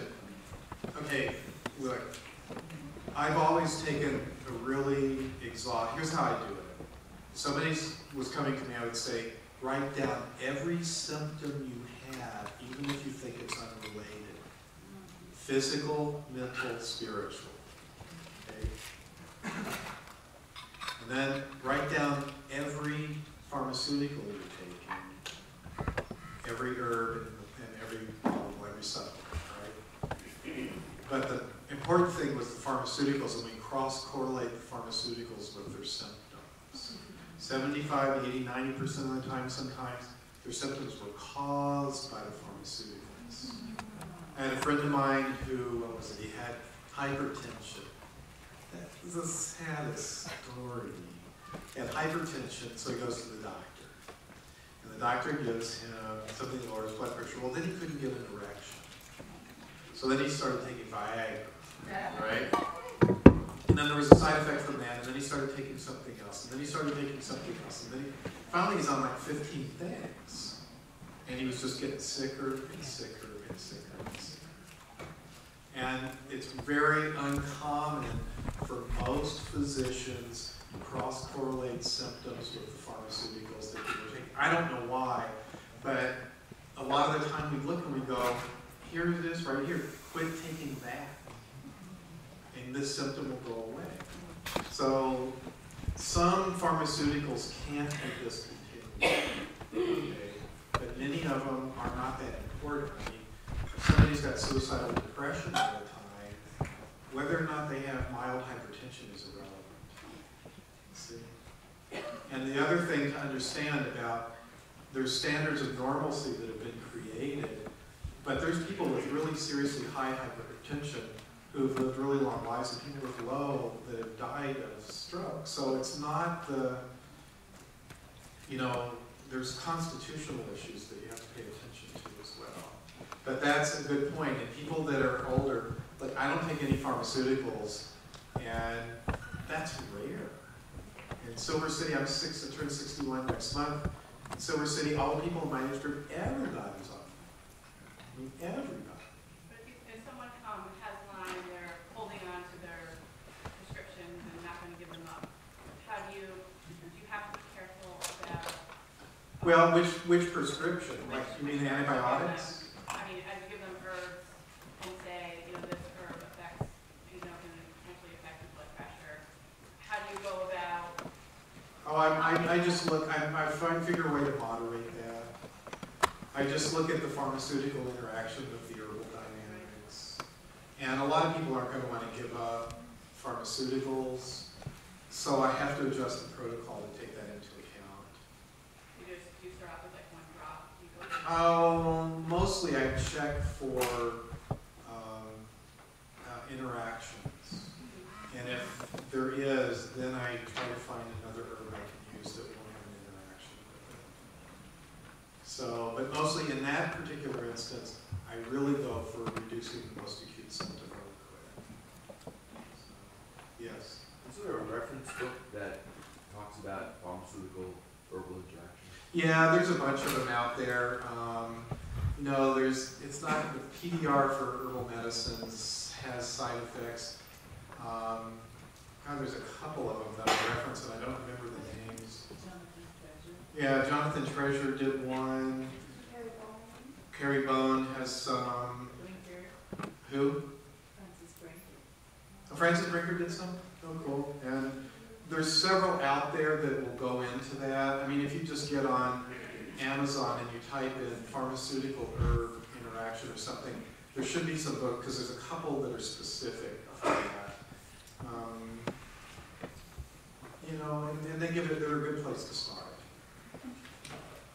Yes, gray shirt. Take her, I'm trying to get her. I don't think you can see me because I'm Oh, no, is that what it was? You were saving her. Okay, I'm sorry. Yeah. You in the dark blue. I've had several co-infections for a long time, and I know a lot of people have the same issue. We don't know which one to target, but like I have neuropathy. That's my worst symptom. Right. But I was also diagnosed and tested positive even with the crappy test. I say it was a trifecta. I have Lyme, Bartonella, and Babesia. Okay. So when the neuropathy is flaring, I don't know whether I should be targeting Babesia, whether I should be targeting Bartonella. Even after all these years and as much as I know, I mean, there are like air hunger, I know it's Babesia, but neuropathy, I don't know which one to go to kind of. The thing that I would suggest and what we look at is we look at the specific symptom. Okay. So when you say neuropathy specifically, what do you say? Describe it in more detail. I have like a burning pain that's equivalent to like being in a frying pan, usually in my legs and in my arms, but it could be anywhere. Okay, and then in that case, the herbs that I suggested for peripheral nerve pain, that's where we would begin. Okay? And a lot of those herbs that are good for peripheral nerve pain happen to be specific also for Lyme, Bartonella, and Babesia. So what we start doing is building a protocol based around the symptom picture. See, these things here that I'm giving you, that's the general protocol that we've come up with to try to give people a place to start. I mean, one of my concerns about writing a book on Lyme to begin with was that, and this happened a lot, people would take it as like the Bible or something. You know, like, I can't change it, or it's like, God said this or something. And it's like, no, this is just the place to start. See, look, take any of this stuff you want and use it however you want. Give me credit or don't give me credit. File off the serial numbers or don't file off the serial numbers, right? Change it however you want, okay? It's just to give you a way to think and a place to start. I feel the exact same way. Look, I just gave you how do you fold this protein, okay? And you all take it, and then your individual genius will take it wherever it needs to go. That's what I want to see happen. It's like I do the best I can with this, but you all figure out stuff I will never know because you're geniuses, and you need to trust that. So in something like this, what we do is we get the exact symptom picture. I have this and I have this burning pain. Okay, then that becomes, how can we reduce that symptom right there, all right? Now, if you were coming personally, I would come up with like 4 or 5 herbs that I would think would be specific for that, okay? And the way I would test them to begin with, my initial thing was I would put 1 drop of the tincture on your tongue, right? And I would watch what your body did, okay? Now, 90% of who we are is unconscious, okay? It not always has been, always will be, right? Our heart, our GI tract, our lungs, those are self-organized intelligent systems, but they operate below the level of conscious awareness, okay? So the thing is, the body tells me what one it wants. When you'll see a shift in muscle, here's the way the shift most often looks. There will be a flush of color to the face. All of the musculature will relax. The eyes will become soft, focused, and luminous, and slightly moist, and the person will smile. They won't notice any of that, but that's what will happen. And the body says, yes, that's the one I need. So that's the one I start with. All right, and others, you give it to them, and the body just goes into this like horrible, it's like, no, I hate you reaction, right? So then we narrow down the peripheral nerve pain. We go, okay, so this one. So then I'll start tweaking it. I'll say, take some of this, take some of this. And so then over a week or so, we'll work with it to get something that will start to affect that exact neuropathy that you got. And you're the one that knows whether it works or not. You're the one that knows whether you're feeling better or not. And so we'll keep working with it until that thing gets altered. Right? Then at that point we go, okay, here's this thing and this is working. So you're diagnosed with these three things, but I will also then begin looking at where that herb fits in that spectrum of those particular disease organisms. And I'll start crafting a deeper protocol step by step around your symptom picture.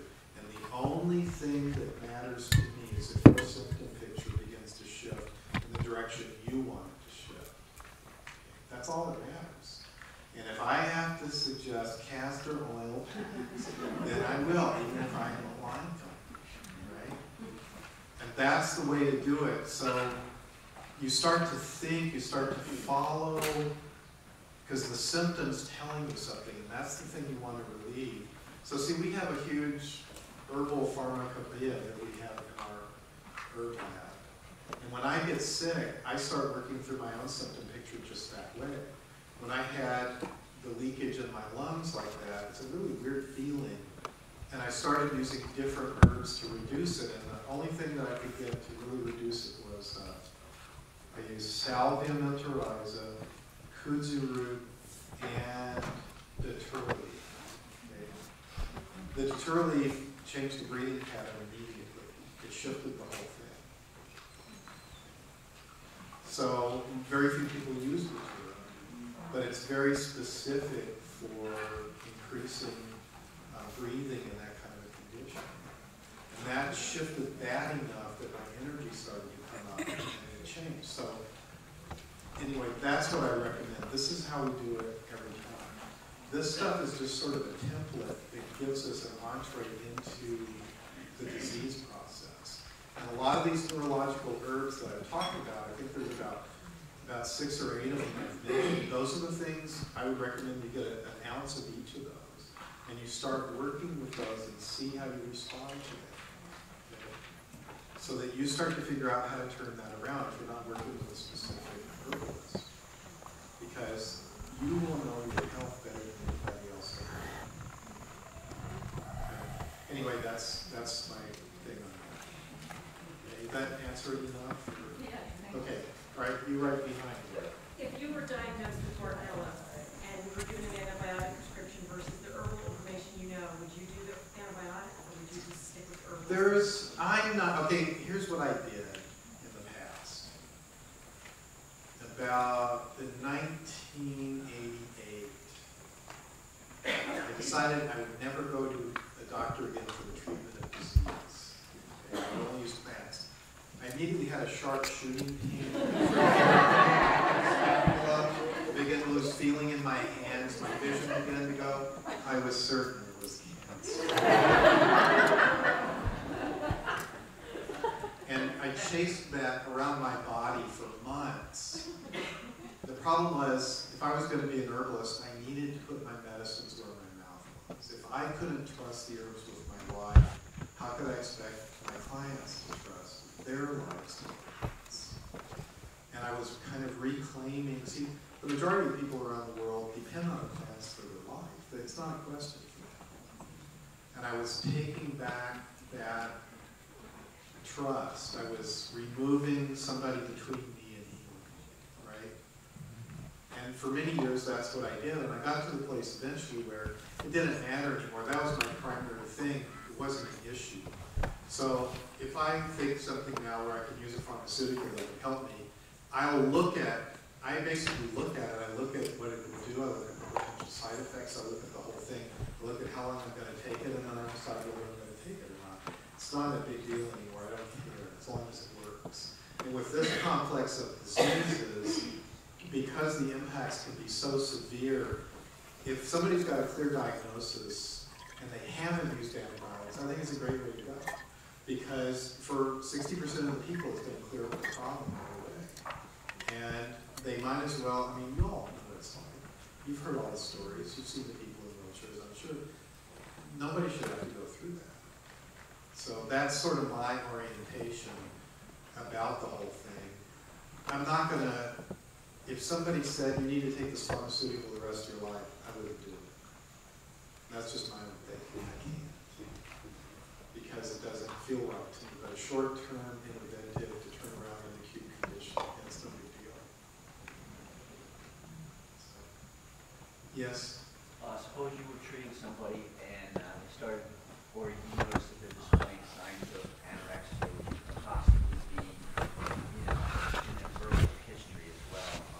What are some things to... Well, it's whether it's anorexia or whether it's wasting. Like mycoplasma, you can have wasting, and some of these you can have wasting. So you have to find out from them. See, I don't believe in separating psychotherapeutic dynamics from medical physical dynamics. That doesn't work. There's almost always a psychological component to disease, almost always. So, and I trained in psychotherapy for a long time, so for me it was paying attention to that was second nature. So, for instance, a woman came to me, she was going to get a hysterectomy because she had severe endometriosis, and she came to me because she thought, well, all of her friends are saying, oh, you should try herbs. So I just asked her to talk about it, and she said, well, I thought if the herbs didn't work, I'd just go get myself cleaned out. As soon as she said that, I knew they weren't going to work, okay, because of that linguistic dynamic. And she'd always thought of her reproductive organs as unclean just because of the religious background she came from, and she was relieved to have hysterectomy. So they'll tell you right away what it's really based on. I mean, the people that want to get well, they're pissed. They're all pissed off. They're not going to take it anymore. And they're grabbing the world by the throat and demanding answers. And if that happens to be an MD who inadvertently walked into their path, that's who gets grabbed. Or if it's an herbalist, that's who gets grabbed. So let me go through, I didn't do the mycoplasma, I can touch on it maybe in a minute, but I want to go just talk about chlamydia just really briefly, because I'm getting asked all the time about it. And it's just really simple to say it. So, okay, there's 4 parts to it. Alcornia, Arcida tincture, 1/4 teaspoon 3 times a day. Which part? Alcornia? Alchornea. SIDA is SIDA. They're both antibacterial for chlamydia. Biden's tincture, 1/2 teaspoon 3 times a day. Licorice, 30 drops 3 times a day. And pleurisy root, 30 drops 3 times a day. That's sort of the beginning thing we're working with, and it's really helping resolve it. Also, if herpes is a cofactor, Isatis works really good for that. Any of the herpes family. lemon balm, and homeopathic thuja, Thuja. Okay, so do you want me to go into mycoplasma? Yes. Okay, all right. I got some. You know how mycoplasma got discovered? It was really cool. But think about the implications. They have, you know, they grow bacteria in petri dishes, right? They do all these studies and everything. It turned out that mycoplasma had infected almost all of their studies. It's such tiny, it's about the tiniest bacterium that there is. It's just tremendously tiny. It's the honed to the most elegant simplicity a bacteria can be honed to. As a result, it can make very few of its own nutrients. It's a total scavenger. It takes all of the nutrients it needs from the host body, and that's a lot. Okay? But it was so tiny, and they hadn't been looking for it, and it was so hard to see. So all of those studies that they did aren't valid because there was a contaminant. And a guy found a contaminant, and so he started looking for the contaminant and found it in almost every place he looked. Okay? Because it was going, hey, great, free food. Okay? So it's 400 times smaller than Bartonella. It has a very strange cell wall. It doesn't have a cell wall in the normal sense. It's got more like a cell membrane. And it has one of the most adaptable genomes of any of the bacteria. One of the primary things it causes is nutrient depletion in the host. There's 30 of them so far they found that infect people. 23 of them are known to cause disease, but just looking at what they do, where they infect, I'm sure pretty much all of them do.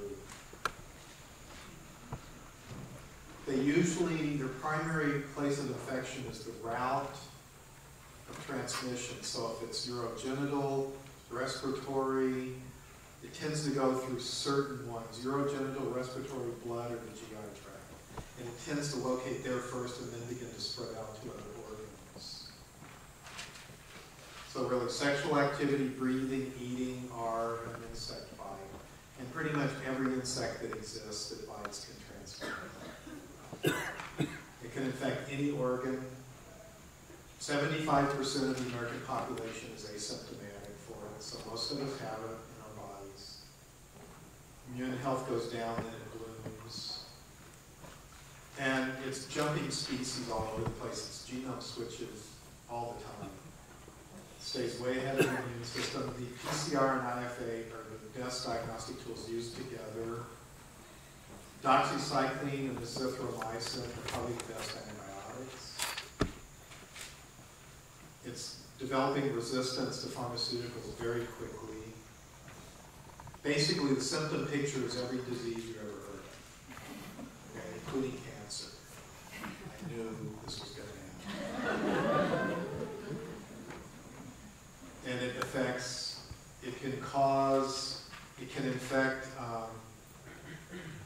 the whole ear dynamic, the inner ear, so that balance problems are common. Sudden hearing loss, tinnitus, the eyes are extremely, the respiratory system. It really likes cilia, okay? And there's a lot of different kinds of cilia throughout the body. That's the primary thing it infects. That's where it starts, and it specializes in infecting that. The neurological problems are everything, including Tourette's syndrome. You know, I've met people with Tourette's syndrome, you know, and I know what it's really like, but part of me would like to have it just because I could say anything. And they couldn't do it. Don't you want to deal with that? So, epilepsy, seizures, all different kinds of stuff. I mean, it's really phenomenal, the range. It has major kind of blood symptoms, gastrointestinal, renal. It can negatively affect the kidneys hugely, bone, joint, muscular system, skin, urogenital, including severe effects on the fetus and reproductive health. So I go through in the book, I mean, this list of symptoms. I did a complete analysis of all of the symptoms and all of the ones that infect human beings that are known about. And the number one thing, there's 7 things you need to keep in mind when you're working with mycoplasma. The very first one is you have to replace the nutrients that they are scavenging from the body. Now there's a lot of stuff on the internet that says if you eat this stuff, it will feed the bacteria. Okay? That's not true. The bacteria are feeding themselves quite nicely already on your body. And they're going to keep doing that. And they're never, ever going to stop. They know where you live. So in this particular instance, and really in most of them, nutrient depletion of a certain sort happens with everyone in this group. Like, in a way, collagen is extracted from the body by the Lyme spirochetes. So you have to figure out what they're taking and replace it. Otherwise, your body's going to suffer because it doesn't have it. So, look, it won't feed the mycoplasmas. Okay? It'll keep you healthy. All right. All the research on this has found that you have to replace the nutrients. Okay? Reduce the cytokine cascade, or reduce the inflammation that it causes. This will relieve a lot of the symptoms and stop tissue breakdown. They'll start to starve the organism because they're getting those nutrients by breaking down your cellular tissue. Protect the various organs, and that's going to relieve a lot of the symptoms. The most important are red blood cells, endothelial tissues again. You see, endothelial tissues, it tends to be a common thing that they attack because they can live there and then they can spread around the body much more easily. Mucous membrane systems, and especially the cilia, have to be protected. And the brain, spinal cord, and peripheral nerves, collagen, cartilage, synovial tissues, spleen, and lymph. Those are the things that you kind of really got to take a look at. The CNS, collagen, cartilage, and synovial tissues, spleen and lymph system. Okay? And again, you have to protect the ciliary structures of the body. So there's some really good antimycoplasmal antibacterials. The Chinese have mostly been working on those the most. Enhancing immune function will really help. Let's see, I just talked about that. Mycoplasma infections of long duration are primarily a nutrient deficiency disease combined with damage in whatever ciliary structures that they're hitting. So, researchers know that what you see are conditions similar to those caused by nutritional effects, such as the depletion of amino acids, sugars, and nucleic acid precursors. Quote, these morphological effects can be reversed by replenishing the host with fresh nutrients. Okay, now, in the book, I talked about all of the nutrients you can take as supplements, but basically you can just eat your way to health. Okay? Unfortunately for vegetarians, it entails eating meat. You can't eat your way to health in this one without meat. Everybody know who Susan Weed is, or most of you? Yes. She went to a conference of vegan feminists once. Said you all are misogynists because you won't eat eggs. Let's go through the pages. Correcting all this takes time. The more damage there is to the bodily systems, the longer it's going to take. Again, like all of them, it just takes time and focus. So, let's see, what have I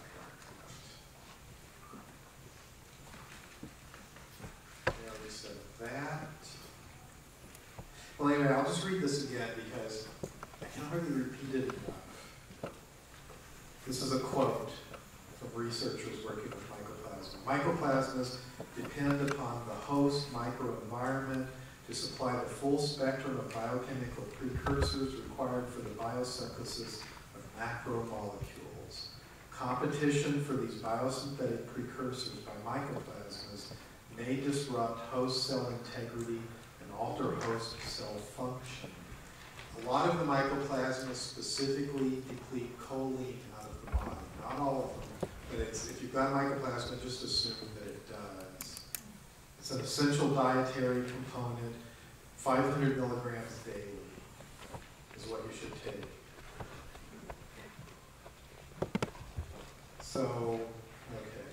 All right, I already said that about 5 times. Okay, mycoplasmas need a lot of cholesterol.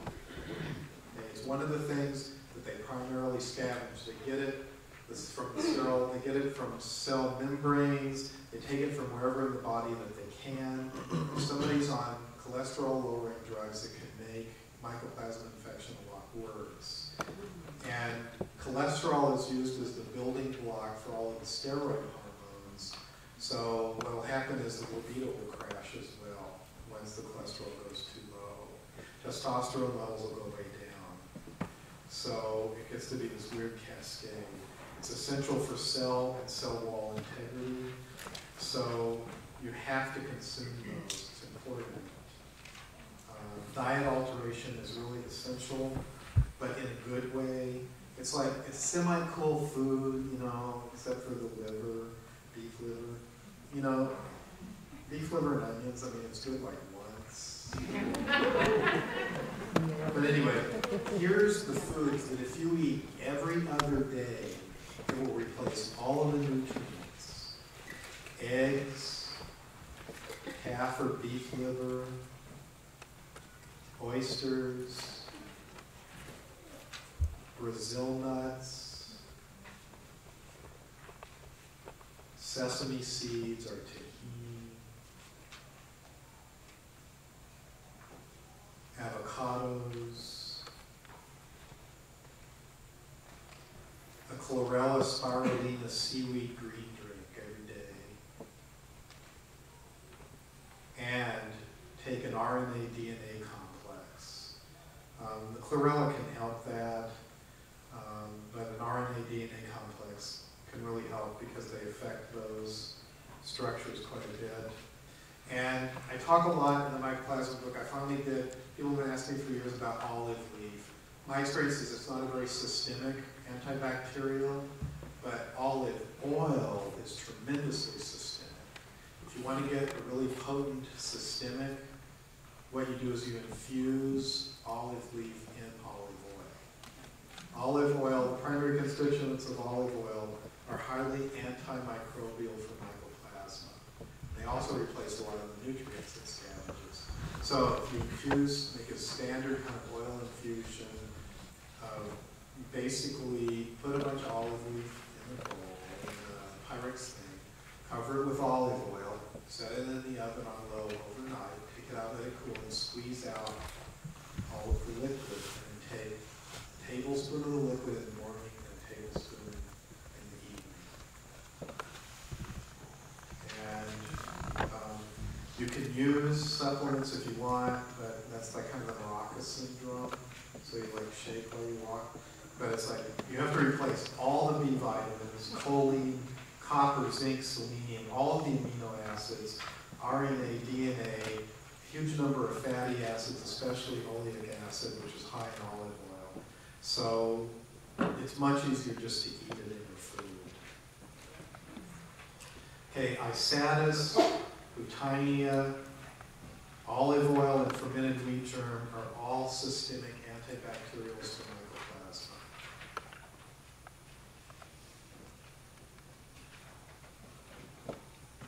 They're really good for that. The Chinese have done some great stuff on that, especially Isatis and Butania, and people in the Mediterranean region have done a lot of good work on olive oil for that. And because it can affect, like you can have a mycoplasma infection of the vaginal passages, and in that case you would want to use a berberine plant as a douche. It works really good for that. Berberine plants specifically protect the cilial structures of the body in the urinary, in the urogenital passageways and the lungs. A tiny amount of the berberine will be circulated systemically, and it will really help protect those structures. It's probably the best thing for that. Mycoplasma is extremely susceptible to uva ursi as an antibacterial. So if you've got it as a urinary infection, uva ursi is specific. It can cause severe weight loss. So again, fermented wheat germ, bone broth soup is good.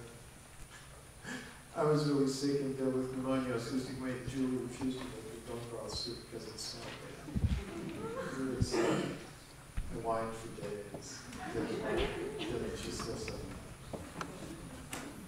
So those are those things. So the protocol, which I go into a lot of detail in the book, and then I've got a repertory for it as well. But cordyceps, tincture, Bical skullcap, Isatis, Titania, Seta acuta, and that olive oil. That's sort of the infused olive oil. That's sort of the basic, and that'll take care of the core systemic problems. And then you can just go into the specifics of the specific symptoms, which, depending upon which system it's in, whether it's respiratory or reproductive, urogenital, or whatever. Okay. We have like about a half an hour left. So I want to make sure that there's nothing left hanging for anybody before we're done. Yeah, so you were probably... We're going to ask the same question. Now, how do you find the good herbalists in your area? Is there certain websites that you can... Where do you live? In New Hampshire? Yeah. Southern. In southern New Hampshire? Oh, Tim Scott's pretty good. Right? He lives in Brattleboro. That's pretty close. Brattleboro, Vermont. That's really close to southern New Hampshire, isn't it? I mean, it's like what? It's like 30 miles across the bottom of New Hampshire. They're on the ocean. They're on. They're like near Providence or something. Oh, that's I mean, no. What's the town in New Hampshire? About an hour and a half apart. Hour and a half apart. Okay. Then the thing to do is to do the. Is it NEHA, New England Herbalist Association? Is that the name of it? Yeah. Northeast. Look up NEHA, N-E-H-A, and it's the Northeast Herbalist Association. And they're really great, and they have a lot of the herbalists in the Northeast are listed there. And I actually really like what they do. Okay. Yes? But the olive is fresh or dry? Dried. And that's something available through Mountain Road? Yeah, you can. Everybody's got olive leaf. It was an herb of the day for a long time. About it could cure everything. And so everybody's got it, and it is within a certain range of moderately good antibacterial, and in some places it's extremely good. But doing it that way with the olive oil, there's been some really great studies in Italy, of course, on that, and it's I'm really impressed by what they're doing. Yes. A couple of quick ones. The chronic fatigue drink that you said all those Right. flavors have them hold. I just want to get clarification. We're talking about powders of all of those? Yes. Okay, so A pound of powder. You could just buy a powder, mix them all together. Now I get it. Okay, now when I had Hep C, I was taking a half a cup, and only I had a bunch of really potent Ayurvedic and Chinese liver herbs in there as well. I would take a half a cup morning and evening, but a quarter cup is usually sufficient. Okay. Can I ask a follow-up question? Yes. Okay. So, it's twofold, but Lyme disease, I'm wondering if the damage that's been done to the body from neurological and CNS, is all of that something that can get repaired by the Yes, body? it is. And great, one last thing. It's bizarrely, it's like it's in my hip and it hurts from time to time. Can you just explain what is going on? And then I limp, and then sometimes I just have to get the boots, like and that's just so odd. Can you explain what is it? Do you know what it's doing? Well, it could be anything. I mean, if it's breaking apart the cartilage in the hip joint, or the tissue, so that the bone starts to rub against each other, it could hurt. Or if it's getting an inflammation going to break apart collagen tissues that are in there, which would be cartilage stuff, that can also cause pain as well. Yes? Do you have any special recommendations for for late diagnosis congenital Lyme, microphobia, Bartonella, so anything like a child was likely got it at birth, but wasn't diagnosed until 4 or 5. Okay, here's what I recommend. When somebody's got a full spectrum like that, do two things. One, you come up, you do a complete symptom list of everything that they're struggling with. Okay? So you know whatever's most acute, that's where you start. Then you look at all of the things that they're infected with that you know they're infected with. Okay? Now, okay, here's a rant off on the side, a segue, a pre-ramble.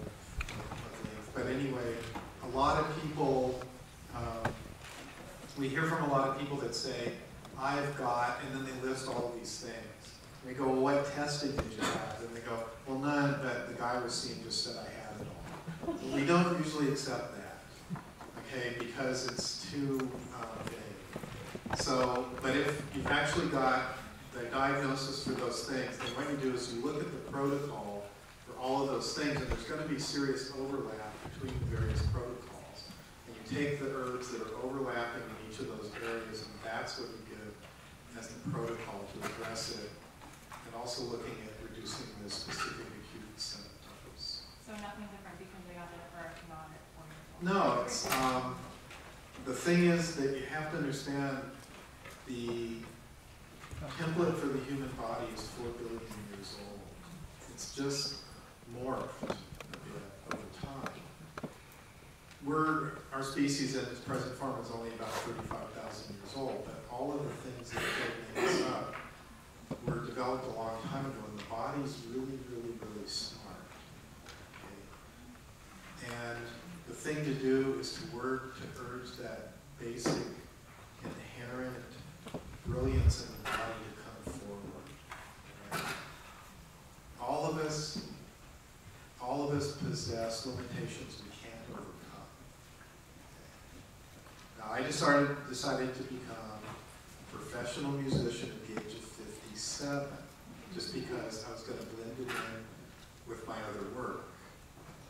Every musician I met said that was not possible. And one thing is true, I don't have the finger dexterity I would have if I had started at 14 or even 7. Because I already have mild arthritis in my hands just from all the stuff I've done over my life, and I can't correct that. Right? So there's a limit, but the thing is, I can move around the limit. It's not like Roseanne Cash is the greatest guitarist that ever lived. She does fairly simple work, but it's beautiful. It doesn't matter. I don't need to be Eric Clapton or Jimmy Page.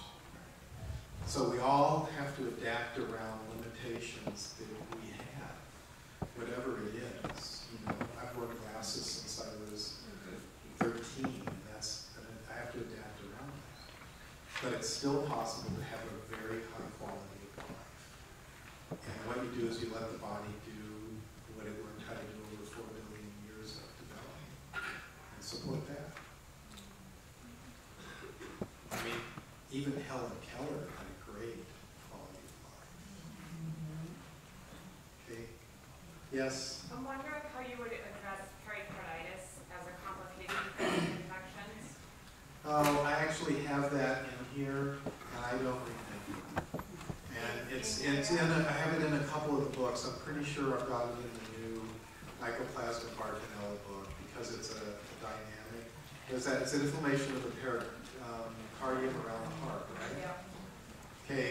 All right. So. Right. So the two things to do is in what particular co-infection, or do you know? Unknown. Well, then the first thing. What's that? The protozoa or Lyme. Okay. So what the thing is, you need to find out what's going to reduce that. In general, if it's Lyme, Japanese knotweed will reduce the inflammation irrespective of where it is in the body. And the second thing is you start working with hard tonic herbs like hawthorn. And there's real specific ones that you can look at. I've done work on them before, but it's not coming to mind right now. But that's just the way you do it. Yeah? There's one more issue that's about the vascular system. I have a particular pattern where it expands really rapidly with heat. Is pressure, our body temperature goes up, vascular compartment expands. And I know that in a lot of Lyme, there's neurological implications for the vascular system, so I presume that's what it is. But do you know anything about that specifically? About No, things that's the like first time I've ever heard it put that way. erythromelalgia and dropping of blood pressure and sustaining really low blood pressure. That's vasovagal, but this is different. It's called postural-orthostatic tachycardia syndrome, or POTS, which, from what I understand, is very commonly associated with Lyme, and it's a dysautonomic symptom. So it's connected to the autonomic. What she said. So if you've got something like that, so I would assume when you stand up, you get really dizzy. No, not at all. It's not an orthostatic hypertension. It's not. I thought you said your blood pressure went down. Just sustain a low pressure, but if it's hot outside, oh man, I'm wiped out, right? Yeah. But I also have the other stuff that's not dysautonomia that has to do with the little nerves that innervate the veins and arteries. Interesting. Yeah, so it's Lyme, but... And of course, in the way that I would address that, just, if I haven't really specifically studied something, then I do what everybody does, I guess. Right, and what I would do then in that instance is I would look at restoring the nervous function in the brain so that it would correct that particular problem. And I just really tend to focus on, if somebody's got neurological Lyme, trying to restore neurological function, which is what all of these herbs are really for, and then start adjusting that protocol to try to get rid of whatever the acute symptom is. Yeah. I have a patient with some really pretty darn recalcitrant constipation. I've tried... Recalcitrant constipation? Yeah, it's Lyme, and I believe it's because of the cilia dysfunction and also the... What have you tried? From pretty much any Chinese formula you can think of, and then fiber, probiotics, hydration, oil massage to the belly. Have you tried milk of magnesia? Magnesium, like tons of magnesium. And it didn't work? I'm wondering about the berberine for her. And Have you tried vitamin C? Absolutely, very, very high doses. What's that? Very high doses too. Nothing. And it didn't do it either? Nothing's touched. No kidding, I've never heard of She has to take that. Senna, which I really don't like to use. She what? She takes a combination of like Dupalax, Miralax, and Senna amongst like everything else, and that's the only thing that. That Senna is really intense. I know, I don't really like to use it. I don't either. Yeah, I was suggesting. What's the suggestion? There's something called magnesium 07, which is an oxygenated She's magnesium. tried all of that. She's tried all of that. And Okay. nothing. It's not regular magnesium. Okay, and she's got Lyme. Did you say mycoplasma too? I think she has all the co-infections. Yeah. Okay. Yeah. She believed that it was 25% at once.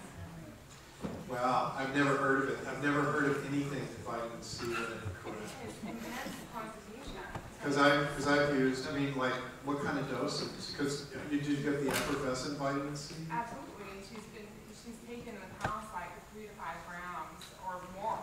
So that's No. how you give it parasympathetic dysfunction, they'll just blow. You give them everything, they just blow. Right, I've You never. gotta do nerve support. No They have kidding. nerve I've support. never heard of it in Yeah, vitamin it's C. terrible That's, constipation. oh, you got me. Okay, Kate. I just want to say that with this, because I kind of do clients like this all the time, is that I just heard someone say parasympathetic. Can you hear that? What happens is like a nervous tension is a holding, and I would use flower essences for this person to help release that tension that they're holding. Everything physical starts to work. She's very anxious. It's very anxious. And this is, if you could see an Ayurvedic practitioner, they're going to understand her constitution, and be able to treat specifically with certain lifestyle, but also food, not specific foods, but and I have to laugh to you because what we're talking about is foods that are hard, dry, rough, and raw. So and crunchy, that's right. And what happens is, I've seen this literally at this point now hundreds of times with Danielle. No kidding. And it just changed, people's lives change because what's happening is if you look at it,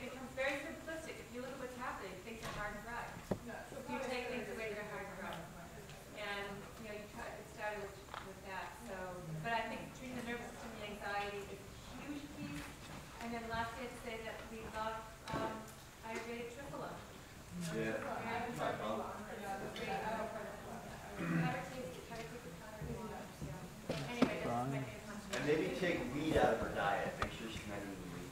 Wheat? Yeah, no wheat. No wheat. Yeah, wheat. I know. She hasn't eaten wheat. That's why I said wheat. Yes. Can you recommend anything specific for swallowing issues or the muscles? Yes. Where you have trouble swallowing? Well, the muscles not working tandem, so shaky. Ilanthus tincture. AILANTHUS. And try 1 to 5 drops. That's for what? For swallowing difficulties. We've used it with people that have, that can't swallow at all. It'll correct it pretty quickly. And also, if the swallowing is inconsistent. Just try 1 to 5 drops and see how they respond. But the last person I used it with, she used 3 drops 3 times a day for 2 days and it responded after that. Yeah. Ilanthus tincture. AILA. It's called Tree of Heaven. It's an invasive. Also, essential oil of black pepper can help that as well.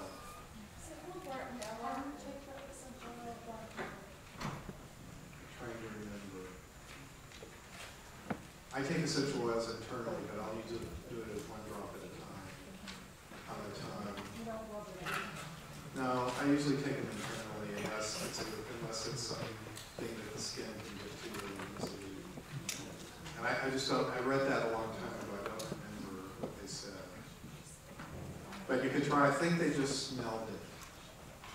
And that the essential oil of black pepper, I think it reversed it. Thank God, a question I can answer. Yes. My nephew had ehrlichiosis and also Lyme, a 20-year kid, and at 15 he got a really severe headache that has lasted for 4 years. He didn't graduate